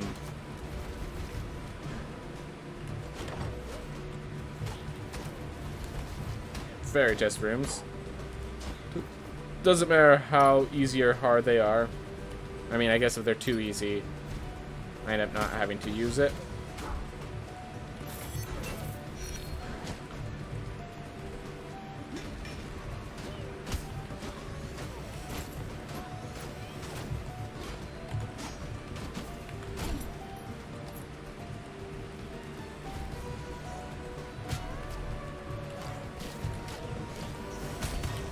Didn't realize it. You had such sharp arcs.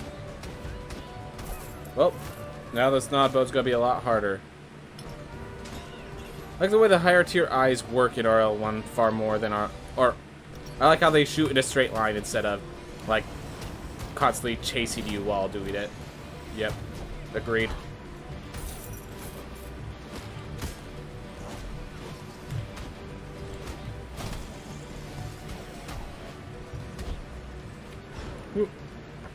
Yep, exactly. They don't create their. It's like you're just trying to move around the place, and now you look up, and there's now a bullet hell. Not always appreciated. Kind of cool, but not always appreciated.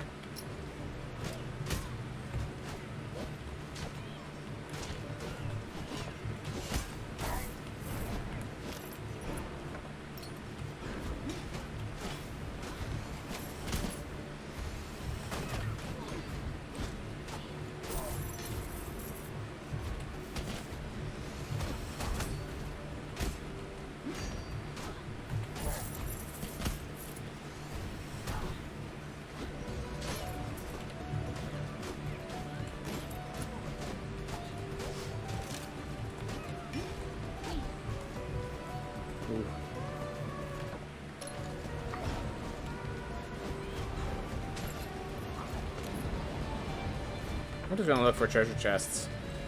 Treasure chests are better. Example A.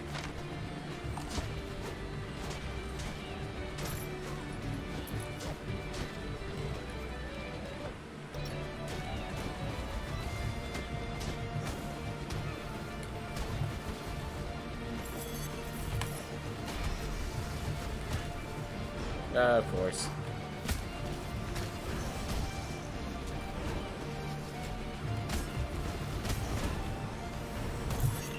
That was annoying. Just the size of that explosions. Like, there was nothing I could really... Not many places I could go to escape it.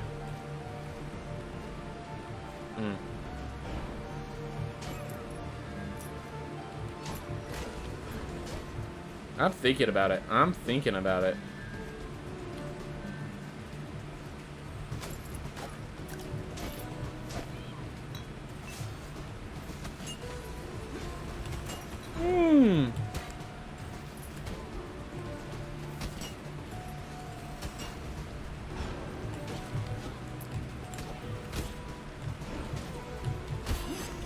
There we are.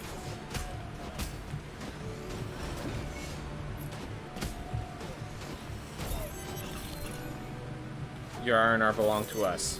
I think that's the call. Call to head home.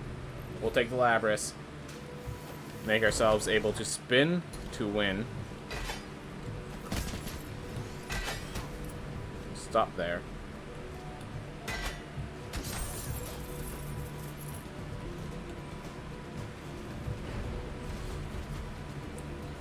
Ooh.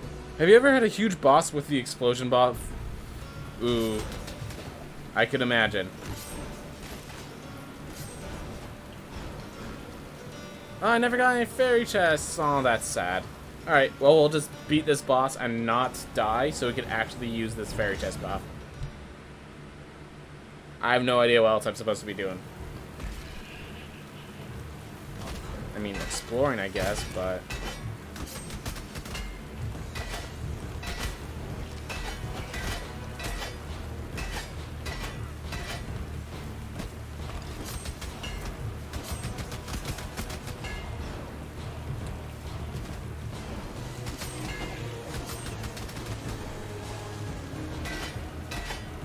There we are.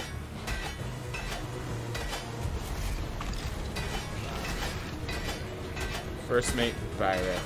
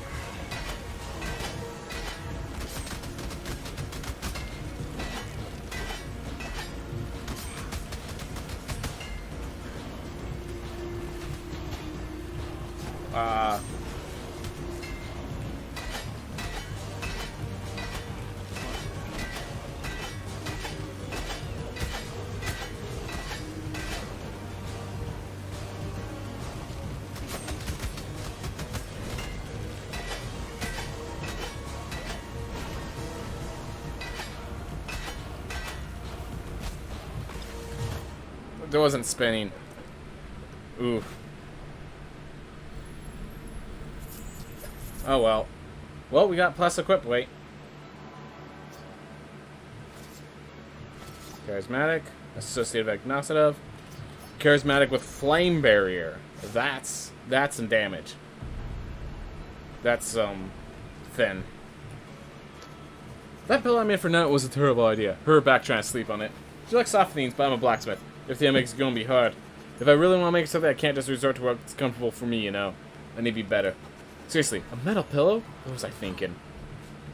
Hey man. You weren't thinking. That's the whole thing. Is that an issue?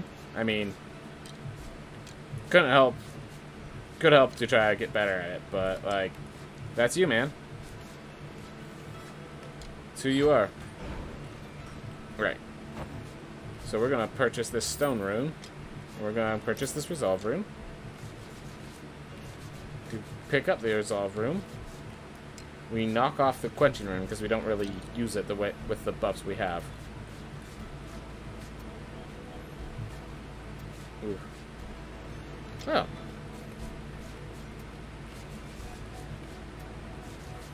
Put the quenching rune back on. And yes, in case you're wondering, having the other two runes off is intentional. The no dashes, no jumps, that's intentional. Ooh. Yeah, buddy, sorry if I'm a little slow, but I'm feeling pooped today. I don't know why, but my energy levels have been all sorts of wacky recently. Maybe something about your diet? Maybe I'm not eating enough pizza. I mean, it is dietary. Night is your favorite class? Yeah, so the Knight has just the most consistent attack. The shield is very powerful once you get to know how to do perfect blocks. They're very consistent and gain... Yeah. Yeah. I'm just gonna say yes. That explains why you don't find Pirates 2.0 easier. Oh, I'm assuming you're using long-range characters? Oh, the pizza was what you liked. Alright, alright. Makes sense.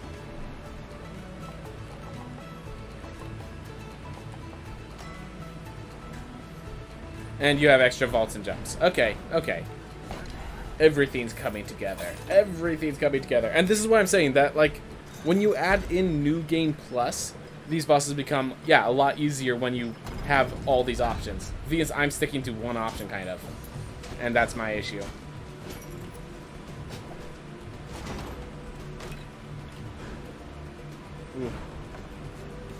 Alright. Let's continue on. Let's actually beat this boss. I do want to beat this boss today. I just looked at my timer, and it looks like it's supposed to be done for me streaming for today. I'm going to stream a little long. I want to beat this boss today. I want to beat this boss today. I now have a spell that's really good for it. And even when I'm failing, I can feel the progress, which is something I haven't been saying for a while.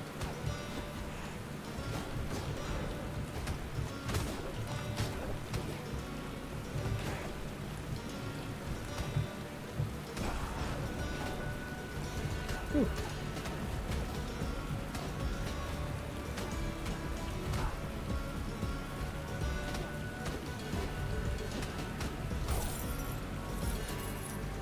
I'm using no extra movement so you don't get used to it for your speedruns? Yep, precisely.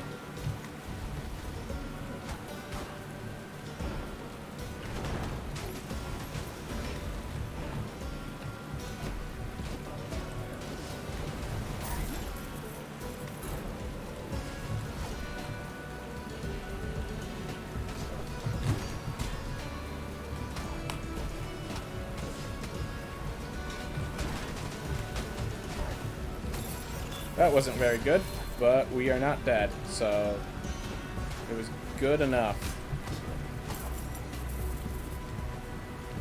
Oop. Made a little mistake, but I just didn't get hit, so.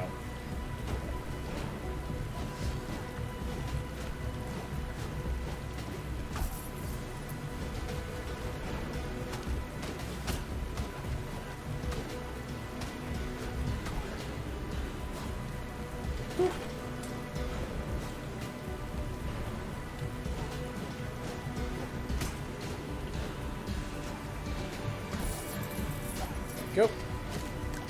Good thing I stayed for the meat. I have to. I have to increase my max health, so I'm ready for it. Whoop. Ooh.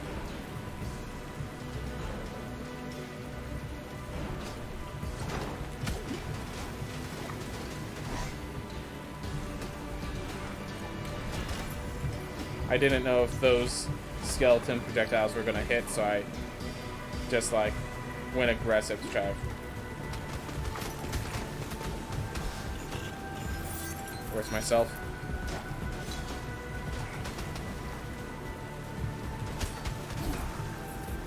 There you are. You got a sub on your channel? Dude, that's awesome. Glad to hear it, Dungeon Crawl. Glad to hear it. Whew. Always starts with one.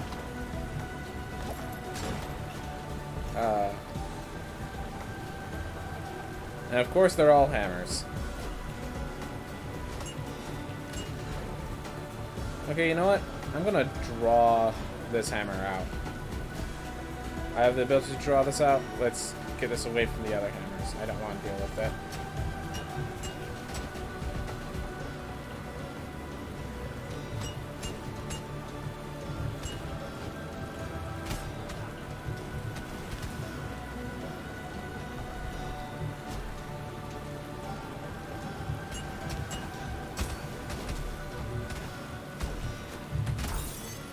There we are.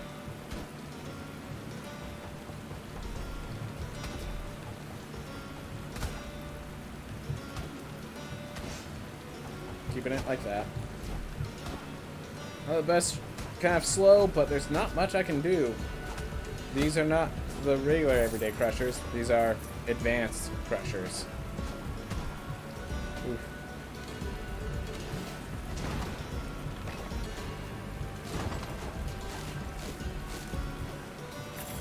Go! Got to the gold.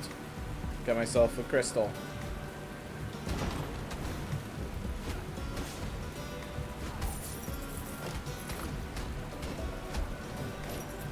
There we are. Whew. Took me a little long, but those are new rooms, so I gotta learn them properly.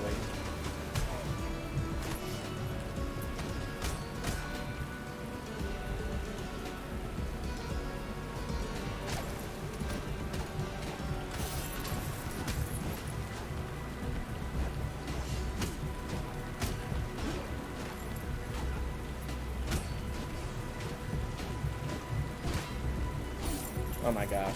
Well, at least it wasn't the shredder blob. This blobblefish will probably like one-shot me. Who knows how much damage this thing does.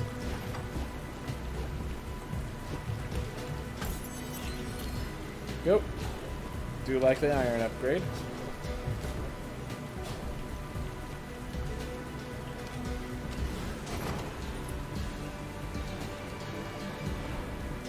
Wrong side.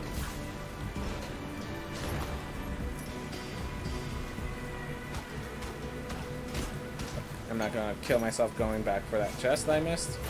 I'm just gonna keep going. Whew. Alright. Don't get hit.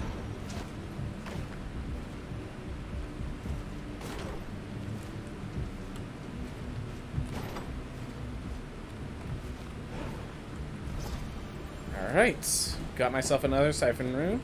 And we got ourselves someone to ban. Sire, if you're there, I would very much appreciate having a mod to take care of the bot. We give you a sword for a reason.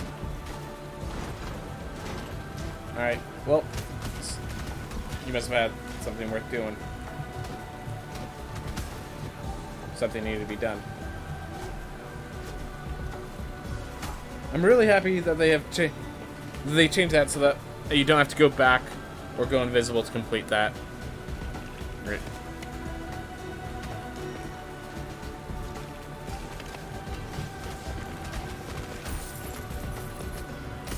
Whew. Yep. Crescent chest 3. So I'm getting all my current set like maxed out, it looks like.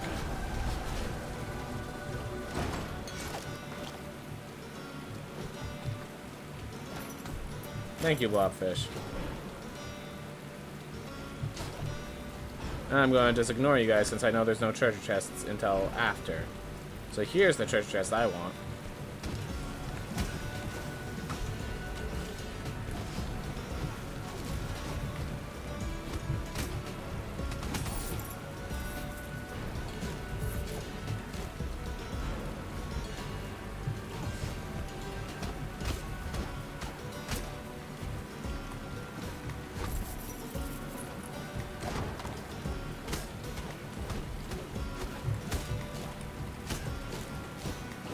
Come on, bubbly fish.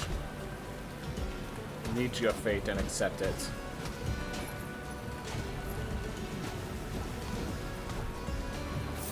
There you are. Made it through. But why would he kill himself? He seems so happy.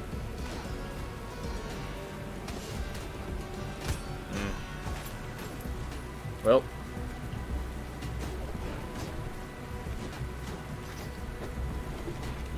There we are. Well, they're chest 3. I wonder if, yeah, the full leather set actually, like, once it's at +5, if it's actually comparable to other +5 items. That would actually be really cool with, like, low-level equipment scaling faster to be more in range of high-level equipment. I would really appreciate that.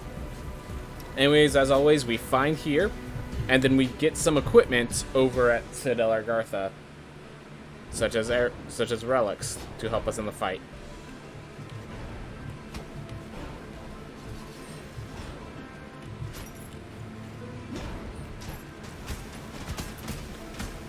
Okay, didn't think you'd have the lunge.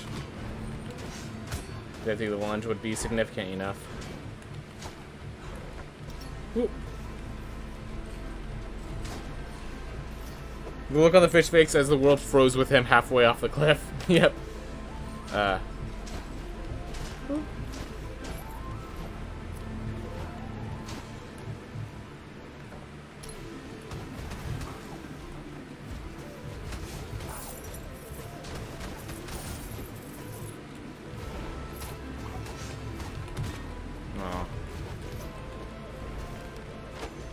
Well, it's just 4.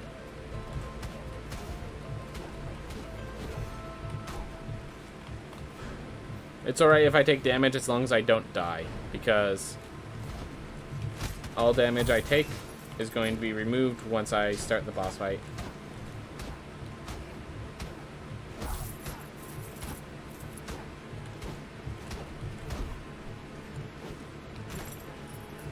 Ooh.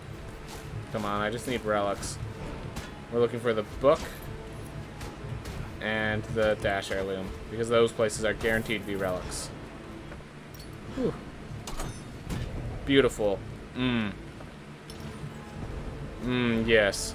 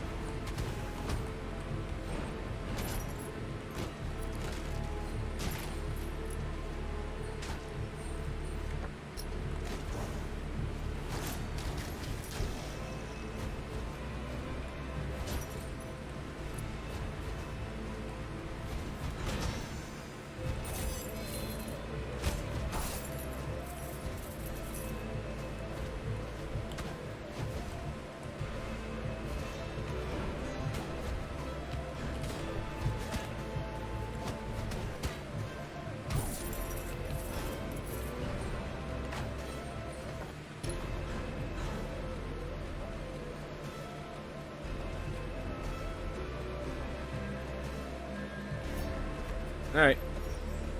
It's okay if I take damage. Proceeds to take damage. Yep. Happens. Seems like suicide. Seems like not opposite of suicide.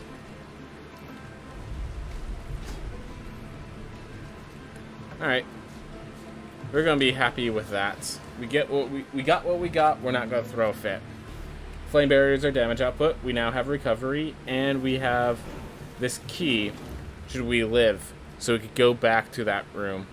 Let's see. Do you think the placement of those was just luck, or some dev spent the while putting them at the most annoying spots possible? No, I think it's just luck. If the dev did that, that is not the first time that's happened. Yink.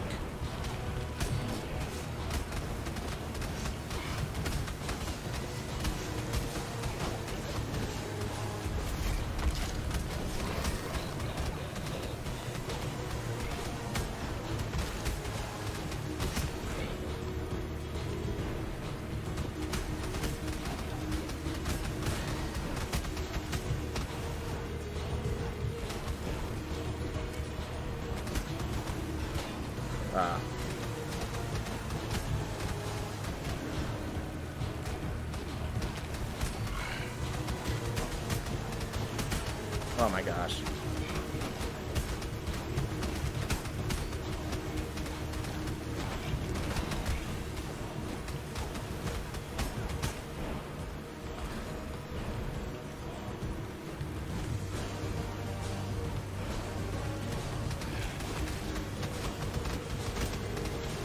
This is not the safest place. Let me put it that way.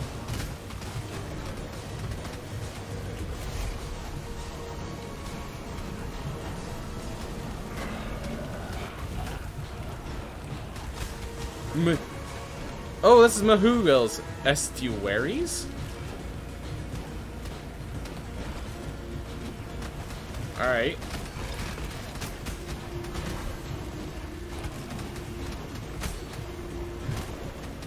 What does it mean, estuaries? Like...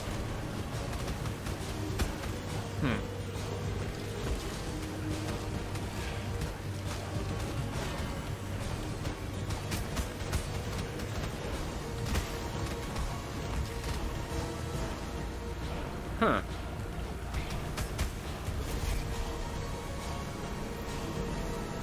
There's a storyline about after you beat them, I bet, but it's like...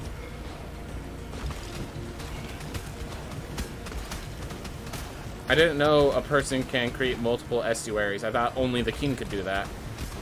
Huh. I'm intrigued. Let's put it that way.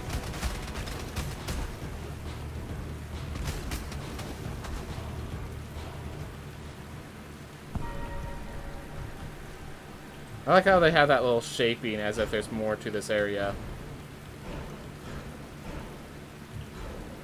But I do wish that these were platforms, or they had some way of separating it from the rest of the background. Oof. Oh, whoa, we got a full picture this time. Alright. Fire shield, once again, so good versus bosses. Yep. Pretty sure you could stand on that platform under the lamp. Slowly lifted into position. By massive cranes and pulleys, the Armada's flagship vessel, the Preserver of Life, floats precariously above a massive black pit. On top of the quarterdeck, Estuary Mehuel. I'm going to pronounce this wrong every single time, so I'm just going to go with Michael. I'm going to call them Michael, and that way I can pronounce it properly every single time. Alright, so Estuary Michael looks proudly upon his crew. They prepare the ship for its descent into the Stygian waters. Above the masts, white stone hooks and chains groan as they slowly begin to lower the ship. The noise is deafening, and the reverberations threaten to tear the ship in half. Most would give into panic, but Michael's crew remains stoic. He promised the ship would hold, and his word is their trust. Mega Jail, that's how you pronounce it?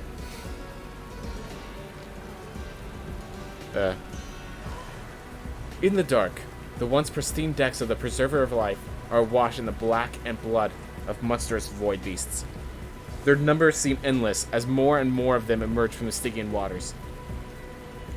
Visible only through the flash of cannon fire, a giant tentacle from the Stygian Kraken crashes down onto the wooden deck, sending Michael and his crew flying through the air. For a moment he is weightless, then he feels the icy steam of the Stygian waters. Deadly to the touch, the Stygian waters threaten to drag him under as every drop pulls on his soul. In the distance, First Mate Bareth barks orders at his men, and ropes are thrown in an effort to save those flung overboard. Struggling against the waves and flotsam, Michael grasps one of the ropes, then looks back at his flailing men. He knows the ropes won't help. The sailors are too far out and too weak from the touch of the Stygian waters to save themselves. One after another, the silhouettes of his men sink under the waves. With one last prayer spoken before taking a breath, Michael releases the rope, dives into the breaking waters to save those he can. The sun from the tower shines brightly upon the shipyard in Kuguan Plateau, as the Preserver of Life is slowly dismantled. It has been many years since a void beast has emerged from the waters, and the resources within these ships are better used elsewhere. Under Nama's guidance, the ship's hull and nails will build new homes, and its sails, new clothing. In the offices above, Estuary Michael accepts the offer to take ownership of the Nibiru deep mines, though hardly a glamorous position. It's the only way to keep his crew together. After his proposal is approved, he offers his crew the choice to stay above, continue their lives in the sun, but none will abandon the captain. As the centuries pass, the Nibiru deep mines transform into its own bustling world. Separated from the other estuaries, a new underground culture flourishes. Society built upon equality and respect.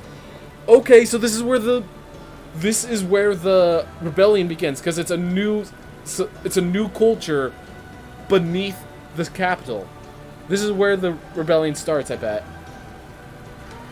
Shouting and commotion fill the tunnel as a small stream of Stygian water trickles down the passageways. Michael barely has time to think before the trickle becomes a torrent. He quickly guides his people towards the Atlantis Spire, a massive ventilation shaft that travels to the top of the mine. The other exits are flooded. There's no way to escape. The vent is narrow and dark as night, but his people have no recourse but to scale its walls. Those that lose their strength fall to the rising waters. Michael carries as many exhausted on his back as he can, but not everyone can be saved. Dude, that's why I love this game, the lore of it. After climbing for an eternity, he finally reaches the surface.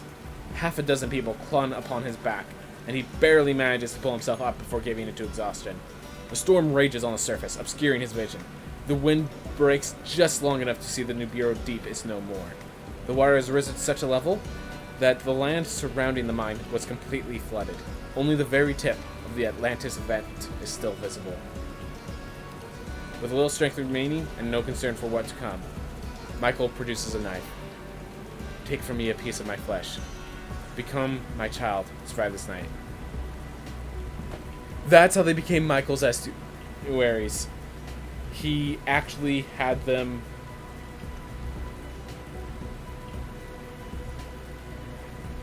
Okay. The memory is split and largely incoherent. 1,000 different images and emotions assault your mind. I bet it's still called Michael's memory. Yeah, that means the Keen actually sees through his estuaries. And therefore, Michael, through doing this, sees through his estuaries. What did he do? Okay, dungeon crawl. To become an estuary, you have to eat from the flesh of the Keen and drink from his blood. The idea is he is a super powerful, like, immortal person. And by Michael, all the estuaries are people that have his powers from eating from his flesh. One of the themes later on in the story, Irad explains a lot of it. Michael, Mihuel, he is one of said estuaries, and by giving his flesh to others, he made other estuaries, which is basically against the rules, which is pretty... That's what we're reading. How's it going, Draken Alex? We just finished the fight against the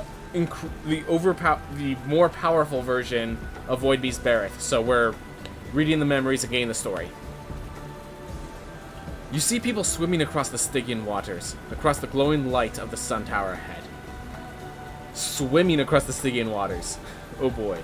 You see the relief in their eyes for having made the journey, but feel the undercurrent of fear. Becoming an estuary of an estuary is sacrilege, and there will be repercussions. An unspoken pact of silence is the common thread uniting 100 different voices, spread across 100 different lives. Oh my gosh. The memories are a jumble, as their hosts wander aimlessly, but eventually they all coalesce upon Axis Mundi. The children of Michael are together once more, or hiding in the shadowed recesses of buildings populating the bridge. The unnerving silence is broken by the sound of a single horn. Its low groan emanates from the Citadel Argatha. With a single nod, the children of Michael gather their weapons. They emerge from the shadows and begin their assault on the Citadel.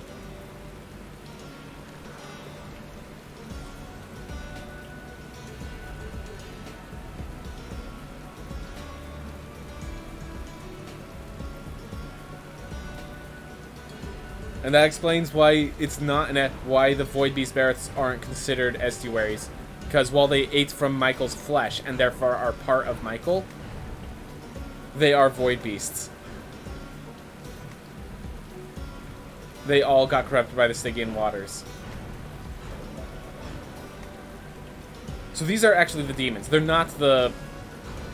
Okay, so they're not the rebellion. They're the monsters themselves, corrupted by the Stygian... parts of an estuary corrupted by Stygian waters. Oh my gosh. That's good.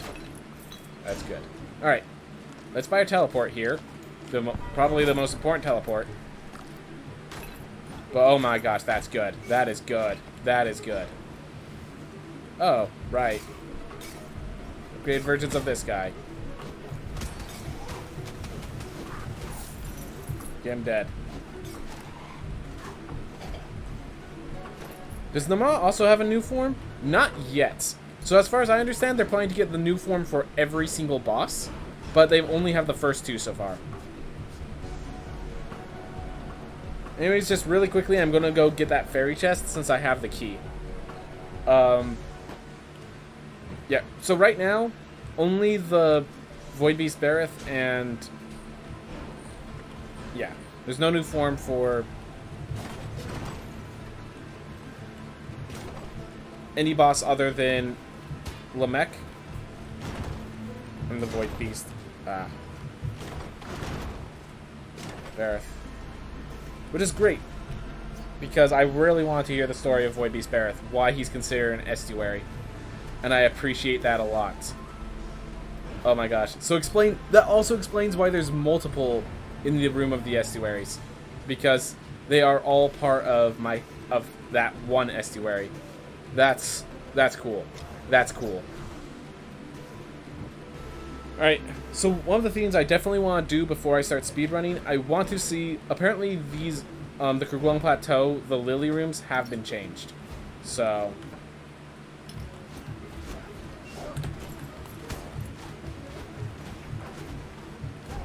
Whew. I want to be ready for whatever that change is.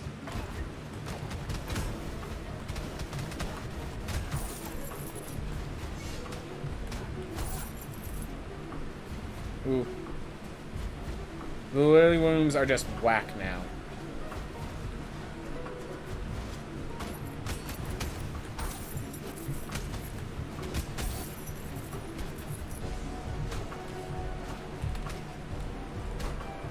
Ooh. You prefer them now? I'm gonna We're gonna see the lily rooms for ourselves when we find them.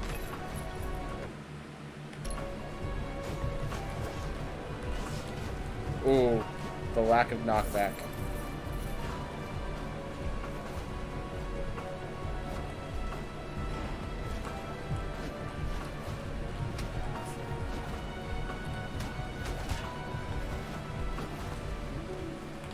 We're just gonna go on. That's okay. We have the Hyperion's Ring. We have the Hyperion's Ring. We're getting these 2 chests.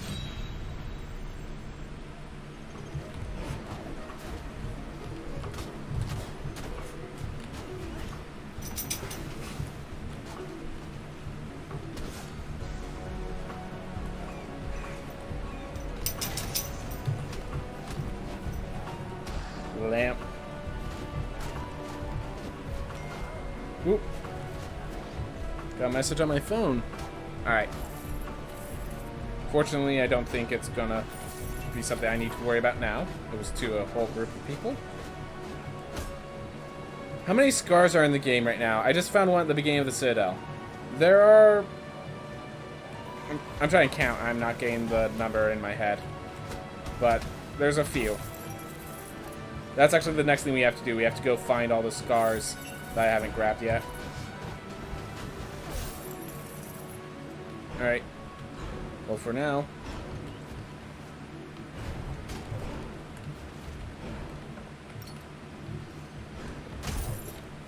Whew. Aw.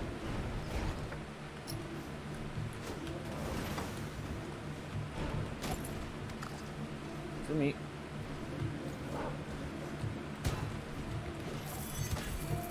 Alright, we're just gonna leave that warg be. Be scared of wargs for a reason. Let's respect the warg in its natural habitat.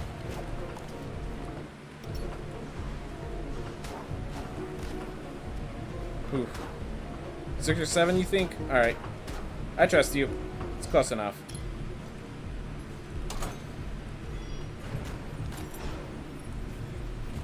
There we go. Got another Magnesis rune. I appreciate it.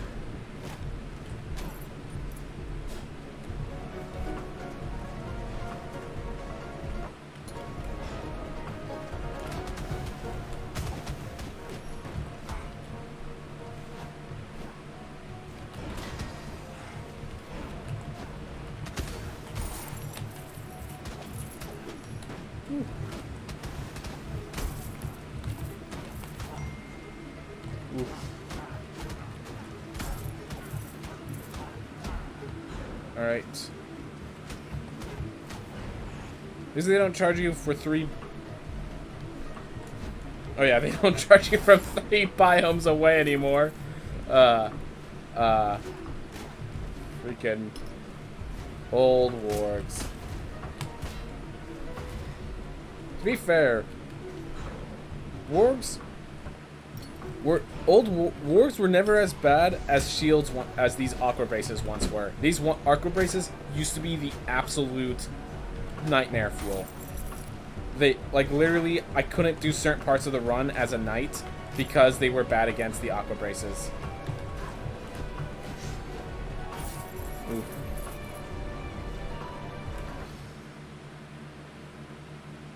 How'd you get to New Game Plus if the game's not done? So the game is, once you get the full world clear, you get access to New Game Plus. Even if, so once you beat the boss at the top of the Sun Tower, you'll get access to New Game Plus. And there are reasons to go into New Game Plus. You'll see when you look at the burdens. So, anyways.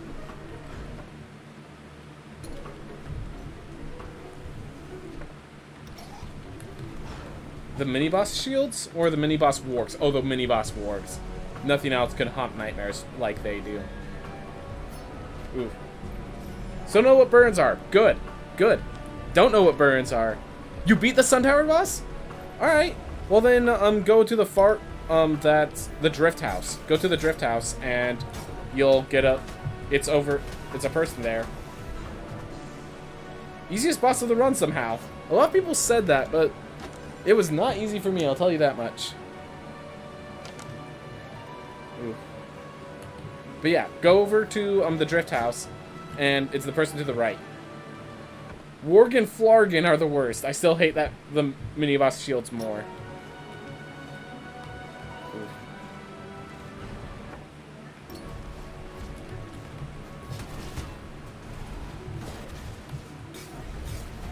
Well, I'm not dead. Don't know how long I could say that, but I can say it right now.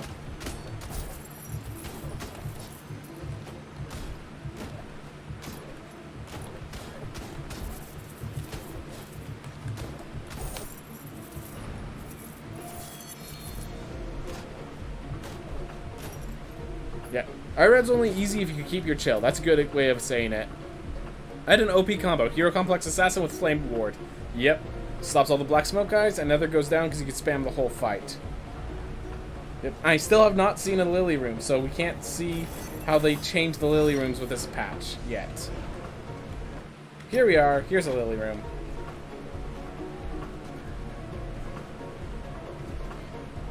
Yeah, I don't like that. I see the dislike.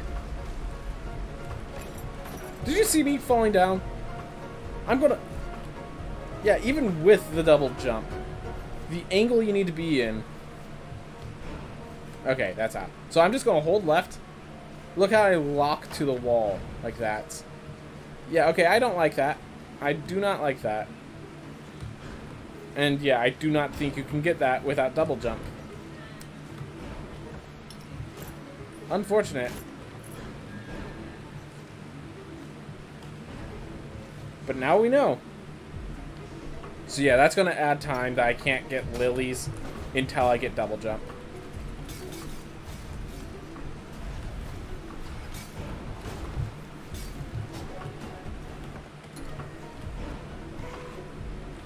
Oof.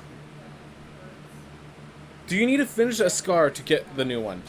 No. Scars are not dependent on one another. Scars are just challenge rooms. You can get all the scars without having to deal with the others. They just are like puzzles to find where the others are. Alright, here's another Lily room. I appreciate it. This is a cool one. But I don't see why they deemed it necessary to make these changes.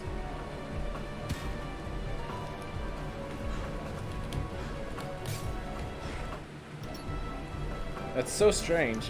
Alright, well, let's open the throne room. You know what? Why not fight them all?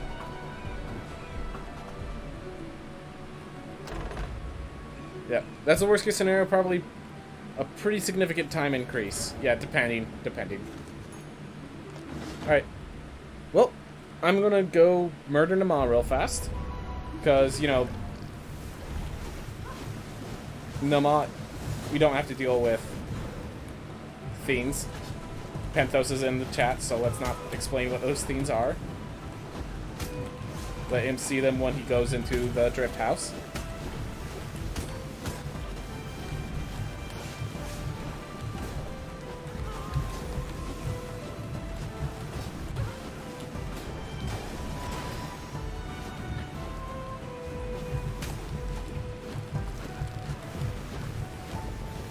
Aw.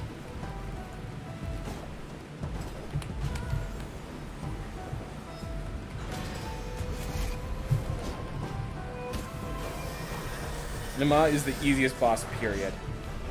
I mean, for where it is in the game, sure. Because, like, Nama, I mean, Lamek is the first boss, and I still find Lamek easier. So...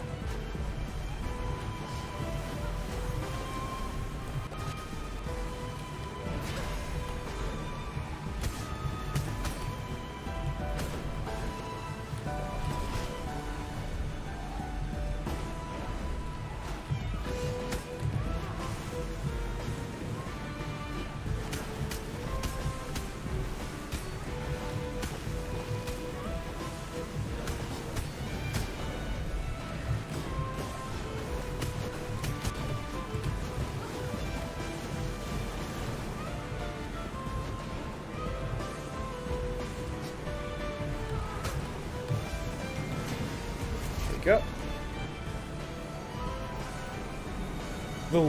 I still love the waltz music for her. Yeah, the internal dance. Have I made some changes to my control scheme?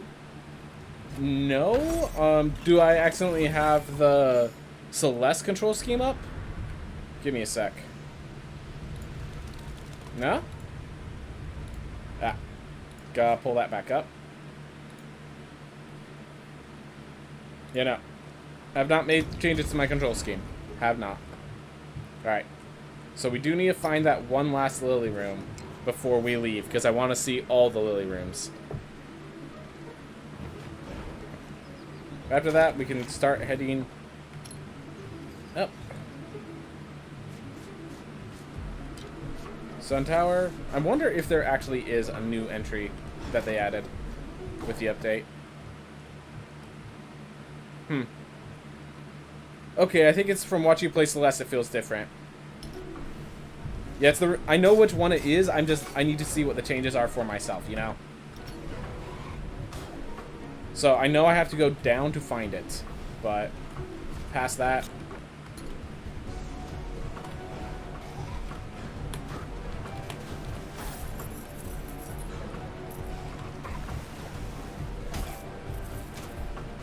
They've moved the spikes up higher.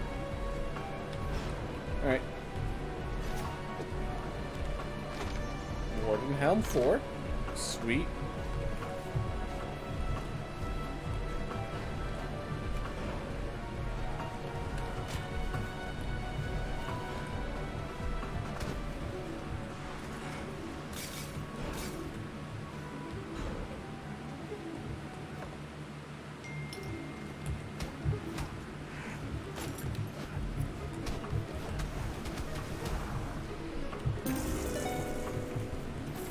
Ooh.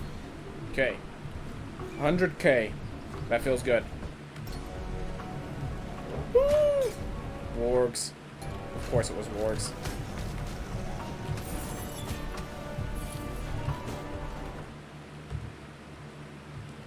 Well, we may have to see that lily room another day, because if these wargs have anything to say about it, we won't be here for much longer. But those wargs didn't like to talk today, so we have a little longer to hang out. Alright. We're done with this side. Alright. Up and to the right. Let's go that way. I like that room better. I'm not sure it's guaranteed to even spawn every map. All 3 lily rooms are guaranteed to spawn every map. All 3.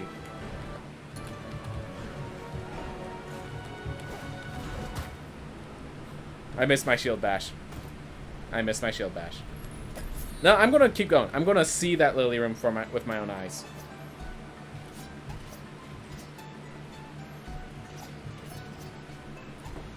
Alright. Oh, right, I can re-roll. Vampire Assassin?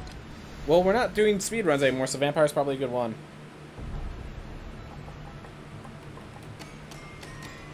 Oh, I should... Those one beams behind me have been wiggling. I've reinforced the base so you could tell Quinn up there she could go back to her shenanigans again. Alright, that's good to know.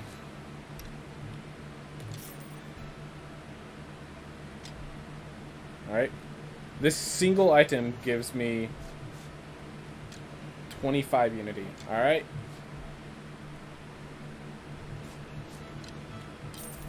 So if we get Crescent Chest plus 4, I could get that unity. And then Obsidian Helm needs to get upgraded. Alright. All good things. But yeah, so Penthos, if you're still here, this guy right here, this is who you talk to.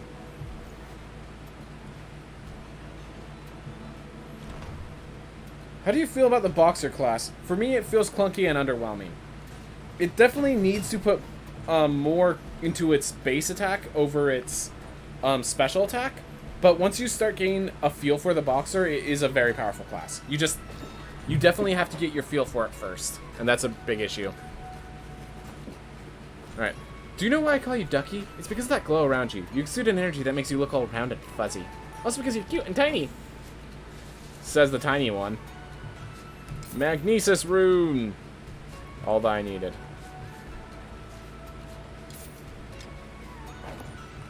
Alright. Cook is the worst class in the game, in my opinion. With the nerfs to the meat, I'm going to have to... I'm not sure I'll agree, but it's definitely worth considering. Sorry, kiddo. Must have fallen asleep in the sun. How can I help you? Alright. So he just sleeps there. Good to know.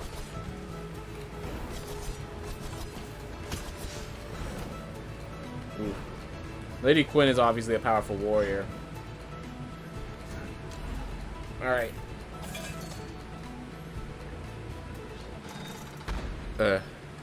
So let's see that last lily room before we go wandering off into the distance.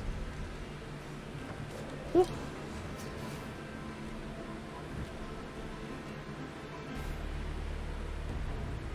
Someone post what all the level 100 Unibos is. Where can I find it? Oh, perfect theme. Go to the Discord. In spoilers, there's a pinned message. The pinned message has all the level 100 Unity bonuses. All right, there's pizza.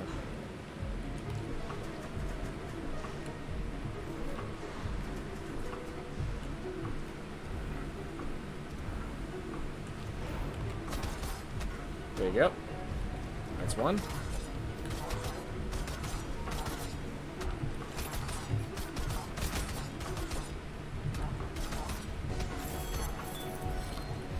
Ooh.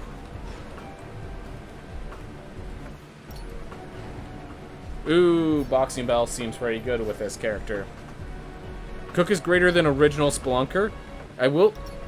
Fair enough. Like, okay. So I'll say that this might be an unpopular opinion. The worst class in Rogue Legacy 2 is better than the best class in Rogue Legacy 1.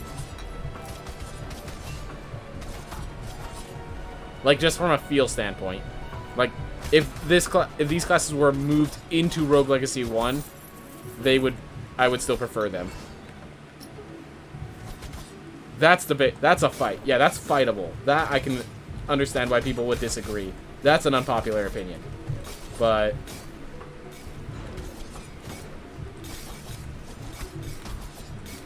oof. Just all these classes are good, and I'm trying to think what, like, the ability to, like, steal. Okay, so I am talking about the stealing money and stuff like that. So I am saying that is coming with the class. So the quality of life goes with it. I'm saying that the quality of life is strong enough.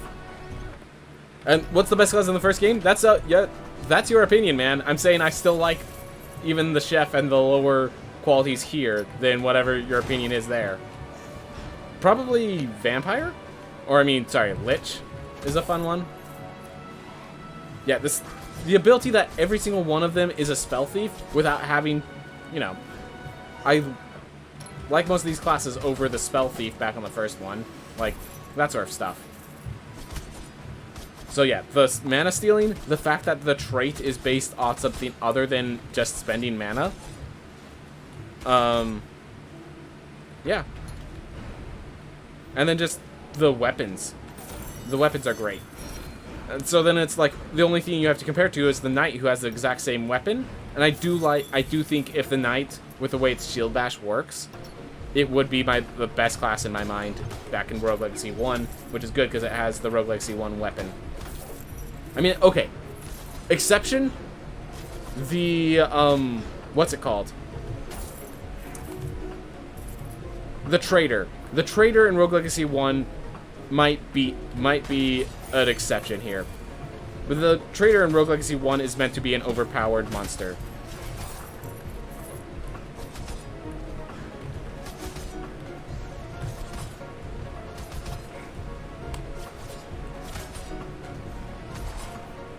Alright.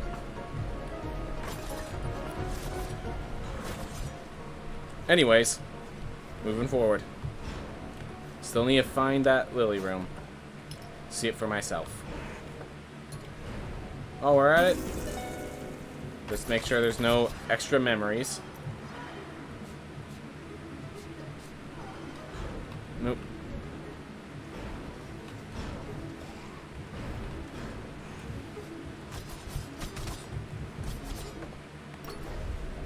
That's not it. I'm just gonna keep moving. I'm not gonna waste my time getting the chest when I need to keep moving. Oof.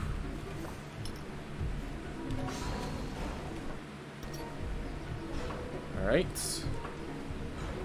Oof.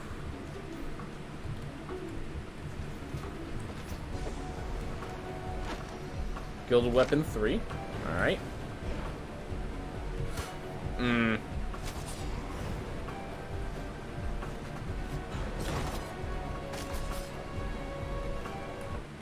Oh yeah, I'm a vampire. I actually need to start hitting things.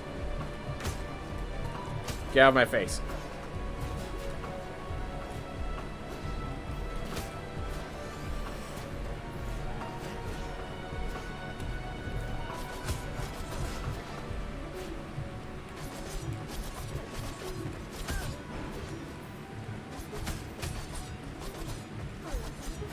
I can make health because I'm a vampire.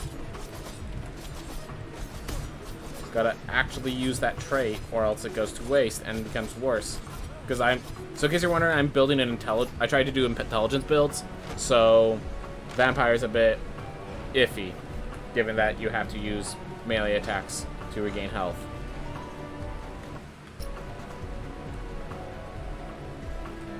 Lotus Stem. That's a new one. Uses 175 mana to block all damage. 5 charges. I don't have 175 mana.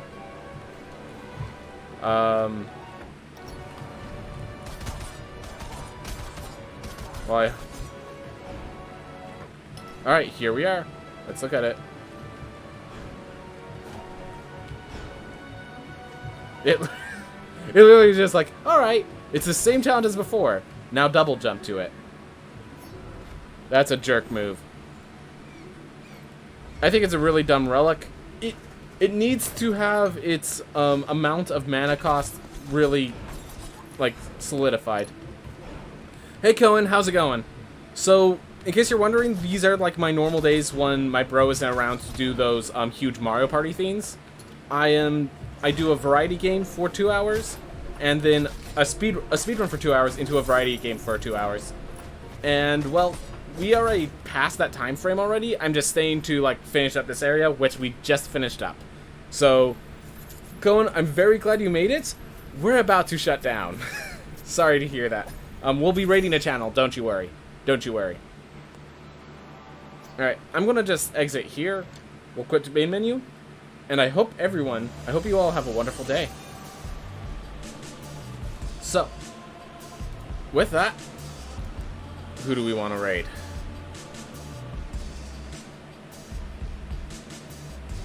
Ooh. Interesting. Alright. So there's this guy called Big Jules. He's a...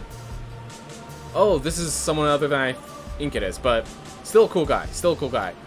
Apparently this guy focuses... I think this guy does Dark Souls speedruns, and he has a few other things like that. Pretty... Dungeon Crawl, what did you just post? Alright. We'll see you later, Dungeon Crawl. Anyways, this guy's... You know, be a cool bro. Big Jules is a cool guy. Alright, see you guys in a bit.